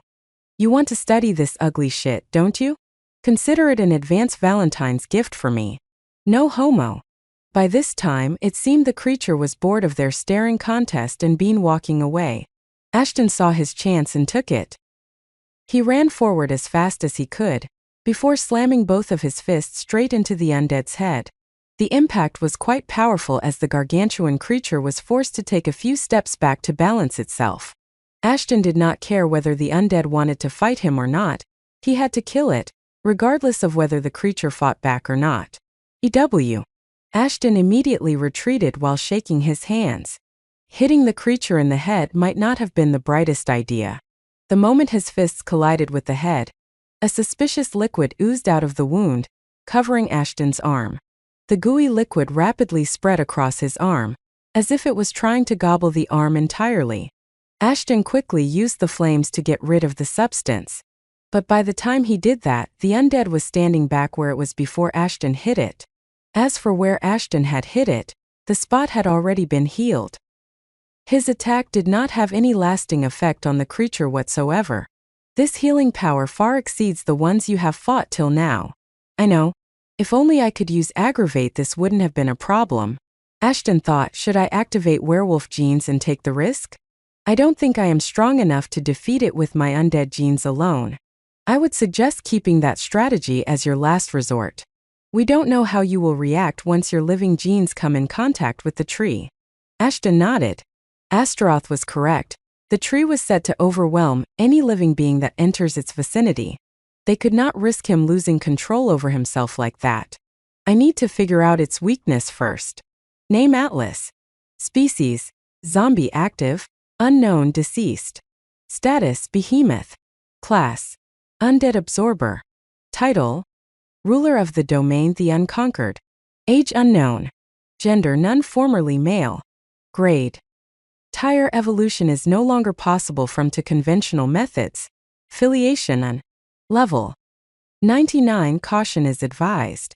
Stats: HP 60,000/60,000. Mana: none. Damage: 154. Armor: 269. Stealth: 90. Novel Biathom. Stamina: 420. Agility: 23. Intelligence: 32. Nature: uncaring. Hostile. And 0VL next. Calm. Assertive. Abilities: Obsidian Wall. Reduces all types of damage, except true damage, by 70%. Moskov. Can recover 2.5% HP/second. Upon being attacked at the cost of a permanent reduction of 5 points of stamina/second. Absorption. Can recover up to 20% of lost stamina by causing damage to living or undead beings. Divinity. Additionally, absorbed stamina can be used to dish out increased damage based on the user's HP. Deals 10 plus 3% of user's maximum HP. As true damage to the surrounding enemies every 2 seconds. It's not hard to beat it. But those damned abilities are making him too tanky. Ashton voiced his frustrations. He is like a punching bag made to force the attackers to give up. Thankfully, I have my own punching bag to take hits as well. The Bone Goliath has been summoned. Chapter 334, Behemoth 4. All the bones scattered around the cave were now fulfilling their use. Within moments, Bone Goliath towered over the behemoth. Unlike Ashton, Atlas or the behemoth did not ignore the Goliath and immediately attacked the skeletal beast. Really? Is size the only thing this fucker is intimidated by? Aston shook his head. Unlea your kraken. Hell, undoubtedly be afraid of that. Ashton ignored Astaroth's remarks and jumped on Atlas' back to try and cut the tree off while it was focused on the Goliath. With a swing, Bomband was lodged deep within the tree. But just like the behemoth, the cut healed as soon as Ashton took the sword out to swing again. Even after being dead, their vitality was more potent than most living beings. Not to mention that absurd damage reduction. Even if Ashton was to activate all of his genes, he might not be able to take the tree down in one blow. TCH, gotta come up with some other plan. Ashton grunted as he jumped back. There has to be a way to get this bastard's regeneration down. If we can't, then things are going to be quite troublesome. There are 2 options for you. Either you miraculously manage to one-shot the beast and the tree. Or, never mind, I forgot Raphael's subspace is occupied with that bastard. Damn it. Raphael would have been the perfect counter for the behemoth. Just like Raphael had reduced Beelzebub's HP to 1% instantly, he could do the same with the behemoth. It would have made Ashton's life a lot easier. Unfortunately, only one being can be held inside Raphael's subspace, and since they were not planning on killing Beelzebub anytime soon, Ashton could not throw Atlas into the subspace and get rid of him there. Did you hear that? Something is coming. While the behemoth was being kept busy by the Goliath, Ashton turned around to see the walls of the cave were shaking. A horde of undead was coming his way. The tree must have done something to call forth everyone who had consumed its fruit. It had to be some sort of precautionary measure to ensure its survival. These fuckers. They were so scared to even live around here, but look at them now. Ashton smirked. Fine by me. You're not the only one who can call out an army. Alright, do it. It's not like I can stop you or something. Thank you. Suddenly, a portal opened behind him, and out of it came the wraith wolves. They might not have enough strength to kill the undead, but it was also true the other way around. As long as the wolves successfully managed to keep the undead busy, Ashton would be able to deal with the tree along with the undead. The wolves caused a stampede, destroying the undead over and over again. It didn't matter how many times they healed or bit into the wolves, the undead could not stop them and soon were overwhelmed by the wolves. Ashton had created an impenetrable wall. No matter how hard the undead tried, they weren't getting anywhere close to the tree or him for that matter. Had the tree been a sentient being, its frustrations would have been on a whole different level. After all, it was supposed to be the unconquered ruler of the trial zone, and yet Ashton was dead set on making a bitch out of it. A sudden explosive sound took Ashton's attention away. The Goliath had just slammed the behemoth down. It was weird, the bone behemoth wasn't supposed to be this strong. The only reason Ashton had summoned it was to take the punches that were thrown his way. Yet, the Goliath was holding on his own against the behemoth. How is he so strong? Is it because of the bones? It could be possible. Since there were a lot of precursors' bones scattered around, the Goliath could have received some sort of a buff. Watching Goliath fight the behemoth fired up Ashton's fighting will. He wasn't going to let his pet steal the spotlight away from him. He once again jumped on the behemoth's back, wanting to sever the tree once and for all. But unlike the last time, he didn't make the same mistake as the last time. I have been wanting to do this for so long. Ashton excitedly mumbled before covering Bommand with Seraph's flames. Bommand is absorbing hellfire from Seraph's crystal. Absorption successful. Bommand has obtained the element of fire. As soon as those notifications appeared, Bommand was surrounded by black flames. Ashton wasn't sure what would happen before he did what he did, but he was delighted with the outcome. Bommand had learned a new skill, just like Ashton had hoped for. At the same time, Goliath slammed his elbow on the behemoth's head, causing it to collapse. The creature tried his best to get up, but Goliath kept pounding his face. It had started feeling like Goliath had some sort of grudge against the undead behemoth. Whatever it was, Ashton was happy as hell, because Goliath was making his job easier. He once again lodged Bommand straight into the tree. While his strength still wasn't enough to sever it in one strike, the flames bought him enough time to hit it again before the tree could heal itself. The process repeated over and over until the tree was on the verge of breaking. Ashton felt the trial had gotten a bit too easy as time progressed. He wasn't complaining about it, but couldn't keep a weird thought from popping up in his head. A nagging feeling that destroying the tree wasn't going to be the end of the trial.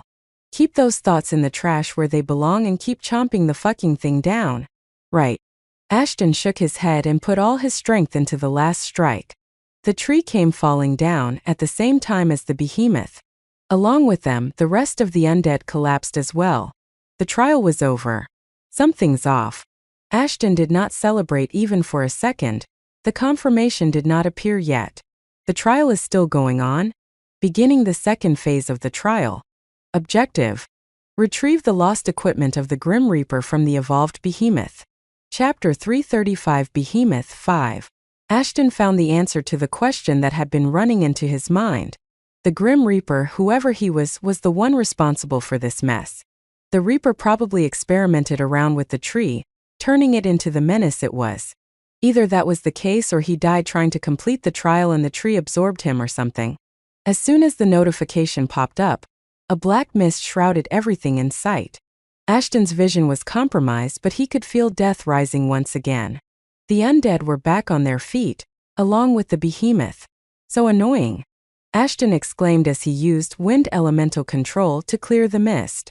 It took a couple of seconds before he finally managed to clear the area, only to see the behemoth had his back turned towards him. However, Ashton did not bother much with the creature and instead began looking for the tree, thinking the tree might have had the Grim Reaper's equipment. Sadly, it was nowhere to be found. It had disappeared into thin air, or someone had made it disappear. But with the tree gone, only one thing could have the Grim Reaper's equipment: the behemoth. The creature still had his back towards Ashton. The latter saw this as a golden opportunity to end the trial once and for all. "I can't waste this time," Ashton yelled as he prepared to lunge towards the behemoth with Bommand in his hands, ready to sever the undead's head. But before he could even move, the behemoth let out a blood-curdling scream. "Garden!" Ashton fell to his knees while covering his ears. The pain wasn't overwhelming, but for some reason he couldn't think clearly. The high-pitched wailing felt like someone was scratching his skull with a metal brush. It might not have been painful due to his pain resistance, but Ashton felt like he could lose his mind at any moment. He wasn't the only one who suffered from this sudden attack either. The wolves, along with the undead, were having a hard time as well. It was as if the behemoth did not give a fuck about anyone or anything except himself. Which was true after all. The tree might have some control over the other undead. But the behemoth did not. Meanwhile, blood flowed out of Ashton's nostrils and ears as he forced himself back to his feet. He even managed to open his eyes, but the vision was hazy. He could roughly make out the things in his surroundings, but that was it. Suddenly the wailing stopped. Ashton felt relieved for a second. But if the wailing had stopped, that meant the behemoth was about to attack him. He hurriedly equipped Hydra's armor before opening his eyes, but couldn't find the undead behemoth anywhere. Instead, he discovered a gaping hole in front of him. It was dark and Ashton could not see inside the hole so well, thanks to his head being a mess. However, judging from the size of the hole, the behemoth must have escaped through it. This move made sense. After all, no matter how strong the behemoth was, he must have been hurt after being thrashed by Goliath. Therefore, he had to make a hasty retreat. On top of that, since the trial was still incomplete, Ashton knew what he had to do. Even if he didn't want to. "You're not planning to jump in, are you? No matter what I say, you can't possibly be such a moron to do something like this. You should send your Goliath instead. That would be a better option." Ashton nodded. Could easily be a trap as well. In any case, sending Goliath inside would have been the better option. After all, it wasn't like Behemoth would be able to kill it. "I think I have." Before Ashton could even complete what he was saying, a gigantic hand ripped through the ground, lunging at him. He tried to dodge, but he was still under the influence of Behemoth's previous attack and his body coordination was a bit off. The hand was going to smash his head. But out of the corner of his eyes, Ashton saw the white giant rushing in to stop the attack. Within moments, Goliath had grabbed the hand and pulled Behemoth out of the hole with ease. Goliath wasn't going to take shit from anyone. How dare that damned undead bastard to have the audacity to hurt his master in front of him? As soon as Behemoth was back on the ground, the Goliath slammed his knee right into Behemoth's face. The kicks kept coming, and Behemoth couldn't do anything but take them as Goliath already had his hands forcing Behemoth's face downwards. But Ashton could feel something was off. Goliath's kicks were just as explosive as before, and yet after taking so many hits, Behemoth stood there as if he wasn't hurt at all. He immediately rushed in to help the giant, but he was a bit too late. As Goliath threw another kick, Behemoth blocked it using his forearms, before freeing himself from his opponent's grasp and headbutting the white giant. Headbutting a skeleton would have been painful. Behemoth was doing himself more harm than good. At least that would have been the most logical outcome. But something unexpected occurred. How the hell? Ashton mumbled in absolute shock as the head of Goliath shattered into bits as soon as Behemoth's strike landed on its head. So far, no one except him had managed to do so. Not even Sven or Gokung for that matter. The only one who had ever overwhelmed Goliath like that was him. But Ashton knew his eyes weren't playing any tricks on him. Just like that, the giant was down and out for good. It was quite a feat to destroy something that was made to absorb an astronomical amount of damage. Once Goliath was down, Behemoth turned his attention towards Ashton. It was the first time Ashton got a good look at the evolved Behemoth, and it looked much uglier than before. His facial features had changed a lot. The Behemoth no longer had those empty eyes. His entire forehead was covered with blisters and tumors which entirely covered his eyes. On the other hand, the undead had grown a mouth-like slit across his face and had a tongue that was covered with thorns and dangled down, almost touching the ground. And here I was thinking you couldn't possibly look uglier. Ashton smirked. Well, it isn't the first time I was wrong. Nor would it be the last. He was no stranger to how dangerous the behemoth had become. Yet, his mind was as calm as a freak's. It wouldn't have been much fun if the trial ended like that either way. Not to mention, the stronger the enemies were, the harder it was to beat them and the more fired up Ashton would get while facing them. This case wasn't any different. With Bommand in his hands, Ashton charged at the behemoth. The creature saw him coming and snarled loudly, before whipping his vicious-looking tongue at him. Ashton didn't dodge it though. He had had enough. No more running. Now was time to either go big or go home. Instead, he caught the tongue and wrapped it around his arm. It felt like hundreds of syringes were trying to pierce through his skin, but the Hydra's armor ensured he wasn't hurt. Ignoring whatever discomfort he felt, and Ashton pulled the undead toward him with extraordinary force. A moment later, the behemoth's feet were off the ground as he made an arc over Ashton before being slammed into the horde of undead. I must say, the way you crushed Goliath's head was impressive. Even after evolving, Behemoth's level barely exceeded Ashton's cumulative. In other words, the behemoth might look scary, but apart from his looks, there was nothing more to be scared of. But Ashton wasn't done yet. The tongue was still wrapped around his hands, so he did what any logical person would do. He sliced it with a swing of his blade. Behemoth screeched in pain, thrashing everything around him, including the undead. This tongue might be useful later on. I can think of a few things I could get made out of it. Ashton examined the tongue while his opponent was down, but I can get a lot more things made out of your body. Behemoth got up once again, chowing down on whatever he could get his hands on. Ashton didn't know why, but his guess was the damned monster wanted to recover some of his lost HP as, unlike his other wounds, the tongue did not heal back. Could it be his organs are his weak points? You will have to operate on him either way. It would be a waste to not get at least one of his skills. Also, the fucker had most likely digested whatever that piece of equipment was, so you'll have to tear him up either way. Ashton swung Bommand in anticipation. Who wants some behemoth soup? Chapter 336 Warden. Ashton rushed in to finish the fight, but as soon as he took a step, everything froze. The undead, the wolves, the air, everything. He was still aware of his surroundings, but he couldn't move an inch, nor could anything else. It was as if someone had stopped the time itself. What's going on? Ashton asked Astaroth, but there was no answer, damn it. Ashton did not like what was going on. Even Astaroth was frozen. But unlike what he was thinking, not everything was frozen. From the corner of his eyes, Ashton saw the behemoth making his way toward him. It could have been one of the undead's skills, but to be honest, Ashton was too focused on the behemoth to even think about anything else. He was helpless, and the behemoth could finish him in a single strike, had he desired to do so. But it didn't seem like the creature was planning on ending him so soon. You, human. A voice echoed in Ashton's ears. You are human, yet you're different. 2 souls, 1 body. Not like you were supposed to be. For a moment Ashton thought he was going mad. But what he heard was true. The behemoth was speaking to him as he slowly approached him. What do you mean? You were created to embody the precursors. The behemoth hissed while he walked around Ashton.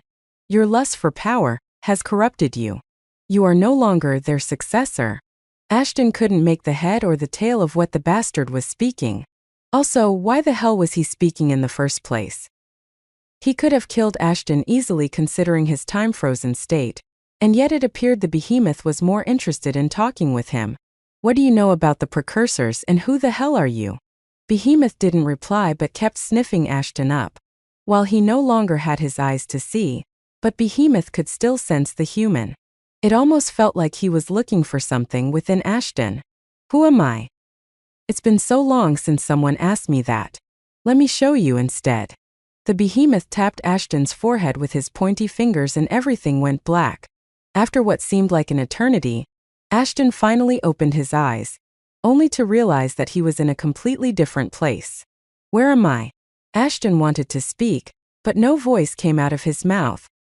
He looked down and the sight surprised him. He could see through himself as if he was a ghost or something. What's going on?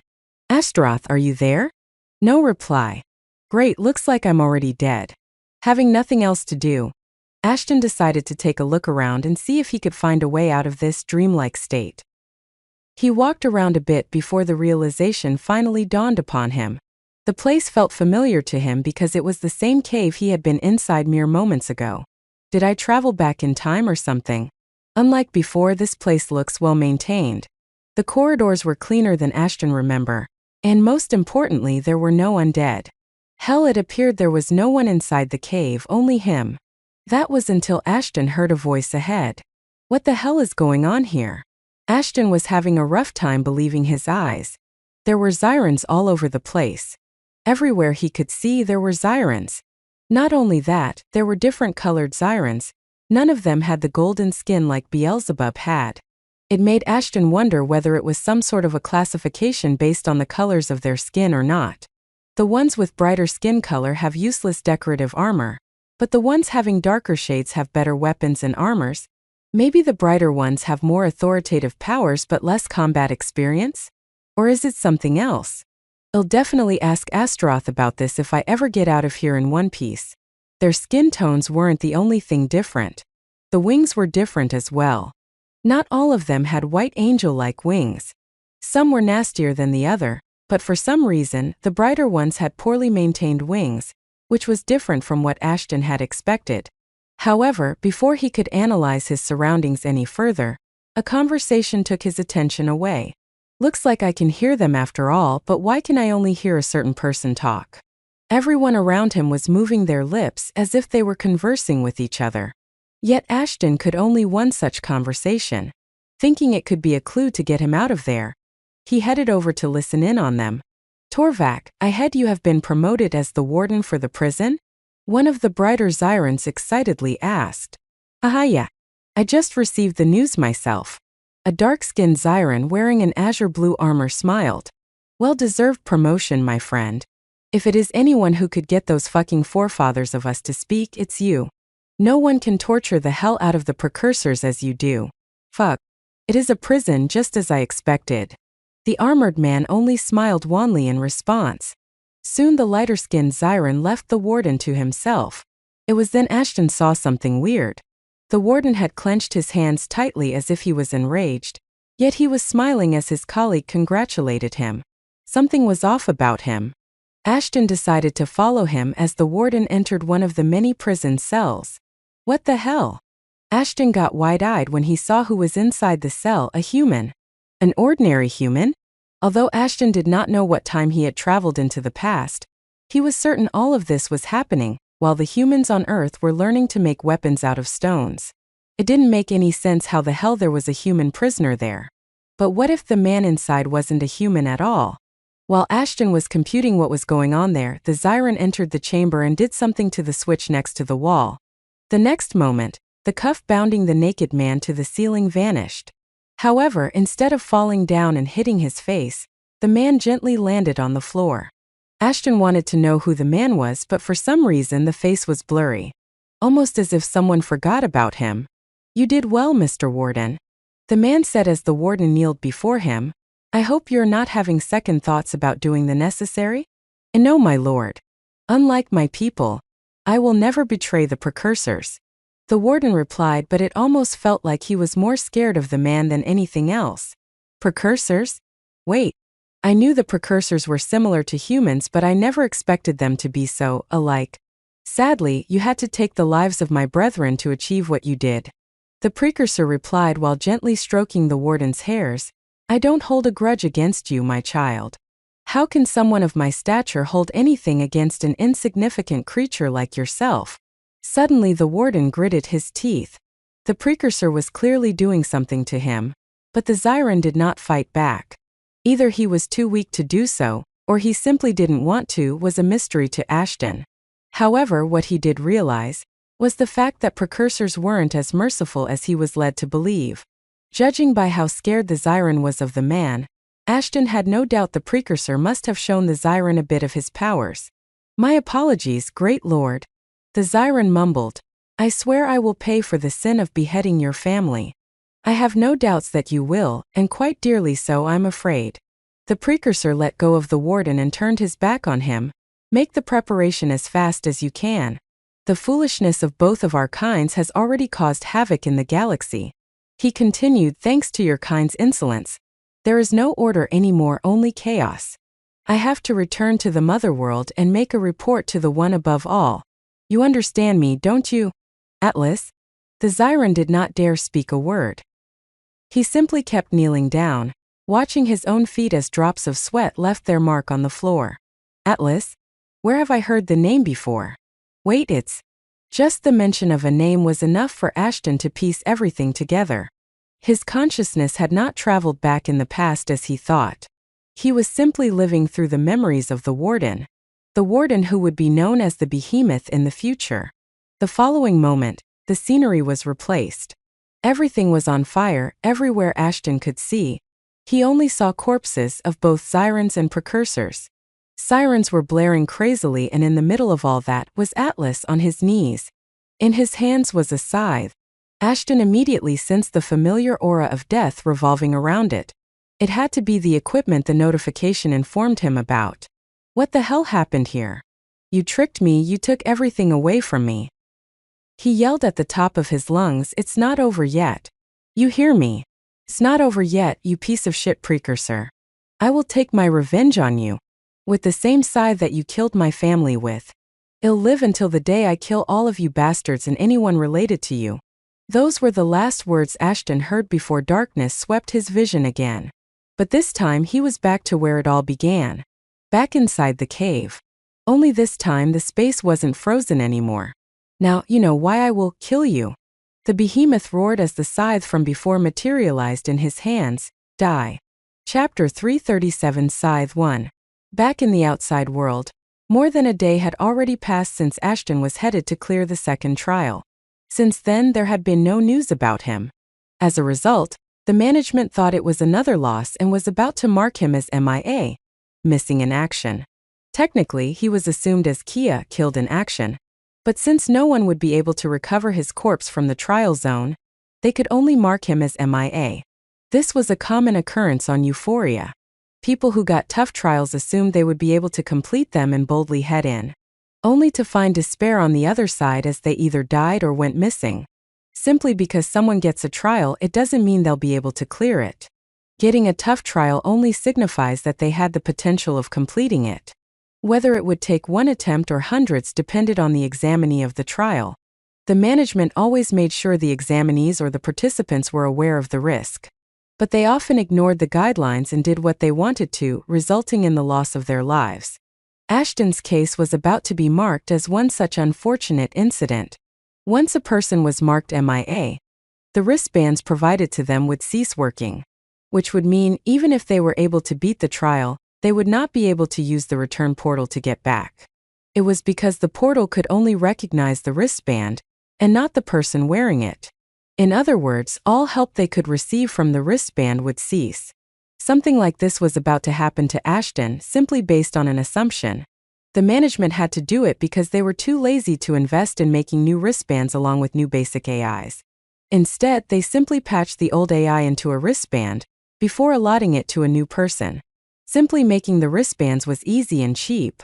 But manufacturing new AI was both expensive as well as time-taking, and time was something the management did not have as thousands of new examinees entered the trial every day.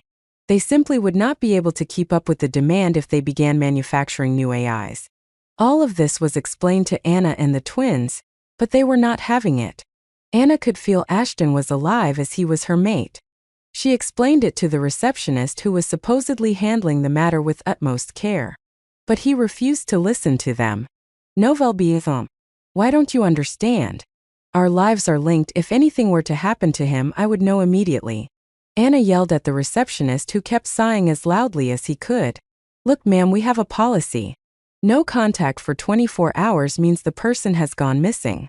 We can't keep on wasting our resources on every weak-ass moron. He barely said that when Anna grabbed him by his neck and effortlessly lifted him off of his seat. The person looked terrified to the limit. He did not even try to fight back. Well, even if he had tried, there were two more ladies with their swords out who would have chopped him to pieces. Unfortunately for the ladies, the place was filled with guards, who immediately rushed in to stop the girls from causing a mess. The soldiers had already heard the tale of what happened to Lady Otaiga's special force a couple of nights ago. Novel Biathom. Thus, they did not want to mess with them initially, and were a bit hesitant before taking action against the succubus. But it wasn't like they could skip out from doing their duty, especially when so many people were watching them. They had already been turned into a joke after what the one named Ashton did to the third monarch. If they wanted to preserve whatever semblance of authority they had to make an example out of the ladies to make sure no one else even thought about causing a ruckus. Not even the strongest of them all. Put the man down and surrender yourselves. The force's captain yelled. Failing to comply would result in a painful learning experience for you, and an entertainment session for us. Pain can be entertaining too, don't you think so, Leon? Who the hell, Lady Odiga, how can I help you? The captain's tone changed instantly when he saw Odiga and her guards along with Leon. It is none of your concern, Captain. Take your men out for a patrol while I do my business here. Odiga replied without even sparing the man a look. My men would be taking over your duties till I accomplish what I came here for. But my lady, I'm sure you know the guards can't leave their assign. The captain tried to argue but was immediately received a verbal slap across the face by Leon. I am your commander. I can make or break as many rules as I please. Either you follow Lady Otaiga's command, or I'll station you someplace where you and your soldiers would beg me to kill you. Is that what you want? Honestly, Leon did not give a shit about what happened to that bastard called Ashton. However, since Odiga was still suspicious of him, he was forced to play the good guy. And no, sir. You heard the orders. Let's go. The captain saluted Leon and ran out of the place as if their asses were on fire. Once everything had calmed down, Odiga placed her hand on Anna's shoulders. Hurting him wouldn't make your man come any faster. She whispered in Anna's ear, why don't you let me handle this mess? Her man? The twins looked at each other with confused eyes. But they realized what Odiga meant a moment later. Irina was visibly confused and upset, but Verena smiled before nudging her. Being the mature one among the two, Verena knew it wasn't the time to discuss such a thing and hushed Irina while Anna let go of the receptionist. As soon as the receptionist's feet hit the ground, he was ready to get his revenge. How dare someone from a lowly civilization to touch him without his permission? But before he could do anything, Lady Odiga interrupted him. Piahem rickshaw, is it? She said while looking at the man's name tag. My lady, what pleasure do I owe to have you here? Rickshaw faked the most sincere smile that he could. It's related to the man you are so intent on screwing over, Odiga replied with a straight face. Too don't understand what you are saying, my lady. Rickshaw was clearly flustered. As expected, he was hiding something. Why would I do something like that to a participant I have never even seen before? Do I need to spell it out for you? I gave Ashton Fenrir a special task to accomplish inside the trial zone. That's the reason his wristband is acting weirdly. Odiga replied, until he finishes the trial. No one is allowed to pull the trigger on him. Is that clear? I'm not sure if I can. Correct me if I'm wrong, but the abandonment rule has not been forced so strictly ever before. Then why now? People have been given a chance to prove themselves before. Some even have cleared a trial well after a week had passed from the allotted time period. She continued, I know it very well because I was one of them. Then would you mind telling me why are you being so persistent about pulling the plug as soon as 24 hours have passed? My lady, it's not like that. We need those AIs to allot them to new. Odiga sighed heavily and the man felt like his life was coming to an end. Seriously?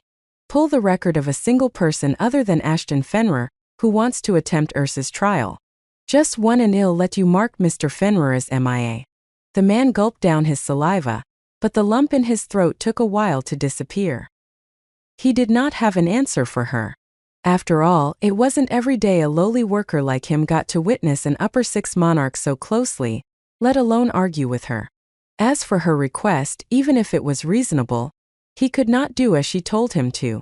Rickshaw had already made a deal with Jacqueline to get rid of the man in question as soon as he could for any possible reason. The money he was supposed to get had also been transferred to his account. If he backed out now, Jacqueline would stop at nothing and his lackeys would most definitely end him. The choice would have been simple if it was someone other than Lady Odiga stopping him. Since Jacqueline was the third seat and Odiga was the fifth, usually anyone would have supported the one with the higher seat.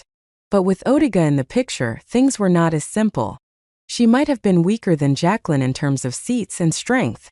However, she possessed the strongest and most reliable intelligence network in the Orion Belt.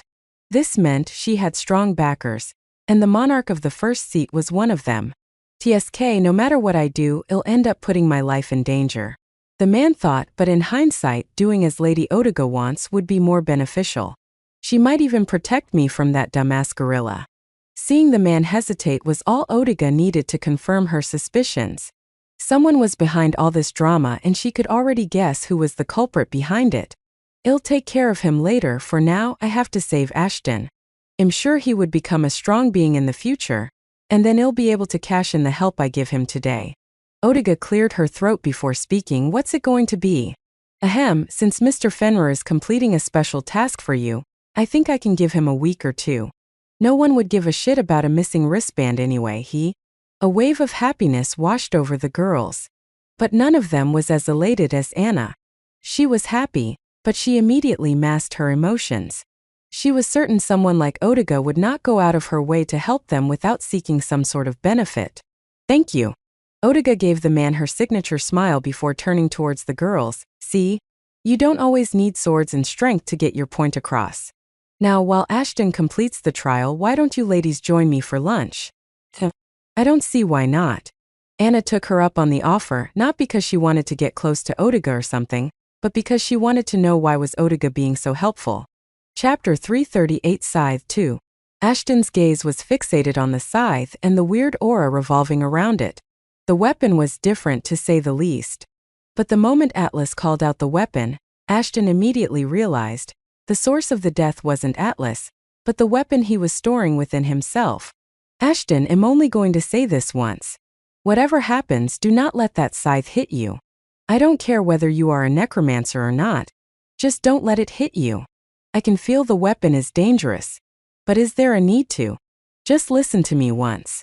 I don't have a good feeling about it. If that weapon can kill so many Zyrans, you do not stand a chance against it. Fine, you don't have to lose you shit like this. Ashton replied while steadying Bommand. I wasn't planning on getting hit by Atlas or his weapon either way. I can feel your gaze on me, foolish human with two souls. Atlas snarled, you will never succeed in defeating me, with a frail body like yours. Oi, stinky breath, could you keep your mouth closed while we fight? Ashton replied while trying his best not to puke, not to sound rude or anything, but your 1,000-years-old breaths will kill me before you get an opportunity to. Atlas loudly gritted his teeth before launching an attack on Ashton. Ashton could sense that Atlas wasn't the same as before. He had changed, and for the better. He wasn't going to have a great time fighting an undead Zyran. Damn, he is fast. Ashton barely managed to parry the attack while only spending on his undead genes. But Atlas wasn't done yet.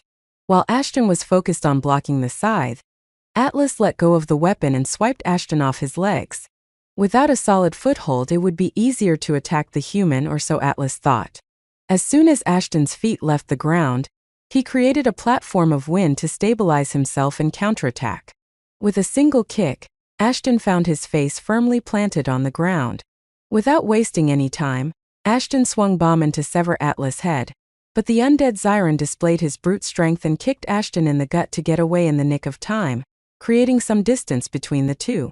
Draconic Physique has converted the 50% true damage into physical damage and magical damage respectively. Draconic Physique has reduced the physical damage by 25%. Draconic Physique has reduced the magical damage by 20%. So that's how it works, and I was thinking it would nullify the true damage instead. Ashton thought once he managed to stop himself from sliding backwards. But more importantly, I can't seem to overpower him using strength. TSK. It's a shame the wolves are already occupied. Atlas got back to his feet and appeared to be agitated. Ashton didn't know with certainty why he was behaving like that, but if he had to guess, Atlas' reaction was a result of his HP loss. Even though Ashton lost more HP from his attack. I guess he doesn't like getting hit at all. Pathetic. Atlas yelled while scratching his face with his claws. Pathetic, weak idiot. You are too weak. You are not even as strong as the Zyrans. Pathetic, weak. Getting hit by you is humiliating. Oi, aren't you getting a bit carried away now? When the day started, Ashton never thought he would have an undead bastard calling him out for being weak. Yet, there he was listening to Atlas rant about how weak he was. To be honest, if ranting would make the bastard die faster, then Ashton had no problem lending him an ear. If that were the case, he would have been dead for a long time. True, jokes aside, if things keep proceeding at this speed, it'll take a while to beat him. Even though they had only exchanged blows once, Ashton realized where Atlas' strength lay. The undead Zyron was thicker than Maras, but not only did he have an absurd amount of damage reduction, but he also had a high regeneration ability. These factors not only made it impossible to either one-shot him but also protected him from getting his HP chipped off slowly. Whatever little bit of HP Atlas might lose, he could simply recover it from his broken regeneration ability. Kill you. Kill you. Atlas lunged at Ashton once again, but this time Ashton was prepared. The moment Atlas raised the scythe above his head, Ashton ducked below and immediately targeted the undead's legs. Atlas had been too focused on striking Ashton down that he forgot to cover his openings. Ashton heard the legs getting sliced off and immediately turned around to launch another attack, hoping to capitalize on the moment. However, by the time he did so, Atlas' legs were already healed. Now this is just fucking annoying. Before Ashton could even prepare himself, Atlas flung his scythe toward Ashton. Ashton easily dodged the flying scythe. It wasn't until it was too late did he realize his mistake. Atlas used the scythe as a distraction to close the distance between them. It was never his intention to hit Ashton with the scythe. He wrapped his hands around Ashton, pulling him into the most disgusting and strong bear hug Ashton had ever faced. Now you die, Atlas whispered in his ears before biting into Ashton's shoulder. Art, let me go, you bastard. Ashton summoned all his strength and began headbutting the undead Zyron, as his head was the only weapon he could use since his hands were tucked to his sides. All thanks to the bear hug. It took well over a dozen attempts before Atlas was forced to let him go. Even then, the damage had already been done. Ashton's skin around the bite marks turned black in a couple of seconds. Soon his entire body began getting numb. Ashton couldn't feel any pain, but he knew something was seriously wrong. It couldn't be poison, as he had already obtained immunity from being poisoned after defeating Hydra. Death is a disease like none other. Atlas smiled when he realized his plan was already working. I, who ingested the scythe of death for millenniums, have become one with death. Being attacked by me is the same as getting attacked by the scythe. Your death is now certain. So that's it, huh? You have made death flow into me? Ashton sniggered. I don't think anyone told you this, but one shouldn't boast about their grand plan before it takes effect. Laugh all you want, you are already dead. Ashton placed his hand on the wound. No shit, Sherlock. I am already dead. More like, I'm already undead, so doing something like this would not affect me at all. The next moment, Ashton ripped off the corrupted flesh from his shoulder. As soon as he did that, everything went back to normal. Although he had a gaping hole where his shoulder mass was supposed to be, he was alright. No, he was better than before. Because now he knew what Atlas was capable of. However, the reverse wasn't true. Time to show you what I am truly capable of. Ashton smiled as his wound miraculously healed. Sorry to disappoint you, but am no human. Neither am I an undead. Unlike you, I am one of a kind. A being that was never supposed to exist in this damn galaxy. I am a fucking Zompirewolf. Werewolf level 56. Genes have been activated. Vampire level 54. Genes have been activated. Effects of cumulative levels have been revealed. User's current cumulative level 110. User's current cumulative grade C intermediate. Chapter 339 Scythe 3. The sudden surge of potency in Ashton baffled Atlas. He couldn't believe the mortal was hiding his true strength till now. His abilities made him almost unkillable, even if the power of death had corrupted him and made his rank fall after his death. His combination of tanky abilities was the reason why he was able to kill even the most fearsome precursor prisoners after they betrayed him. I don't care, no matter what you become. Atlas laughed. You still can't defeat me. That's right. The number of broken abilities that he possessed made it impossible for Atlas to die. Not to mention, his weapon was something the precursors had created. There was no way a mere mortal would be able to get rid of him so easily. But why was he reassuring himself over and over again? The reason was standing in front of him. Ashton's sudden power-up had forced Atlas to be concerned about his safety. What else could the mortal be hiding from him? Atlas' train of thought was stopped when he saw Ashton's expressionless face. I told you to keep your mouth shut, didn't I? Ugh, just go back to being a mouthless piece of shit, please. Ashton reminded Atlas of his words. Your breath makes me want to puke. Especially now that I have a werewolf's keen sense of smell. Ashton might have been busy mocking Atlas, but on the inside he was having a different conversation. Astaroth was furious with Ashton's lack of sincerity, even though he wasn't someone who would remain serious during battles himself.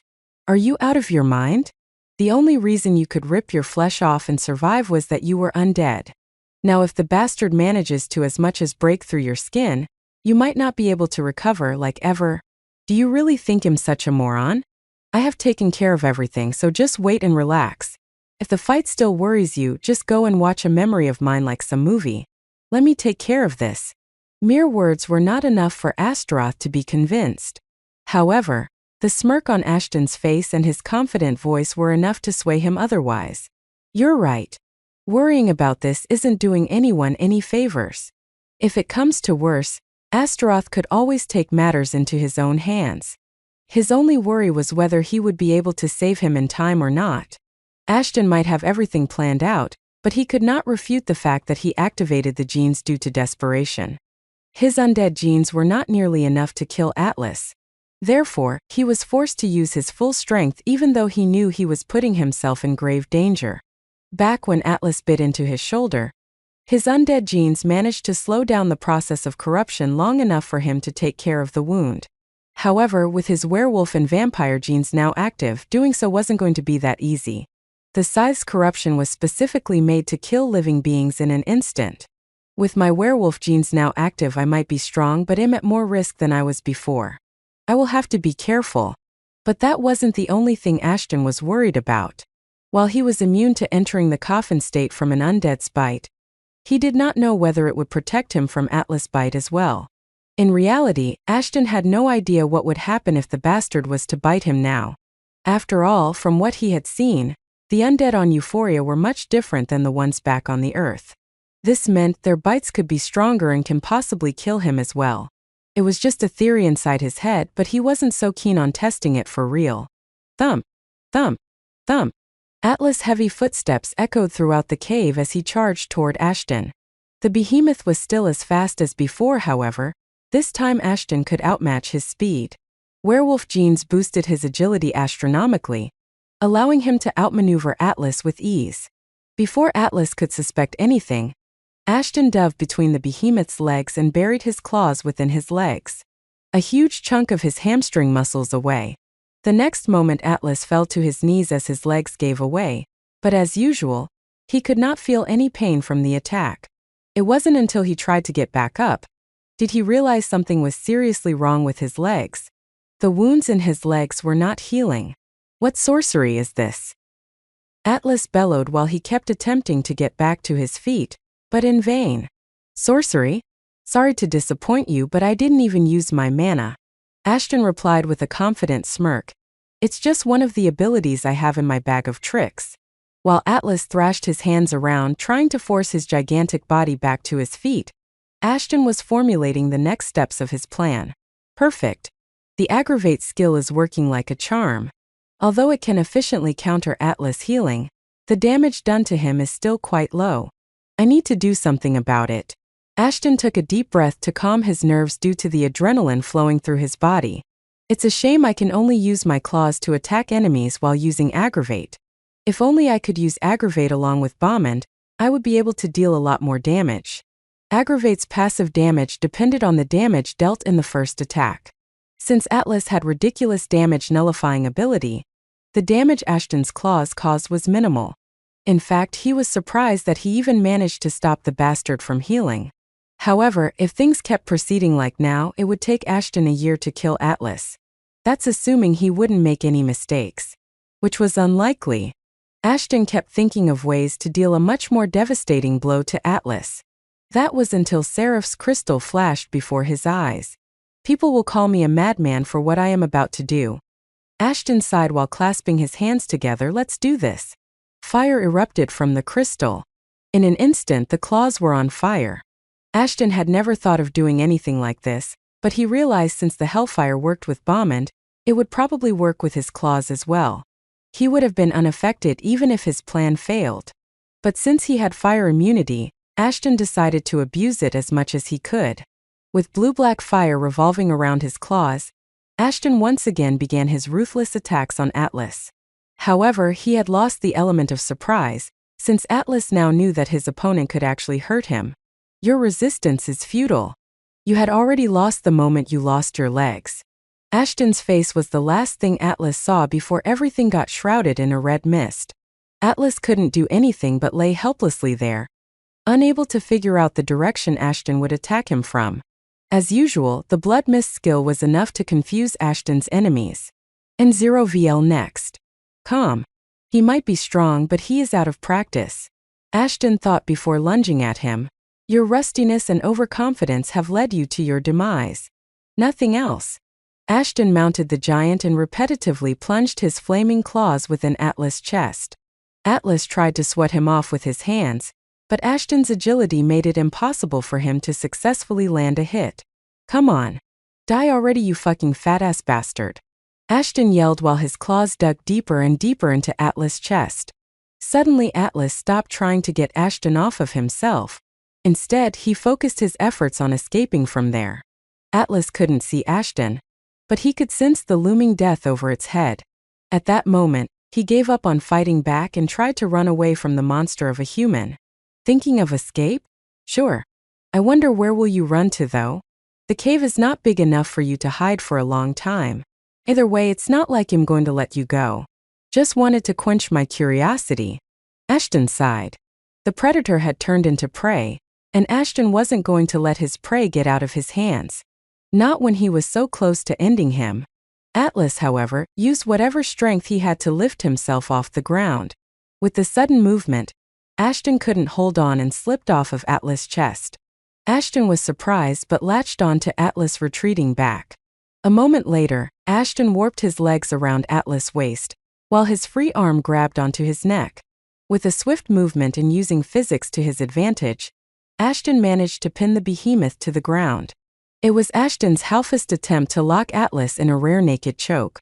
However, he had made a mistake. The behemoth saw the opportunity and bite into Ashton's arm. It was over for the mortal now. Atlas felt Ashton's grip weaken and waited to hear the screams as Ashton slowly withered away. But the wait never ended. There were no screams, just calmness. Until the grip tightened once again. How? You are so predictable. I knew you were going to bite me, so I simply turned off my jeans for a moment to take care of the wound. Ashton whispered into Atlas' ears, you can keep biting my arm as much as you want. But you are dying, and that fact would remain unchanged. Atlas bit into Ashton's hands a few more times, but the end result remained the same. Just like Ashton had stated. However, the chokehold wasn't going to kill the undead. That's why Ashton improvised. Rather than grabbing his bicep with his other arm to complete the traditional chokehold, Ashton plunged his free hand straight into the behemoth's chest to keep attacking him over and over. Aggravate's passive damage coupled with Seraph's flames was enough to slowly eat away Atlas' HP. No, my revenge isn't complete. Let me go. Atlas thrashed his arms around for a while, before letting out a final cry of pain. Soon the behemoth stopped moving. Its limbs turned limp, falling sideways. Ashton's job was complete, and so was the trial. The trial has been concluded. Official results. The secret ending has been fulfilled. The participant wins by default. Since an impossible feat has been achieved, additional rewards would be provided. Equipment. Grim Reaper's Scythe would be awarded as a special clearing reward. The participant will be teleported out of the trial zone in 20 seconds. As soon as the notification appeared, all of the remaining undead turned to dust. Everything had been handled. Finally, it's done. Ashton mumbled and pushed the behemoth off of himself, before looking at him like the greedy gentleman he was. Now what should I do with you? Chapter 340. All eyes on you. A few moments later, Ashton was teleported out of the trial zone.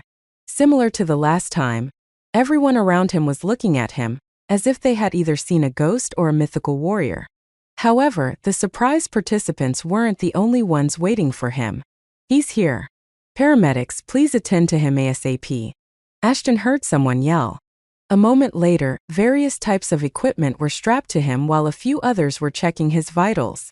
Judging from the way they were behaving, it didn't seem like they believed he would come out of the trial zone in one piece. What is going on here? Something like this didn't happen to him when he cleared Hydra's trial. Then why were they going overboard this time around? Did something happen in his absence? "Don't worry. It's just a standard procedure." Otaiga's voice popped out of nowhere. "You have been gone for a while after all. They need to check if you have contracted a disease or something." Ashton turned around to see her standing there in a nightgown. Not only her, everyone except the participants, security and paramedics were wearing similar attire. Till now, he hadn't noticed it was already night, and all the light the paramedics were throwing his way did not help either. "It's night already? Damn, it took me a lot longer than I expected." Since he had entered the portal during the day, it must have taken him an entire day to clear the trial. Hydra's trial only took him a few hours to complete, yet a trial which was supposedly easier than that took him longer to clear. It didn't make any sense at all. Clear. Nothing's wrong with him. Nor did we find any foreign virus or bacterium on him. Still, I'll advise you to quarantine yourself for a couple of days, just to make sure you're good. After half an hour of tests and other medical procedures, Ashton was given the green light to go. Ashton looked around. He was expecting to see Anna there as well, but she was nowhere to be found. Maybe she was tired from her own trials. "I should probably head out as well. Mr. Fenrir, do you have some time?" Odiga politely stopped him before he could leave. Although Ashton wanted to hurry back to the hotel, he decided to hear Odiga out. Since someone as important as her was there to attend to him as soon as he was out of the portal, he could spare some of his time to hear her out. "Sure, what is it?" "This might not be the right place to talk," she replied with a smile. "Would you mind accompanying me to my quarters?" Ashton was a bit wary of them, especially after the stunt Leon and his sister pulled on him. But he also wanted to have a somewhat good professional relationship with Odiga. She seemed a lot more influential than anyone else he had met. Getting close to her would certainly help him. So he agreed to her request. "Aren't you trusting her a bit too much? She is cool, I think. Also, it's not like I'm heading in blindly. If she or anyone tries to pull something off, it'll make them regret it for the rest of their lives. That is, for a couple of seconds. You're getting way comfortable with the thought of killing someone. Learned it all from the Zyrants and probably the precursors as well. Touché. This bastard survived?" Leon was ready to breathe fire the moment he saw Ashton unharmed. Ursa's trial was considered to be one of the easier ones among the upper 6 trials. But it didn't mean everyone could conquer it. Even the monarch of the first seat decided not to try and clear the trial. That alone spoke volumes about the trial. Yet, Ashton walked out of the trial as if he was walking in a park? The trial's difficulty wasn't a joke. Odiga had told him that much after her failed attempt to clear it, a long time ago. That's why Leon was sure he wouldn't have to do anything in order to get rid of Ashton. The trial would do the dirty work for him. But he was wrong, even the trial wasn't able to stop the bastard. To top it all off, what Odiga said to Ashton's harem of girls bothered him. On one hand, Leon was sure Ashton's inclusion in their ranks would be beneficial to them. Yet, on the other hand, he couldn't tolerate someone lower than him being immune to his ability. He did not want someone like him to join their ranks as it would undermine his authority. The one thing he loved more than anything else. "I shouldn't worry, one of these trials should lead to his demise." Leon calmed himself. "It's not like I can do something to him. Not with Lady Odiga keeping an eye on me." It took around 10 minutes to reach Otaiga's quarters. Normally Ashton would have called the place a mansion because that's exactly what it was. There were many guards and warriors patrolling around. Most of them carried weapons, but those with higher levels didn't. Their abilities were the only weapons they needed. Ashton quickly checked their levels and most of them were Kraid. The next thing he noticed was even though they had different attires, the color of the attire was the same, black. Trees and few other decorations were the only exceptions to this all-black theme. Odiga did not speak a word till they entered the building. The guards insisted on using special cuffs to make sure Ashton could not access his inventory. But Odiga instructed them otherwise. In her words, he was a guest there. Therefore, he was to be treated with respect and not hostility. Please don't mind the guards. Odiga casually replied. Don't worry, they were only fulfilling their duty. Ashton replied, so what did you want to talk about? I think you already know. I'd like to know more about the trial. What was it about? So that you can go and clear it yourself. I see. Ashton interrupted her. That's the gist of it. Ashton went quiet for a second, before smiling awkwardly. Odiga was a bit confused after seeing Ashton's reaction. She knew someone like him wouldn't give her the information for free. He was too smart for that. That's why she had already prepared to give him quite a few things to bribe the info out of him. If you want money or anything for that matter, I'm willing to help you out. Odiga stated the obvious, but Ashton shook his head. Please don't misunderstand me. Ashton toned down his smile. I can't give you any information regarding the trial, because the trial does not exist anymore. There's nothing more left to do there. Chapter 341. All eyes on you too. Ashton did not lie when he said that. There was nothing left to do in the trial zone anymore. Atlas, who happened to be the secret boss, was already dead, and as for Ursa, she had been freed as well. The two objectives of the trial were over and done. As for the undead, well, they died along with Atlas. Therefore, the trial zone did not have any trials remaining. These were the only challenges the zone had to offer. But now that neither Ursa nor Atlas exist in the trial zone, there was nothing left to do. Nouvelle Bietham. There were a couple of more things that Ashton did there after completing the trial. But they were none of Otaiga's concern. Things like Ashton had a new summon as well as a certain new ally. Such things were better left hidden. Odiga nodded along while Ashton recounted the tale of his trial to her. The more she listened, the more she realized how different his trial was from hers. She was only given the objective to escape the trial zone while the siren tried to hunt her down.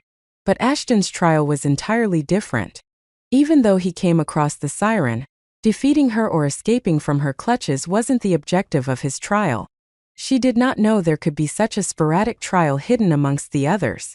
Leon kept making odd noises all the while Ashton narrated the happenings.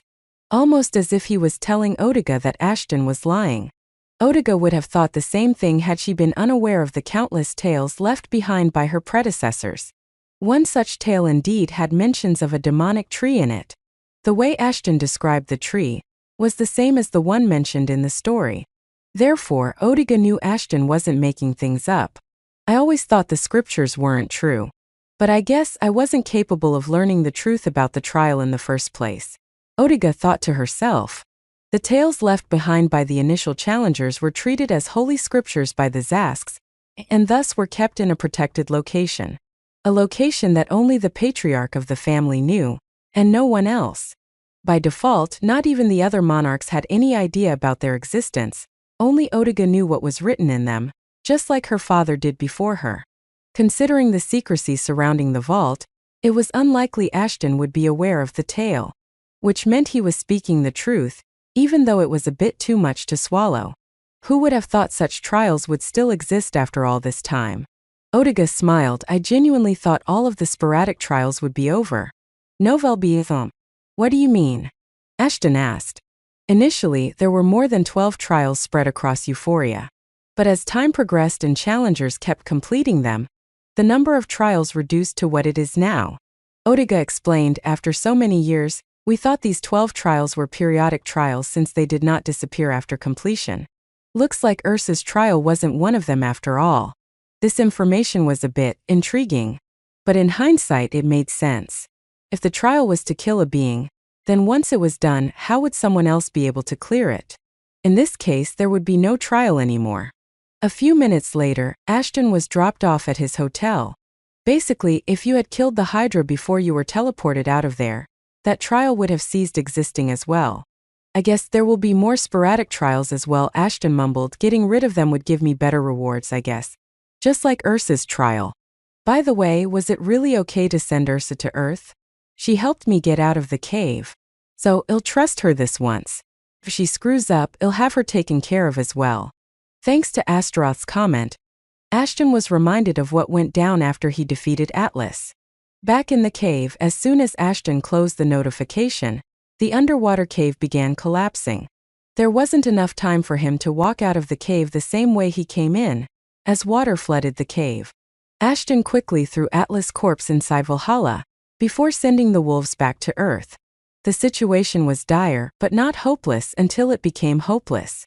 Ashton fought the wave and almost managed to get out of there on his own. However, his fight with Atlas and the way he continually switched his genes had exhausted him. Fighting the high-pressure water wasn't something his body could tolerate. At that moment, Ursa arrived to help him safely get back to land.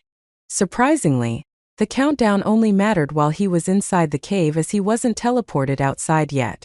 Before Ashton could wrap his head around what was happening, Ursa hugged him tightly, knocking the winds out of his lungs. "Thank you. Thank you for saving me," she exclaimed happily. "Finally I am free." Ashton gently pushed her away after a couple of minutes. "I should be the one thanking you. After all, you saved me as well." "But how did you know?" "When I saw the undead disappear, I knew something was going on inside the cave. So I rushed in to check, only to see that the Ave was falling apart and you were struggling in the current." Ashton smiled awkwardly, realizing that deep down Ursa was still the caring woman she once was. Only this time, no one was going to take advantage of her kindness. "What's your plan now?" Ashton casually asked her. Someone like her, who had been thinking about escaping the prison for thousands of years, should have a plan regarding what they wanted to do next. That's why it came as a surprise to him when Ursa said she had no idea. She had longed for her freedom for so long that she had given up on making it out of there. But now that her freedom was no longer a pipe dream, she did not know what she wanted to do. That's when Ashton suggested she move to Earth. No one would be able to enslave her there, and she would be able to live as she pleased. Ursa was a bit skeptical, but once Ashton opened the portal back to the domain of wolves, and she saw how good of a life the wolves were living, she agreed with his idea. Just like that, Ashton gained a new ally. But that wasn't enough for his greedy ass. Despite Astaroth's protests, Ashton resurrected Atlas. Surprisingly, the only memories he had were of the time when he used to look up to the precursors. Therefore, when Atlas saw Ashton, he readily accepted him as his master. It was a bit uneventful that someone as strong as Atlas immediately accepted Ashton as his new master. But it was fine, since Ashton wasn't in the position he could have fought against the behemoth once again. That was all that happened in the trial zone before he was eventually teleported out of there. Up to this point, nothing had surprised him. However, the real shocker was when Odiga told him how long he had been inside the trial zone. "I still can't believe it's been an entire week since I went missing, and not just a day as I believed."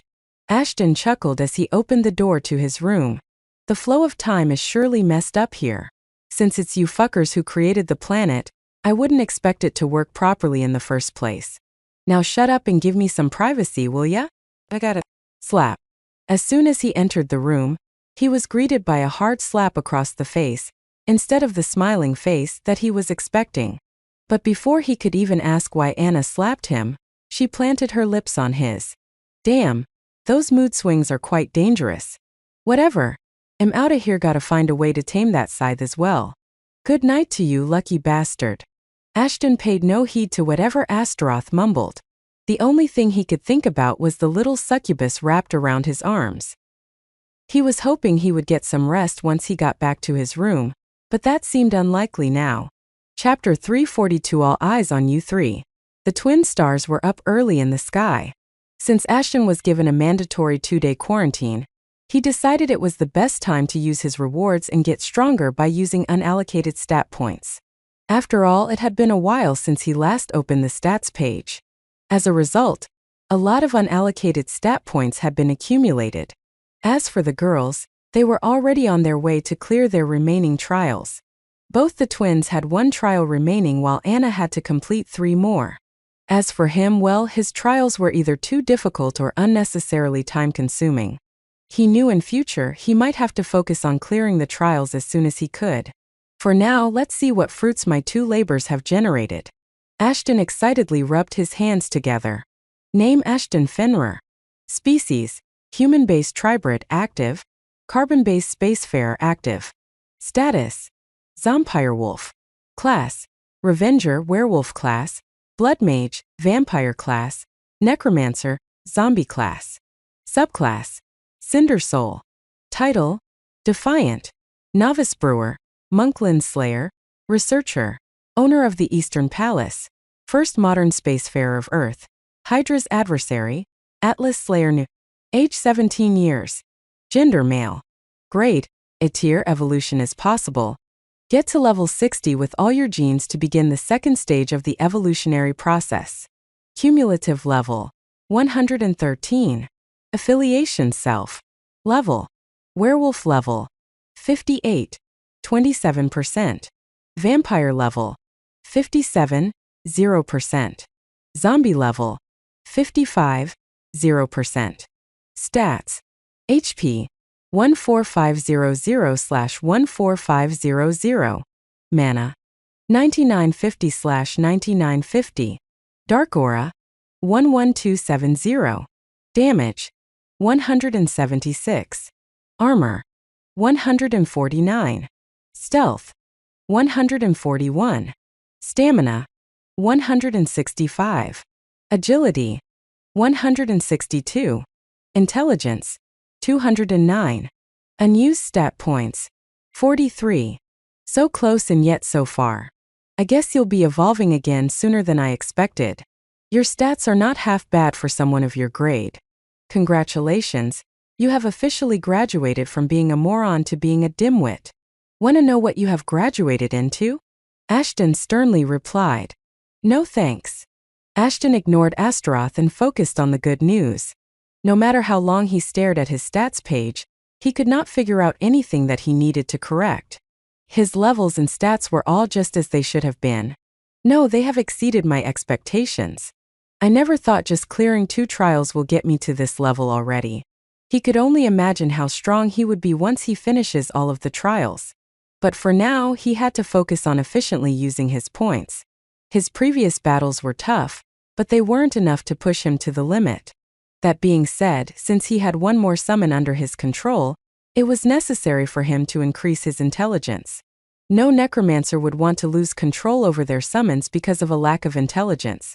Here goes 20 points down in the drain. So you admit your mind is as good as drainage? Of course. You live in it, so it has to be filled with sewage. Technically, both of those things are different. Shut it. Unallocated points used, 43. Intelligence, 209-230. Damage, 176-190.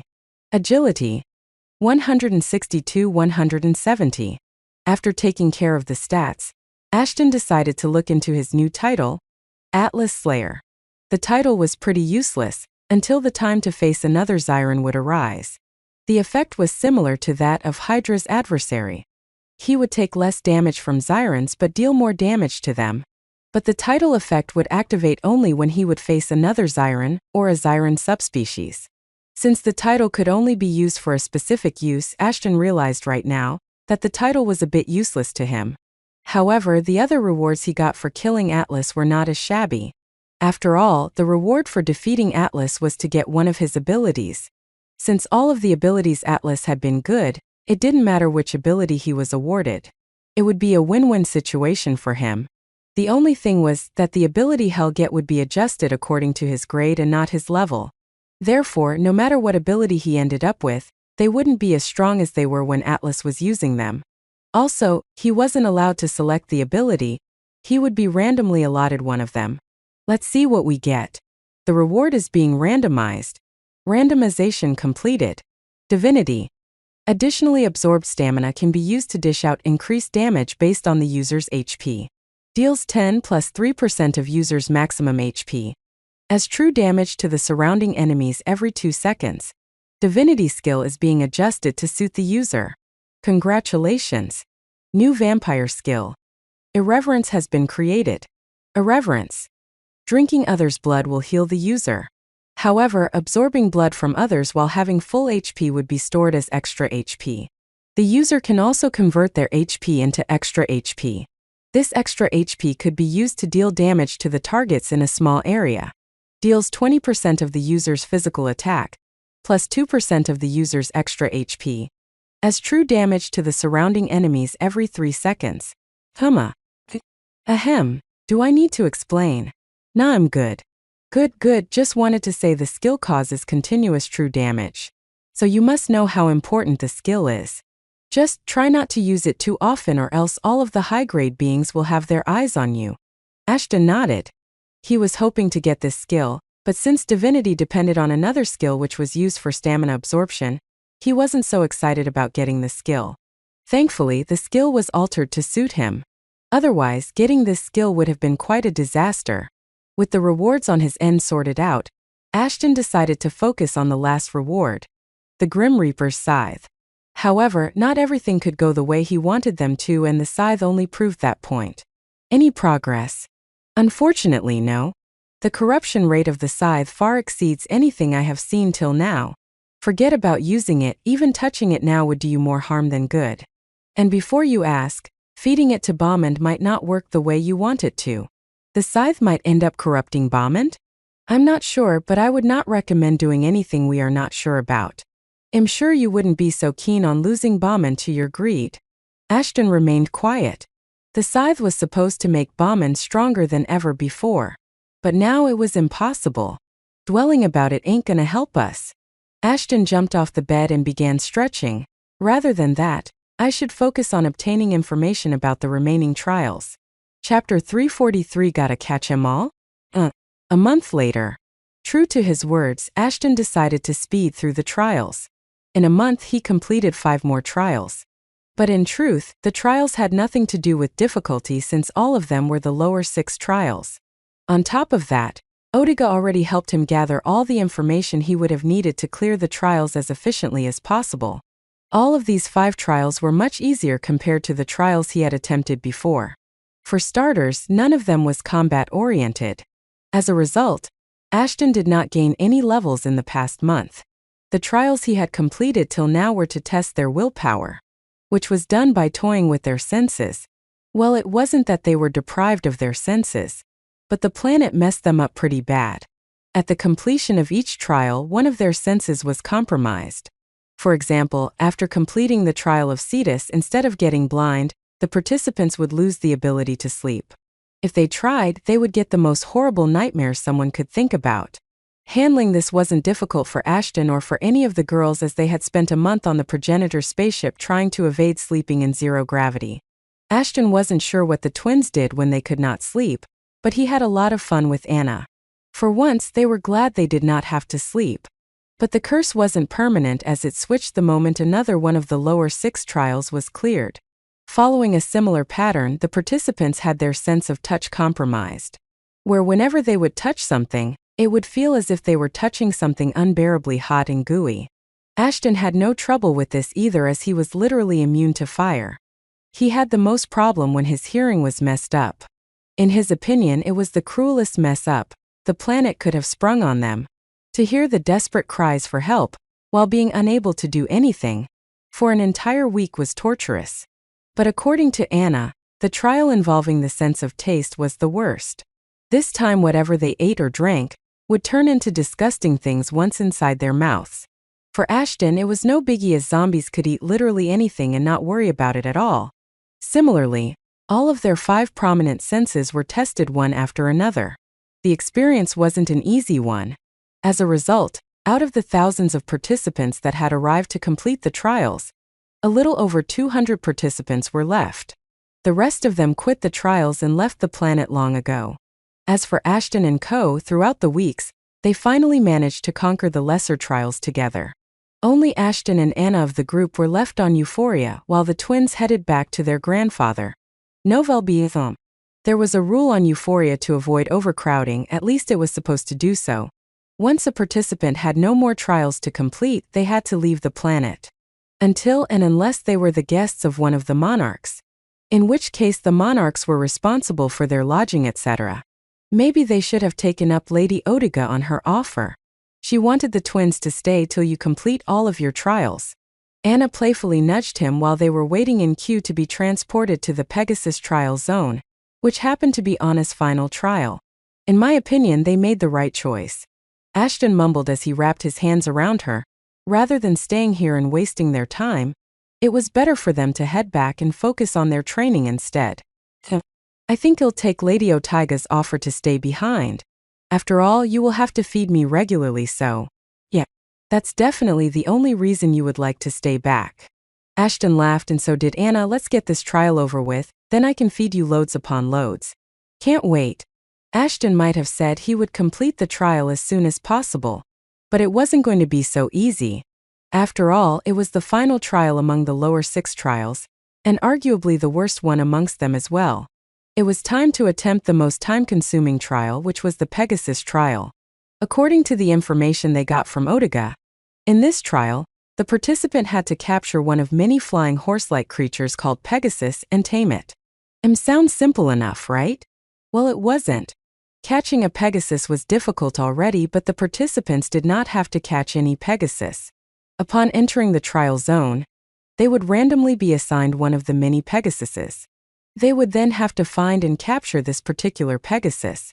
If Sven was there, Ashton would have tamed all of the Pegasuses and the trial would have been a piece of cake, all thanks to his binding skill. Sadly, that wasn't the case, as Ashton had to do it all alone. Technically, he wasn't alone, as Anna would help him and vice versa. Even though they had all the information they would need to catch a Pegasus, wasn't going to be an easy job, which he got to know as soon as he arrived in the trial zone. Also, the hundreds of participants in the area did not help. Most of them were slackers. Ashton could just feel it, and according to the reports that Odiga shared with them, most of the remaining participants were part of an extremist group. None of them was going to put in the required hard work, and rather than capturing Pegasus on their own, they would simply steal them from the ones who do the work. This strategy was much easier and less draining. But it was unlikely those fuckers would try to mess with him. After all, Ashton had become quite a famous personality on Euphoria. Not only was he stronger than all of them combined, but he had also gained a strong backer in Odiga, and no one wanted to mess with her. Anna wanted to clear the trial the legit way if it was possible. Since Ashton wanted to teach the extremists a lesson, she decided to tag along. Well, Ashton wasn't some self-righteous prick. He had another reason for doing so, and that reason was Otaiga's request. She was the one who wanted to teach the extremists a lesson. From what Ashton could gather, she had her fair share of troubles with them. Nothing big, but still annoying kind of problems. Therefore, she decided to mess with them, now that she had the chance. It's gonna be a lot of fun. Ashton smiled while cracking his knuckles. Chapter 344. Gotta catch 'em all? The zone they went to was in complete contrast to the others. While the environment of the other trial zones was gloomy and often got on the nerves of the participants, this time around, the twin suns of Euphoria were shiny over a luscious green forest laden with hundreds of different trees. The forest was gigantic, radiant, and diverse. Its canopy was contested by trees Ashton had never seen before, that permitted ample, shimmering lights to descend for scattered shrubs to control the nut and seed-covered grounds below. Curling vines drooped from every tree. Below them was a range of flowers most of them had never seen before. These flowers were most likely unique to this region of the planet. In hindsight, the place was a perfect spot to have a romantic date or something, especially due to its brightened up and uniform scenery. At the same time, the beauty of the place was contaminated by the discord of beastly sounds, predominantly those of foraging beasts that reverberated through the air and were in harmony with the splashing of fish in a nearby lake. "This place is," Ashton mumbled, but Anna cut him off. "Beautiful," she said as her wide crimson eyes absorbed everything into her memories. "Isn't it?" "Why, yeah, beautiful. That's exactly what I was about to say." Ashton instantly agreed, before muttering his true thoughts within himself. "I did not think it was disgusting or anything. Sucker. You want me to suffer one of these nights? My bad, I forgot you were a masochist. Sorry to disappoint, but I don't have either voyeuristic or masochistic tendencies. Not that it's weird or anything, everyone has their own kinks. But watching others sure as hell ain't mine. Right, killing is more like your thing. As is yours." Ashton couldn't disagree even if he wanted to, as he knew what Astaroth said was true. A year and a half ago, he wouldn't have even thought about killing someone, other than Mara for obvious reasons. But now, he never hesitated before killing someone or something if they bared their fangs at him or someone he cared about. Honestly, it was a bit scary now that Ashton thought about it.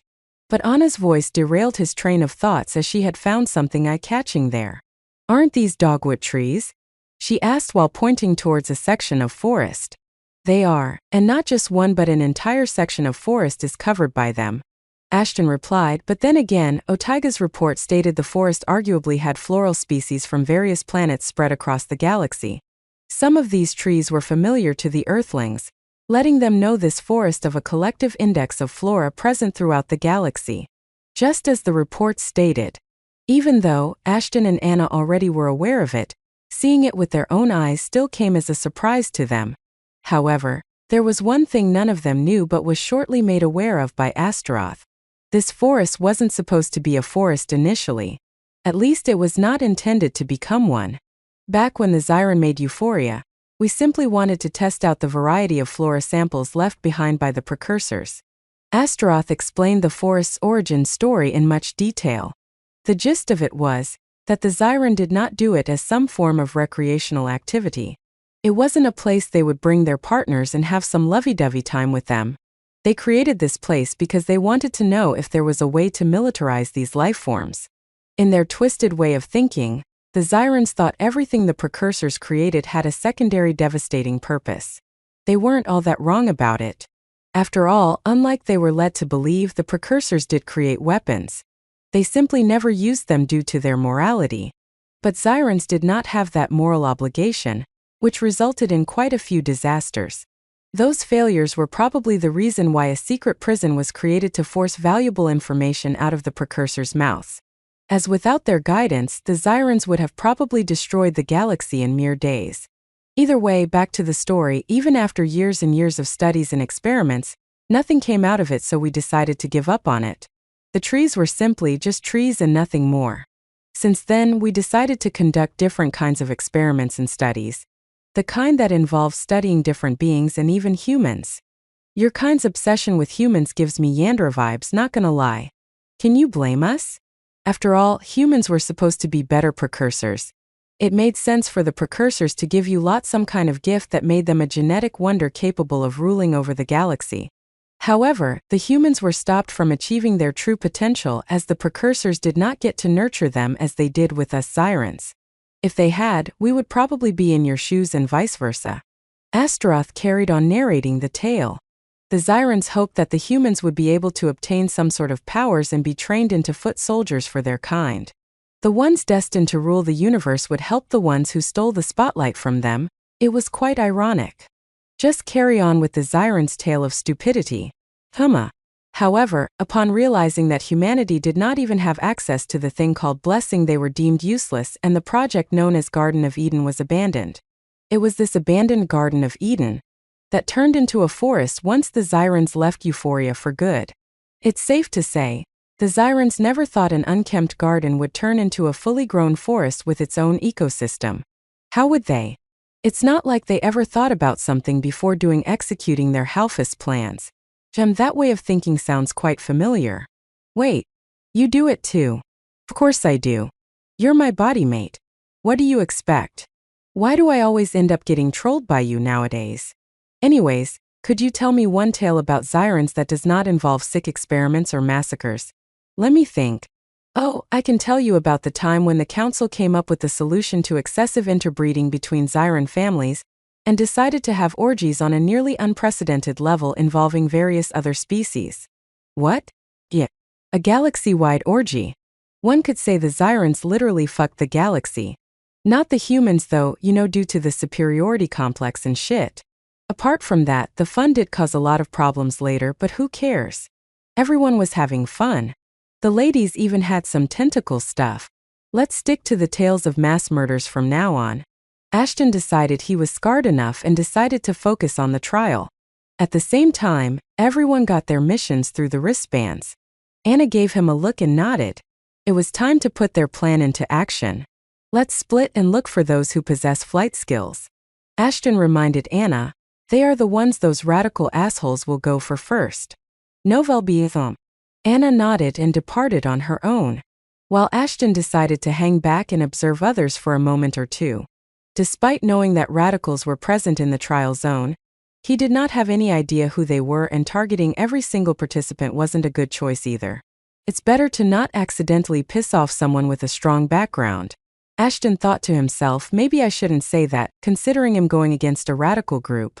Since they could not randomly attack people, Ashton came up with a plan to think as those radicals would. Thus, they came up with a plan to look for people capable of flying. The Pegasuses were flying creatures that only ever stepped foot on the ground to eat. One could argue they also came down to sleep, but that only ever happened once a month during a new moon because that's the only time they slept. A moonless sky was the only time when they could sleep peacefully without being noticed by their natural predators. It was also the preferred time to capture them. Sadly, the next new moon wasn't going to happen anytime soon.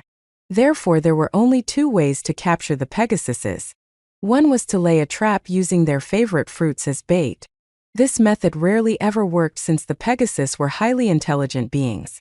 The only one who will ever fall for such obvious traps as the young ones.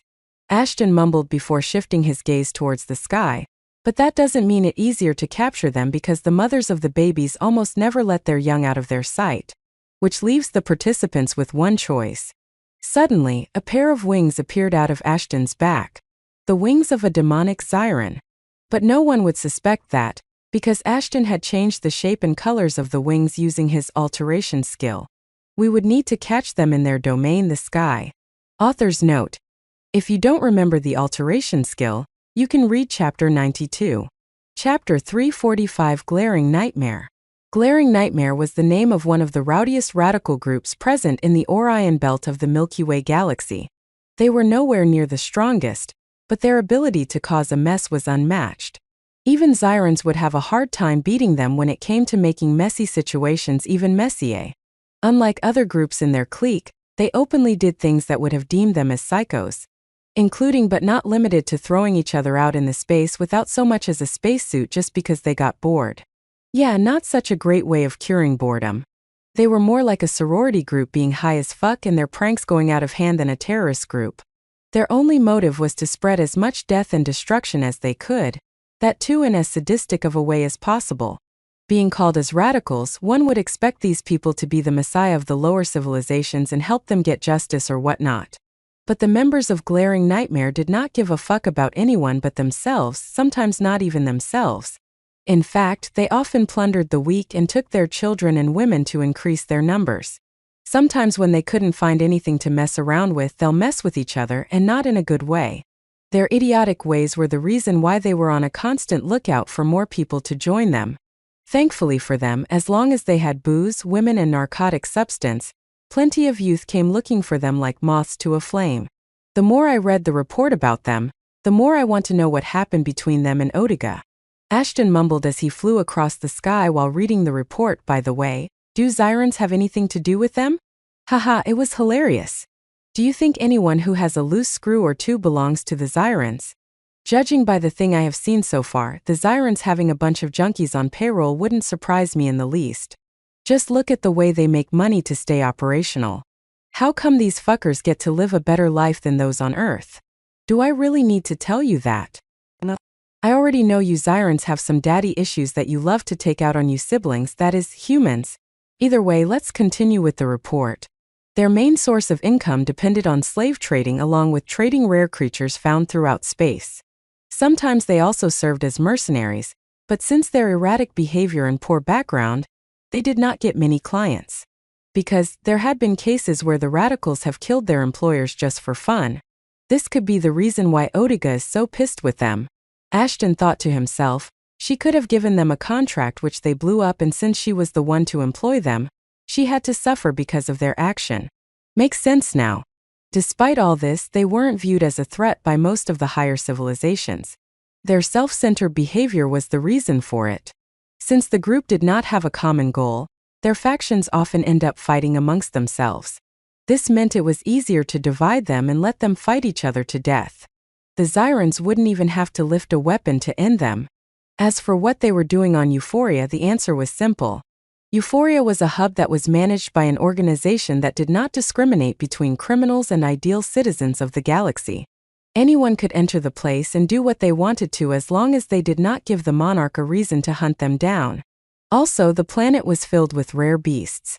Therefore, the radicals from the glaring nightmare group would often come there to capture these creatures for a minimum price and then sell them to their customers to make absurd profits. Looks like they aren't that dangerous after all. Sure, no one would want to cross them because of the amount of nuisance they can throw in someone's face. But they quite are weak. Just like a bunch of bullies who can't do anything against someone who stands up to them. One of the reasons why the group was so weak was a crucial lack of a clear hierarchy amongst them. Without a proper chain of command, it was easier to defeat them, which meant there was quite a high chance that they lose every battle they fought. Those nightmare fools seemed to be aware of it as well. Thus, they rarely ever fought with someone on the same or higher level than themselves and always target the ones weaker than them. That's why I know they wouldn't dare to target me, Ashton mumbled while he casually flew around. He was on the lookout for something to happen, all the while looking for the Pegasus he had to capture. Right now, Ashton was only looking for the Pegasus and had no intentions of capturing it. Because once he did that, he would be teleported out of the trial zone since the trial would be complete, something he couldn't afford to do. Also, he was a bit preoccupied with other things, including learning how to fly. For starters, it was really weird to fly around like this. After all, humans were not supposed to fly like this. Usually, he would have used the wind manipulation ability to move around. But with the wings it was a lot easier, well, maybe not as easy as he had expected. There were a lot of things Ashton had to keep in his mind before flying. He tried and tried, but in the end, Astaroth was left in charge of handling the wings for now. Well, that concludes everything that we know about the radicals. Are you sure you can't kill any of them? You just need a little nudge to get to level 60. Hit it and you'll be able to evolve again. The plan was enticing, but Ashton shook his head before he could get carried away. Killing them might allow him to get to level 60 and evolve again, but he would not be able to compete in the following trials. A rule of no killing was in place during Pegasus' trial. Anyone who broke the rule would be exported out of Euphoria and banned from entering it ever again. Ashton had no idea why such an absurd rule even existed. But according to rumors, it was said the monarch of the 7th seat hated his experience while attempting the trial. Therefore, once he became a monarch, he placed such a rule to ensure no one got greedy and killed the participants. Whoever he was only made things worse. Ashton shrugged his shoulders. If you make rules, people will always find a way to get around those rules and keep doing what they wanted in the first place. These nightmare folk were the prime example of such a case. While Ashton was chatting with Astaroth, he noticed something weird.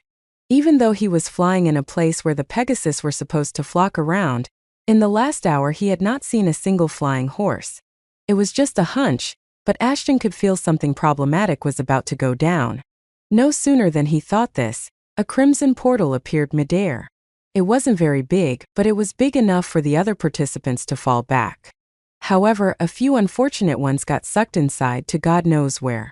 An instance dungeon? Why here of all the places? I'm as clueless as you are, and I don't like this feeling. According to what Ashton knew about instance dungeons from Astaroth, these only popped open under two circumstances. The first and most common reason, a Zyran administrator wanted to have some fun messing around. Or the second, when some sort of predefined conditions were met, prompting the dungeon to appear. It's unlikely that this is an admin's doing. If they had, then there would have been some sort of notification about it. Well, that doesn't matter. Now does it? Ashton readied himself once the dungeon opens. Ashton was cut off by someone's loud voice. He looked below to see at least 100 people celebrating. All of them had a robe made out of Pegasus hide. There was no doubt in Ashton's mind that these assholes were the reason the dungeon had appeared. Looks like my guess was right on point. Ashton did not reply as he was joined by Anna, who looked just as baffled as the rest of them. What the hell is going on here? She asked. Those glaring nightmare folks are behind this. They did something to cause this mess. Ashton calmly replied, my guess is they have never been able to kill anyone in this place. So they decided to cause a dungeon to appear and do the killings for them. The only thing I don't understand is, how the hell did they summon a dungeon here in the first place? Ashton wanted to head down and bash their heads till he got the answer he was looking for. But he knew that wasn't possible. If he accidentally killed one of them, he might end up getting banished. Well, it wasn't like he had the opportunity to do so in the first place. The dungeon had opened. Chapter 346 Only I Can Kill It. Isn't that weird? The situation was immediately reported to the guards as well as the mercenaries. The presence of an unnamed creature in a trial zone wasn't a matter mere participants could handle by themselves. Everyone moved out to subjugate the monster, but there was a problem. Someone had messed around with the portal that led to the trial zone. The technicians were already on it, but for the life of God, they could not figure out why the portals were behaving weirdly. Since the portals were the main way of traveling between the commanding zones, a broken portal meant that they could not even ask other commanders and monarchs for help. They were on their own in this fight. Time is of the essence. Portal or not, we have to get there right now. Sigrid, the four-armed commander of the trial zone, instructed his soldiers, board the ships. Well, go there the old-fashioned way.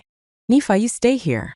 As soon as the portal is up and running, I want you to get the other commanders and bring in reinforcements. Well, try to hold the creature back till then. Aye, sir. Nifa, who was comparatively the size of a dwarf, saluted Sigrid and got to work. The portals might not be functioning, but the communication channels were. Nifa immediately contacted commanders of the nearest zones to aid them. However, merely contacting them wasn't going to do anything. It would take Sigrid and his men more than a couple of hours to reach the trial zone. As for the reinforcements, they could take anywhere from 6 hours to an entire day just to get there. This meant all of the participants might end up dead before the guards could even fire a bullet at the monster. Bring me the list of participants now. Nifa yelled at the nearest management representative. The lady rushed to get the list and handed it over to him. There were more than 200 participants currently inside the zone. Nifa went through the list, and the more he did so, the more hopeless he felt. TSK, most of them are a grade or below. They don't stand a chance against a grade monster. Nifa turned to face the representative and decided to take his frustration out on her. He cared about Sigrid's reputation more than anything else, and thanks to the management's incompetence, now it would be tarnished beyond repair. Who the fuck is in charge of maintaining the portals? He yelled at her so loudly everyone around them turned towards them. The situation was dire, but him losing his crap wasn't helping anyone. No matter how angry he was, it wasn't time for everyone to work together and get out of the mess as wholly as possible.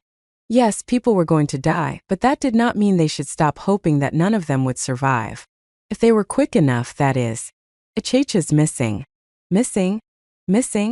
Nifa took a deep breath to calm his raging nerve before continuing the conversation. How long? Wah. He's been missing for how fucking long? We don't know, sir. The lady stuttered through. The portals don't break down often, so we don't really need him all the time. But when we realized what was going on and sent some men to look for him, we found he hasn't been in his room for a while. Great. Just great. If I find you fuckers had any involvement in the attack, I swear I'll give you such horrifying deaths. No one would ever dare to stab us in the backs. Nifa's voice was calm but full of silent rage. Do you have any idea how many lives would be lost? I wouldn't be so sure of it, Lieutenant Commander Nifa Bulrock. Without turning around to face the owner of the voice, Nifa kneeled down. Everyone else around him did the same. A monarch, no matter the seat, required at least this much respect from the one serving under him. I greet the monarch. Nifa politely mumbled. At ease, everyone. The man in a wheelchair responded. As for you, Nifa, I did not expect such an immature reaction from you in a time of crisis. Everyone is worried, but that does not give you the right to go unhinged on someone who works just as hard as you to maintain peace on Euphoria. He continued, as my son and the future heir to the seat, you need to maintain your composure in the direst of situations. If you can't even do the minimum, how do you expect others to follow you? Apologize to the young lady and stand back. Yes, sir. Nifa replied before mumbling an apology. Short and slender, this orange-skinned man had an aura of calmness around him. He also had a strange bruise on his left foot that stretched from the knee to the heel, which was probably the reason for his disability. As soon as he appeared there, all the panic and tension ceased to exist. With his appearance, everyone knew things would be taken care of without their need.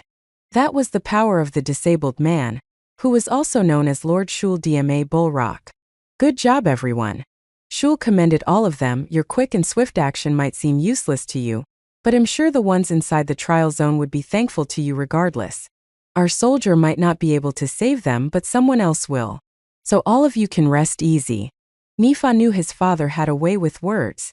That was the reason no one was able to overthrow him from his seat, even though he had been bound to a wheelchair thanks to the friendly duel he had with the first seat holder. But now wasn't the time to sway the crowd with empty words. The soldiers were going to reach the trail zone in time to save the participants, that much was true. What Nifa couldn't understand was the reason why his father would lie to everyone about a mysterious someone saving everyone's life. Did his father finally lose his mind or something? Forgive me arrogance, your lordship, but who could possibly save them? One of the soldiers asked him, but it felt more like he was asked to ask him the question. How about someone who defeated the fourth monarch? Shul replied with a smile, someone like him isn't going to lose to a creature from an instance dungeon, now would he? Chapter 347 Only I Can Kill It. Isn't that weird? The hell are you sneezing for? Are you allergic to griffins? It's not like I'd have known even if I had, now would I?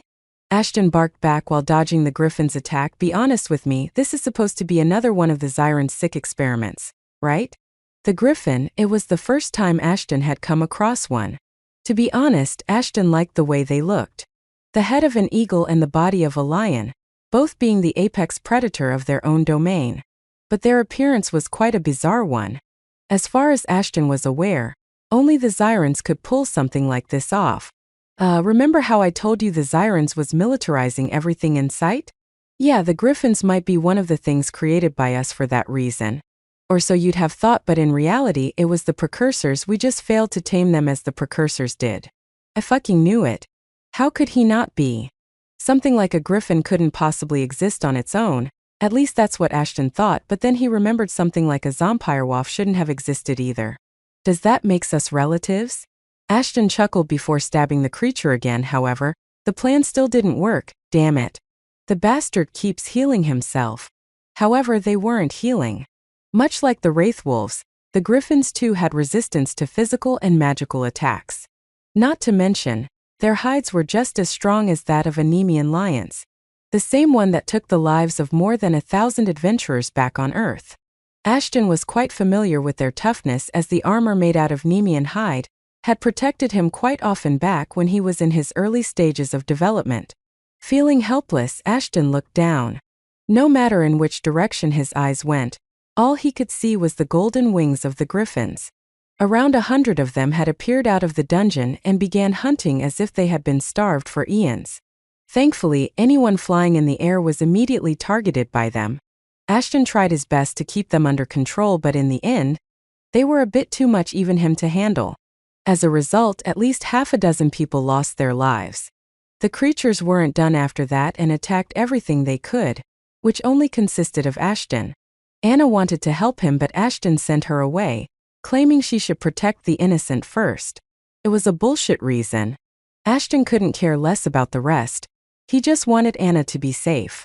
She was strong, he had no doubts about it, but if he was having trouble dealing with them, then surely Anna would have a worse time than him in dealing with them. If my sword or magic won't work, then I guess we'll have to take a more intimate approach, Ashton mumbled as he placed Bauman back in his inventory. Dude, I know you think you're a Casanova after what you have been doing for the last month, but believe me, bestiality is not the answer here. What the fuck? Ashton had the most grossed out expression he ever had on his face. Even watching two zombies fuck each other wouldn't have been less gross than him hammering them with his hammer. Intergalactic orgy, you fuckers. It wasn't anything like that. Trust me. Sure. I totally believe you. Moments later, another griffin came charging at him. But this time, instead of dodging, Ashton wrapped his hands around its neck, and before the griffin could realize what was happening to it, he sunk his teeth into the beast's neck. Ashton had two reasons for it. One, if possible, he wanted to get high resistance to physical and magical attacks as well. And second, to test out his new irreverence skill. Since the creatures were immune to the common types of damage, then the answer was simple. He would have to use other methods. The use of irreverence has blocked the user from using skill absorption. Please deactivate irreverence before trying again. User's current extra HP 1200. I knew the skill would have some hidden complications. Ashton sighed before slamming his fists on the griffin's head. The next moment, He was covered in the creature's blood as its head exploded like a watermelon. Ashton had not expected something like that to happen, but he wasn't complaining. If he could one-shot a griffin every 3 seconds, he was more than happy to swim in a pool of their blood. I really should hide this skill, it's too strong. Was I speaking in some other language when I told you that? Well, there's nothing we can do about it. The griffins would not die without using this skill. Ashton agreed and flew over to his next target. Unbeknownst to him, something peculiar was going on the ground while he fought the flying lions. Damn it! That bastard ruined our plans. A greasy, slow and downright squeaky voice pinched in everyone's ears. It was the voice of Shiok, the self-proclaimed leader of one of the glaring nightmare's independent branches. Yeah. I'm pretty disappointed too. But what can you do? You win some, you lose some. One of the party members shrugged his shoulders, only to start caressing his butt a moment later. And sometimes you get your ass kicked for interrupting me. Shiok exclaimed and continued kicking the one who interrupted him until his butt was brighter than the twin stars above. So where was I? Right, our plan failed. What should we do next? Another member proudly raised his hands. Shiok was pleased with the respect he was being shown and asked the man if he had any idea. I wanna pee. Can I leave? Someone shoot him in the head. No sooner than Shiok uttered those words, a dozen shots were fired at the man's head, preceded by another and another and another, until only one of the 12 gun holders was alive. All because they were arguing about whose bullet killed the man first. By looking at them, one would wonder how the hell did they even manage to successfully execute an elaborate plan like summoning the griffins. The answer was they didn't. They only did what they were told to by a person they didn't even know. Hell, they had no idea what would happen once they completed the ritual, as they called it. They simply did it because it seemed a funny thing to do. But now their lives were in danger because of it. Boss, I have a genuine idea. Let the man fight them, hell, get tired and then we'll kill him. Nice. I like this idea. Let's go with it. We am I feeling sleepy all of a sudden? Shiok collapsed, followed by the rest of them. And 0VL next. Calm. As they did, Anna appeared out of the shadows, wondering if she should kill them or hand them over to the authorities once they arrive. Ants want to hunt a trucks these days? She shook her head. You should be glad I found you morons before Ashton. Or else God knows what he'd have done to you. Chapter 348. Only I can kill it. Isn't that weird? 3. Meanwhile, on the ground, the battle raged on, with no one able to come out on top. At the beginning of this war, this land was lush and green. But not anymore. Since the land was now littered with corpses, the greenery of the forest had been long since replaced by a mixture of distinct colored blood types. No one would have expected a loving and peaceful place to turn into the twisted image of its former glory. The Garden of Eden had been turned into an avenue straight out of hell. In certain places, the land had been scorched with fire. In others, the many battles have turned the grass to a dark brown, with mud being sloshed about in some places, creating a sticky mud in others, along with gruesome sludge from the blood of the fallen. But that wasn't all. In some areas, the mud has been scorched from the large numbers of soldiers who have been hit by fire spells of the griffins. Over time, the trees got destroyed, with branches filled with arrows or long spears or just hacked down by plasma swords. Numerous trees simply broke under the weight of the fighting and fell over, crushing the participants along the way. The death toll was at an all-time high. The air had become thick with smoke rising from the ground and up into the skies, while also ascending from the burning corpses. The sky was gray and dark with smoke, and at times the wind will change and the smoke will blow over the fighting, causing the eyes of the survivors to burn and tear up as they tried to flee from the danger, with some even passing out from the overwhelming smell of smoke. The fields were filled with cries of pain. It was pandemonium. A dozen or so people calling out in pain, people shouting back and forth to check on their comrades and whatnot. Yet none of them could find solace as things rapidly went from bad to worse. But the griffins did not stop. They decimated anything and everything that caught their eyes. The participants were helpless against the monsters. Damn it. None of our attacks even work on them. A Syntholan warrior yelled at the top of his lungs. No matter how much we stab and shoot them, nothing can stop these bastards. The group of young wannabe mercenaries entered the trial thinking it would be a piece of cake for them. After all, one of them had the tamer class. They could easily tame 4 Pegasuses and be done with the trials. Nouvelle Biethom. Once they received the proof of clearing the trials, no one would be able to take them lightly in their field. Sadly, their dreams came to a halt, because instead of finding young and docile Pegasuses, they end up discovering deathly griffins. But where everyone saw a disaster, the 4 of them saw an opportunity like no other. If they could somehow conquer the dungeon, they would gain recognition from the monarchs and would most likely earn a place amongst the guards. Their plans, however, crumbled when they were put in their place by a single griffin. Out of the 4 friends, one had to sacrifice himself to give the others a chance to escape. The incident had a profound impact on their confidence. Keep it low, Shakas. We survived thanks to Luru giving up his life. Do you want to throw that chance away so recklessly? The remaining Synthilans held on to their breaths as if the moment they breathed out, they would be killed. For people who wanted to become famous mercenaries, they did not have any talent or the composure expected from them. Especially during times like these. Don't you think I know that? Shakas growled in a low voice. We belong to a race of prideful warriors, and yet we are hiding like cowards. If only I could get close to one of them. I just might be able to tame them. The man was mid-sentence when something huge fell out of the sky right in front of him. He and his friends immediately pulled their weapons out. Their worst fears had come true. A griffin was right in front of them. Damn you, Shakas, they found us thanks to your whining. Fuck. Run. Their fight or flight instinct kicked in and they decided to flee from the spot.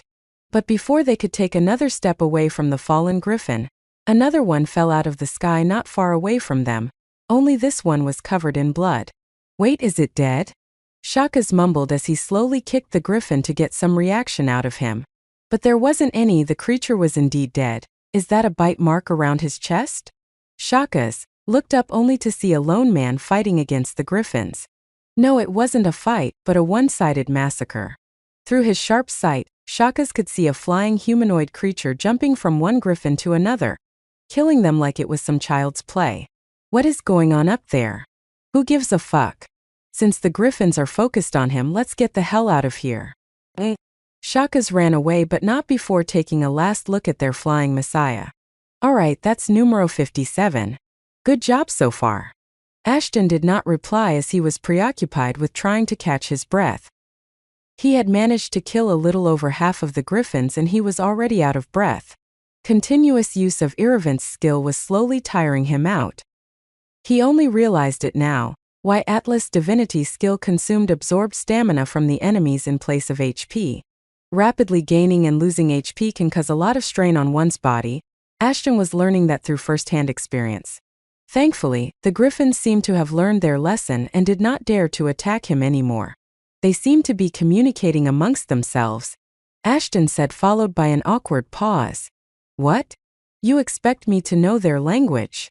Ashton shrugged his shoulders in reply. You racist bastard. Just because I'm an alien, it doesn't mean I can understand every random creature's language. So you don't know?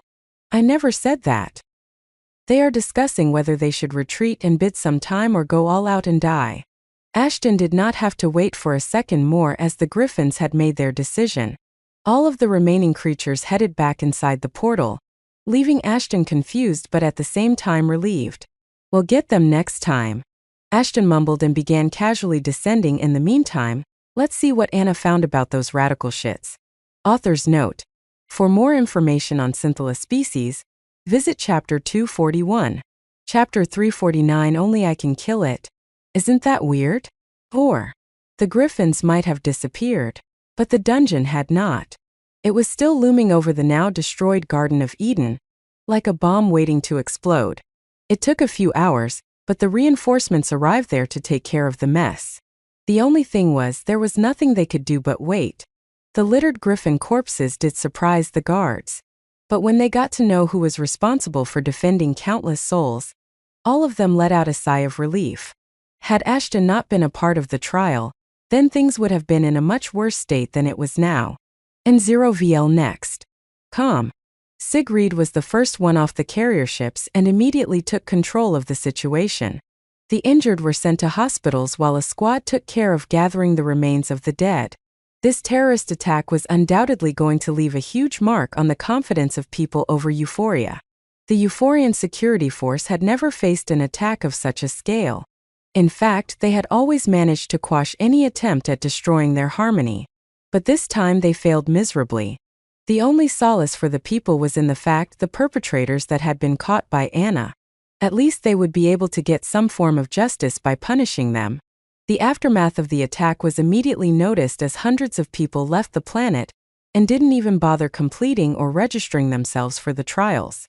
But since a kind of curfew had been imposed around the planet, getting out of there was much more difficult than getting in. The guards had a reason to believe more terrorists were involved in the planning and the execution of the attack. Also, the quick confession from the captured goons only solidified their decision to do so. As for Ashton, well, he was more interested in what he had obtained from killing the griffins. His werewolf and vampire genes finally managed to reach the maximum limit. This meant that now he only had to focus on his undead genes and he would be on the way to his second evolution. But before that, Ashton found himself surrounded by a couple of guests. Looks like I was right after all, Odiga sighed. If only the others took my word a bit more seriously. Which they did not, simply because it involved a club of goofy radical idiots. As soon as Odiga arrived at the trial grounds, she immediately sought Ashton, because she knew he was the one who took care of the griffins. She was followed by Shul in his wheelchair. After exchanging greetings, all of them decided to have a chat together, mainly to discuss their next plan of action. I can understand, Ashton replied. When Anna brought them over, I was like, these morons caused all this mess. They might not look the part, but they were certainly the ones who executed the plan. Even though quite a few lives were lost thanks to your efforts, it wasn't a complete obliteration like we had thought. Shul gave Ashton one of his charismatic smiles. But young lad, would you mind telling me something? That should depend on the question. Don't you think? I told you his tongue moves faster than a bullet. Odiga laughed. Ashton more or less knew what Shul wanted to know. The same thing as the rest of them. While none of their attacks was working against the griffins, how did he manage to kill so many of them? That too all by himself? He couldn't remember how many times he was asked the same thing over and over. First by the survivors, then by Sigrid and his soldiers, and the list went on and on. Every time he gave them the same answer. Seems only I can kill them. Isn't that weird? But he had a feeling that such a generic answer wasn't going to work against the monarchs. For all he knew, Odiga might already know more than she was letting others believe. Considering she was one of the galaxy's most valued information dealers. It was the same reason that baffled Ashton a bit more. Her reputation always preceded her. But still, no one believed her when she alerted them about a potential terrorist attack? Something was odd. It almost felt like someone wanted the attack to happen and undermine the authenticity of her information. The matter doesn't involve me. Whatever happens on Euphoria is none of my concern. What if the motive behind the attack was to get rid of you? What do you mean? Think about it. You have made quite a few powerful enemies here. They wouldn't want anything more than getting rid of you. But since they can't go against you openly, they decided to pull this shit off in hopes you'll wound up dead. While the rest of the deaths could be chalked up to collateral damage. I don't think anyone would go to such an extent, but I can't ignore the possibility either. I'll keep it in mind for now. Suddenly Ashton felt Anna nudge him, pulling him out of his thoughts. My apologies, I got lost in my thoughts. What did you want to know, Lord Shul? Ashton asked with a smile. Was it related to the griffins? Shul nodded while the rest looked at him. Seeing no way out of it, Ashton decided to come up with an elaborate and believable lie. Honestly, I don't have a definite answer for that. Ashton shrugged, but I think it had something to do with my vampire genes. It's only a guess, but I believe they might be weak to vampire saliva or something. I could be wrong though. Ashton checked their expression to see whether they believed him or not. But that did not help him in any way, since their expressionless faces were unreadable. So much so that he ended up yawning right in front of their faces. Haha, young man, you should rest more. Especially if you're planning on participating in the upcoming raid. Shul smiled. Raid? Ashton asked, what raid? You don't think we'll leave that dungeon hanging over us, do you? Odiga replied, Shul and I are in agreement. We will try to convince the other monarchs, but even if they disagreed, we'll send our personal forces inside to take care of the issue at its root.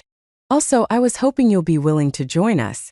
Odiga must have hoped Ashton would immediately agree to her request, because after hearing Ashton's reply, she got a bit disappointed. It's quite a big decision to make. I'd like to think over it for a day or two before giving you my answer. Chapter 350 Dire Times. Desperate Measures 1. After Ashton was done chatting with the monarchs, they went their separate ways. The trial wasn't over, but most of the participants left Euphoria in fear of another terrorist attack. While it wasn't good for the planet's economy, Ashton was a bit pleased with this outcome. It was times like these where the courageous people got their chance to shine. In his eyes, anyone who left the planet just because of a mishap was weak and did not deserve to attempt the trials in the first place. No wonder those people only got to attempt the basic trials. Ashton shook his head as soon as he noticed a hint of arrogance in his thoughts. I got carried away. I'm not that strong to start calling out the rest. Not yet anyways. It is important to keep oneself in check. You're growing up quite nicely. I'm proud of you. Thanks for the compliment. Ashton had a sarcastic smile as he thought, in order to express my gratitude for your words, I will not troll you for an entire minute. Ignore all that, just tell me you found a way to purify that scythe. If only I could use it, taking care of the griffins would be a piece of cake. For the last month, while Ashton solely focused on clearing as many trials as he could, Astaroth had a task of his own. Firstly, he had to come up with a way to make the monster egg they had to grow out of its shell as soon as possible, and secondly, find a way to get rid of the scythe's corruption. While the Zyron had some idea about taking care of the mysterious egg, he had no idea how to make the scythe usable. This was primarily because the scythe wasn't a weapon created by the Zyrons. Had it been, Astaroth would have certainly taken care of the issue by now. But the weapon was something that predated them. Although he did not know it for sure, but his guess was the scythe was one of the rare weapons created by the precursors. After all, as far as he knew, the precursors were the only ones capable of making weapons that could predate the Zyrons entirely. A few days back, on Astaroth's request, Ashton bathed the scythe with hellfire. The logic behind such a request was a simple one. Since scythe was corrupted with death and hellfire could burn anything, including undead, they were hoping it would be able to get rid of the corruption as well. Unfortunately, even hellfire wasn't enough to make the scythe usable. Since then, the weapon had been gathering dust in Ashton's inventory along with the rest of his unused weapons. Ever since we tried using hellfire and failed, I could not come up with anything else. Well, not anything we can get our hands on for now. Ashton was a bit taken aback but nodded his head. Hellfire was one of the Zyrons' most renowned treasures because it once belonged to Seraph. If even those flames couldn't do a thing to the scythe, then it was obvious anything else in Ashton's present arsenal wouldn't be effective. Then I guess he'll have to depend on the irreverent skill for now. At that moment there was a knock on the door. Anna got up to check, but Ashton gestured for her to stop. Although Anna didn't know why Ashton told her to stop, she obeyed him. Seconds turned into minutes but no one knocked on the door again. Something was off, very off. Where are the guards? Ashton thought. Ever since Ashton expressed his worries that someone on the inside might have helped the radicals in planning and executing the attack, Odiga decided to send some of her guards to protect him. If someone from the inside was involved in the attack, then they were surely going to target him next, as he was the reason they failed in achieving their goal, whatever it was. The reason was pretty simple. He was the only one who forced the Griffins to retreat while others desperately clung on to their lives. Thus, by taking him out, they would manage to make sure he won't be a hurdle to their plans again. However, since the guards were not responding and the door wasn't knocked on again, Ashton was more or less sure something strange was going on. Suddenly the night sky turned white as the door was blown apart. Ashton was standing right behind the door. Therefore, when the door blew away, he got hurled backwards. The explosion wasn't a normal one either. For a moment, all of Ashton's heightened senses were compromised. He could feel a handful of men enter the room and moments later marched out. It took them merely 30 seconds to get in and out of the hotel room. It took a couple more seconds for Ashton to regain his senses back, and as soon as he did, he realized Anna was missing. Anna? Anna? Ashton yelled while looking all over the room, but she was nowhere to be found. By now, people had begun gathering around the room, only to see the corridor littered with unconscious guards. Ashton immediately rushed out of the room to give the bastards a chase. But the assailants were nowhere to be found. Ashton had never cursed the lack of perception more than he was now. If only perception was active, he would have sensed the incoming attack and prevented all of this from happening. If not that, at least he would have been able to look for Anna using it. But why would someone attack Anna? Was he the reason she got caught in this mess? Or could it be something else entirely? Hundreds of questions were running rampant inside his head. But in the end, there was only one answer to it all: it didn't matter. It didn't matter who or why they did what they did. The only thing that mattered was they had signed their death certificate the moment those bastards laid their hands on her. Odiga. Ashton immediately called her someone. Unfortunately, Lady Odiga isn't here anymore. You can leave a message if you want. A male voice giddily replied. Leon, is that you? It's Commander Leon to you, fucking brat. Leon boldly replied before smiling. By the way, how's that little succubus of yours? I hope everything is all right there. Ashton remained silent, too silent for Leon's comfort. The latter immediately disconnected the call, before sitting right next to an unconscious Odiga. They were in some kind of a mansion, but Leon wasn't alone. Jacqueline was there with him along with someone else, someone much stronger than anyone present in the room. The monarch of the second seat,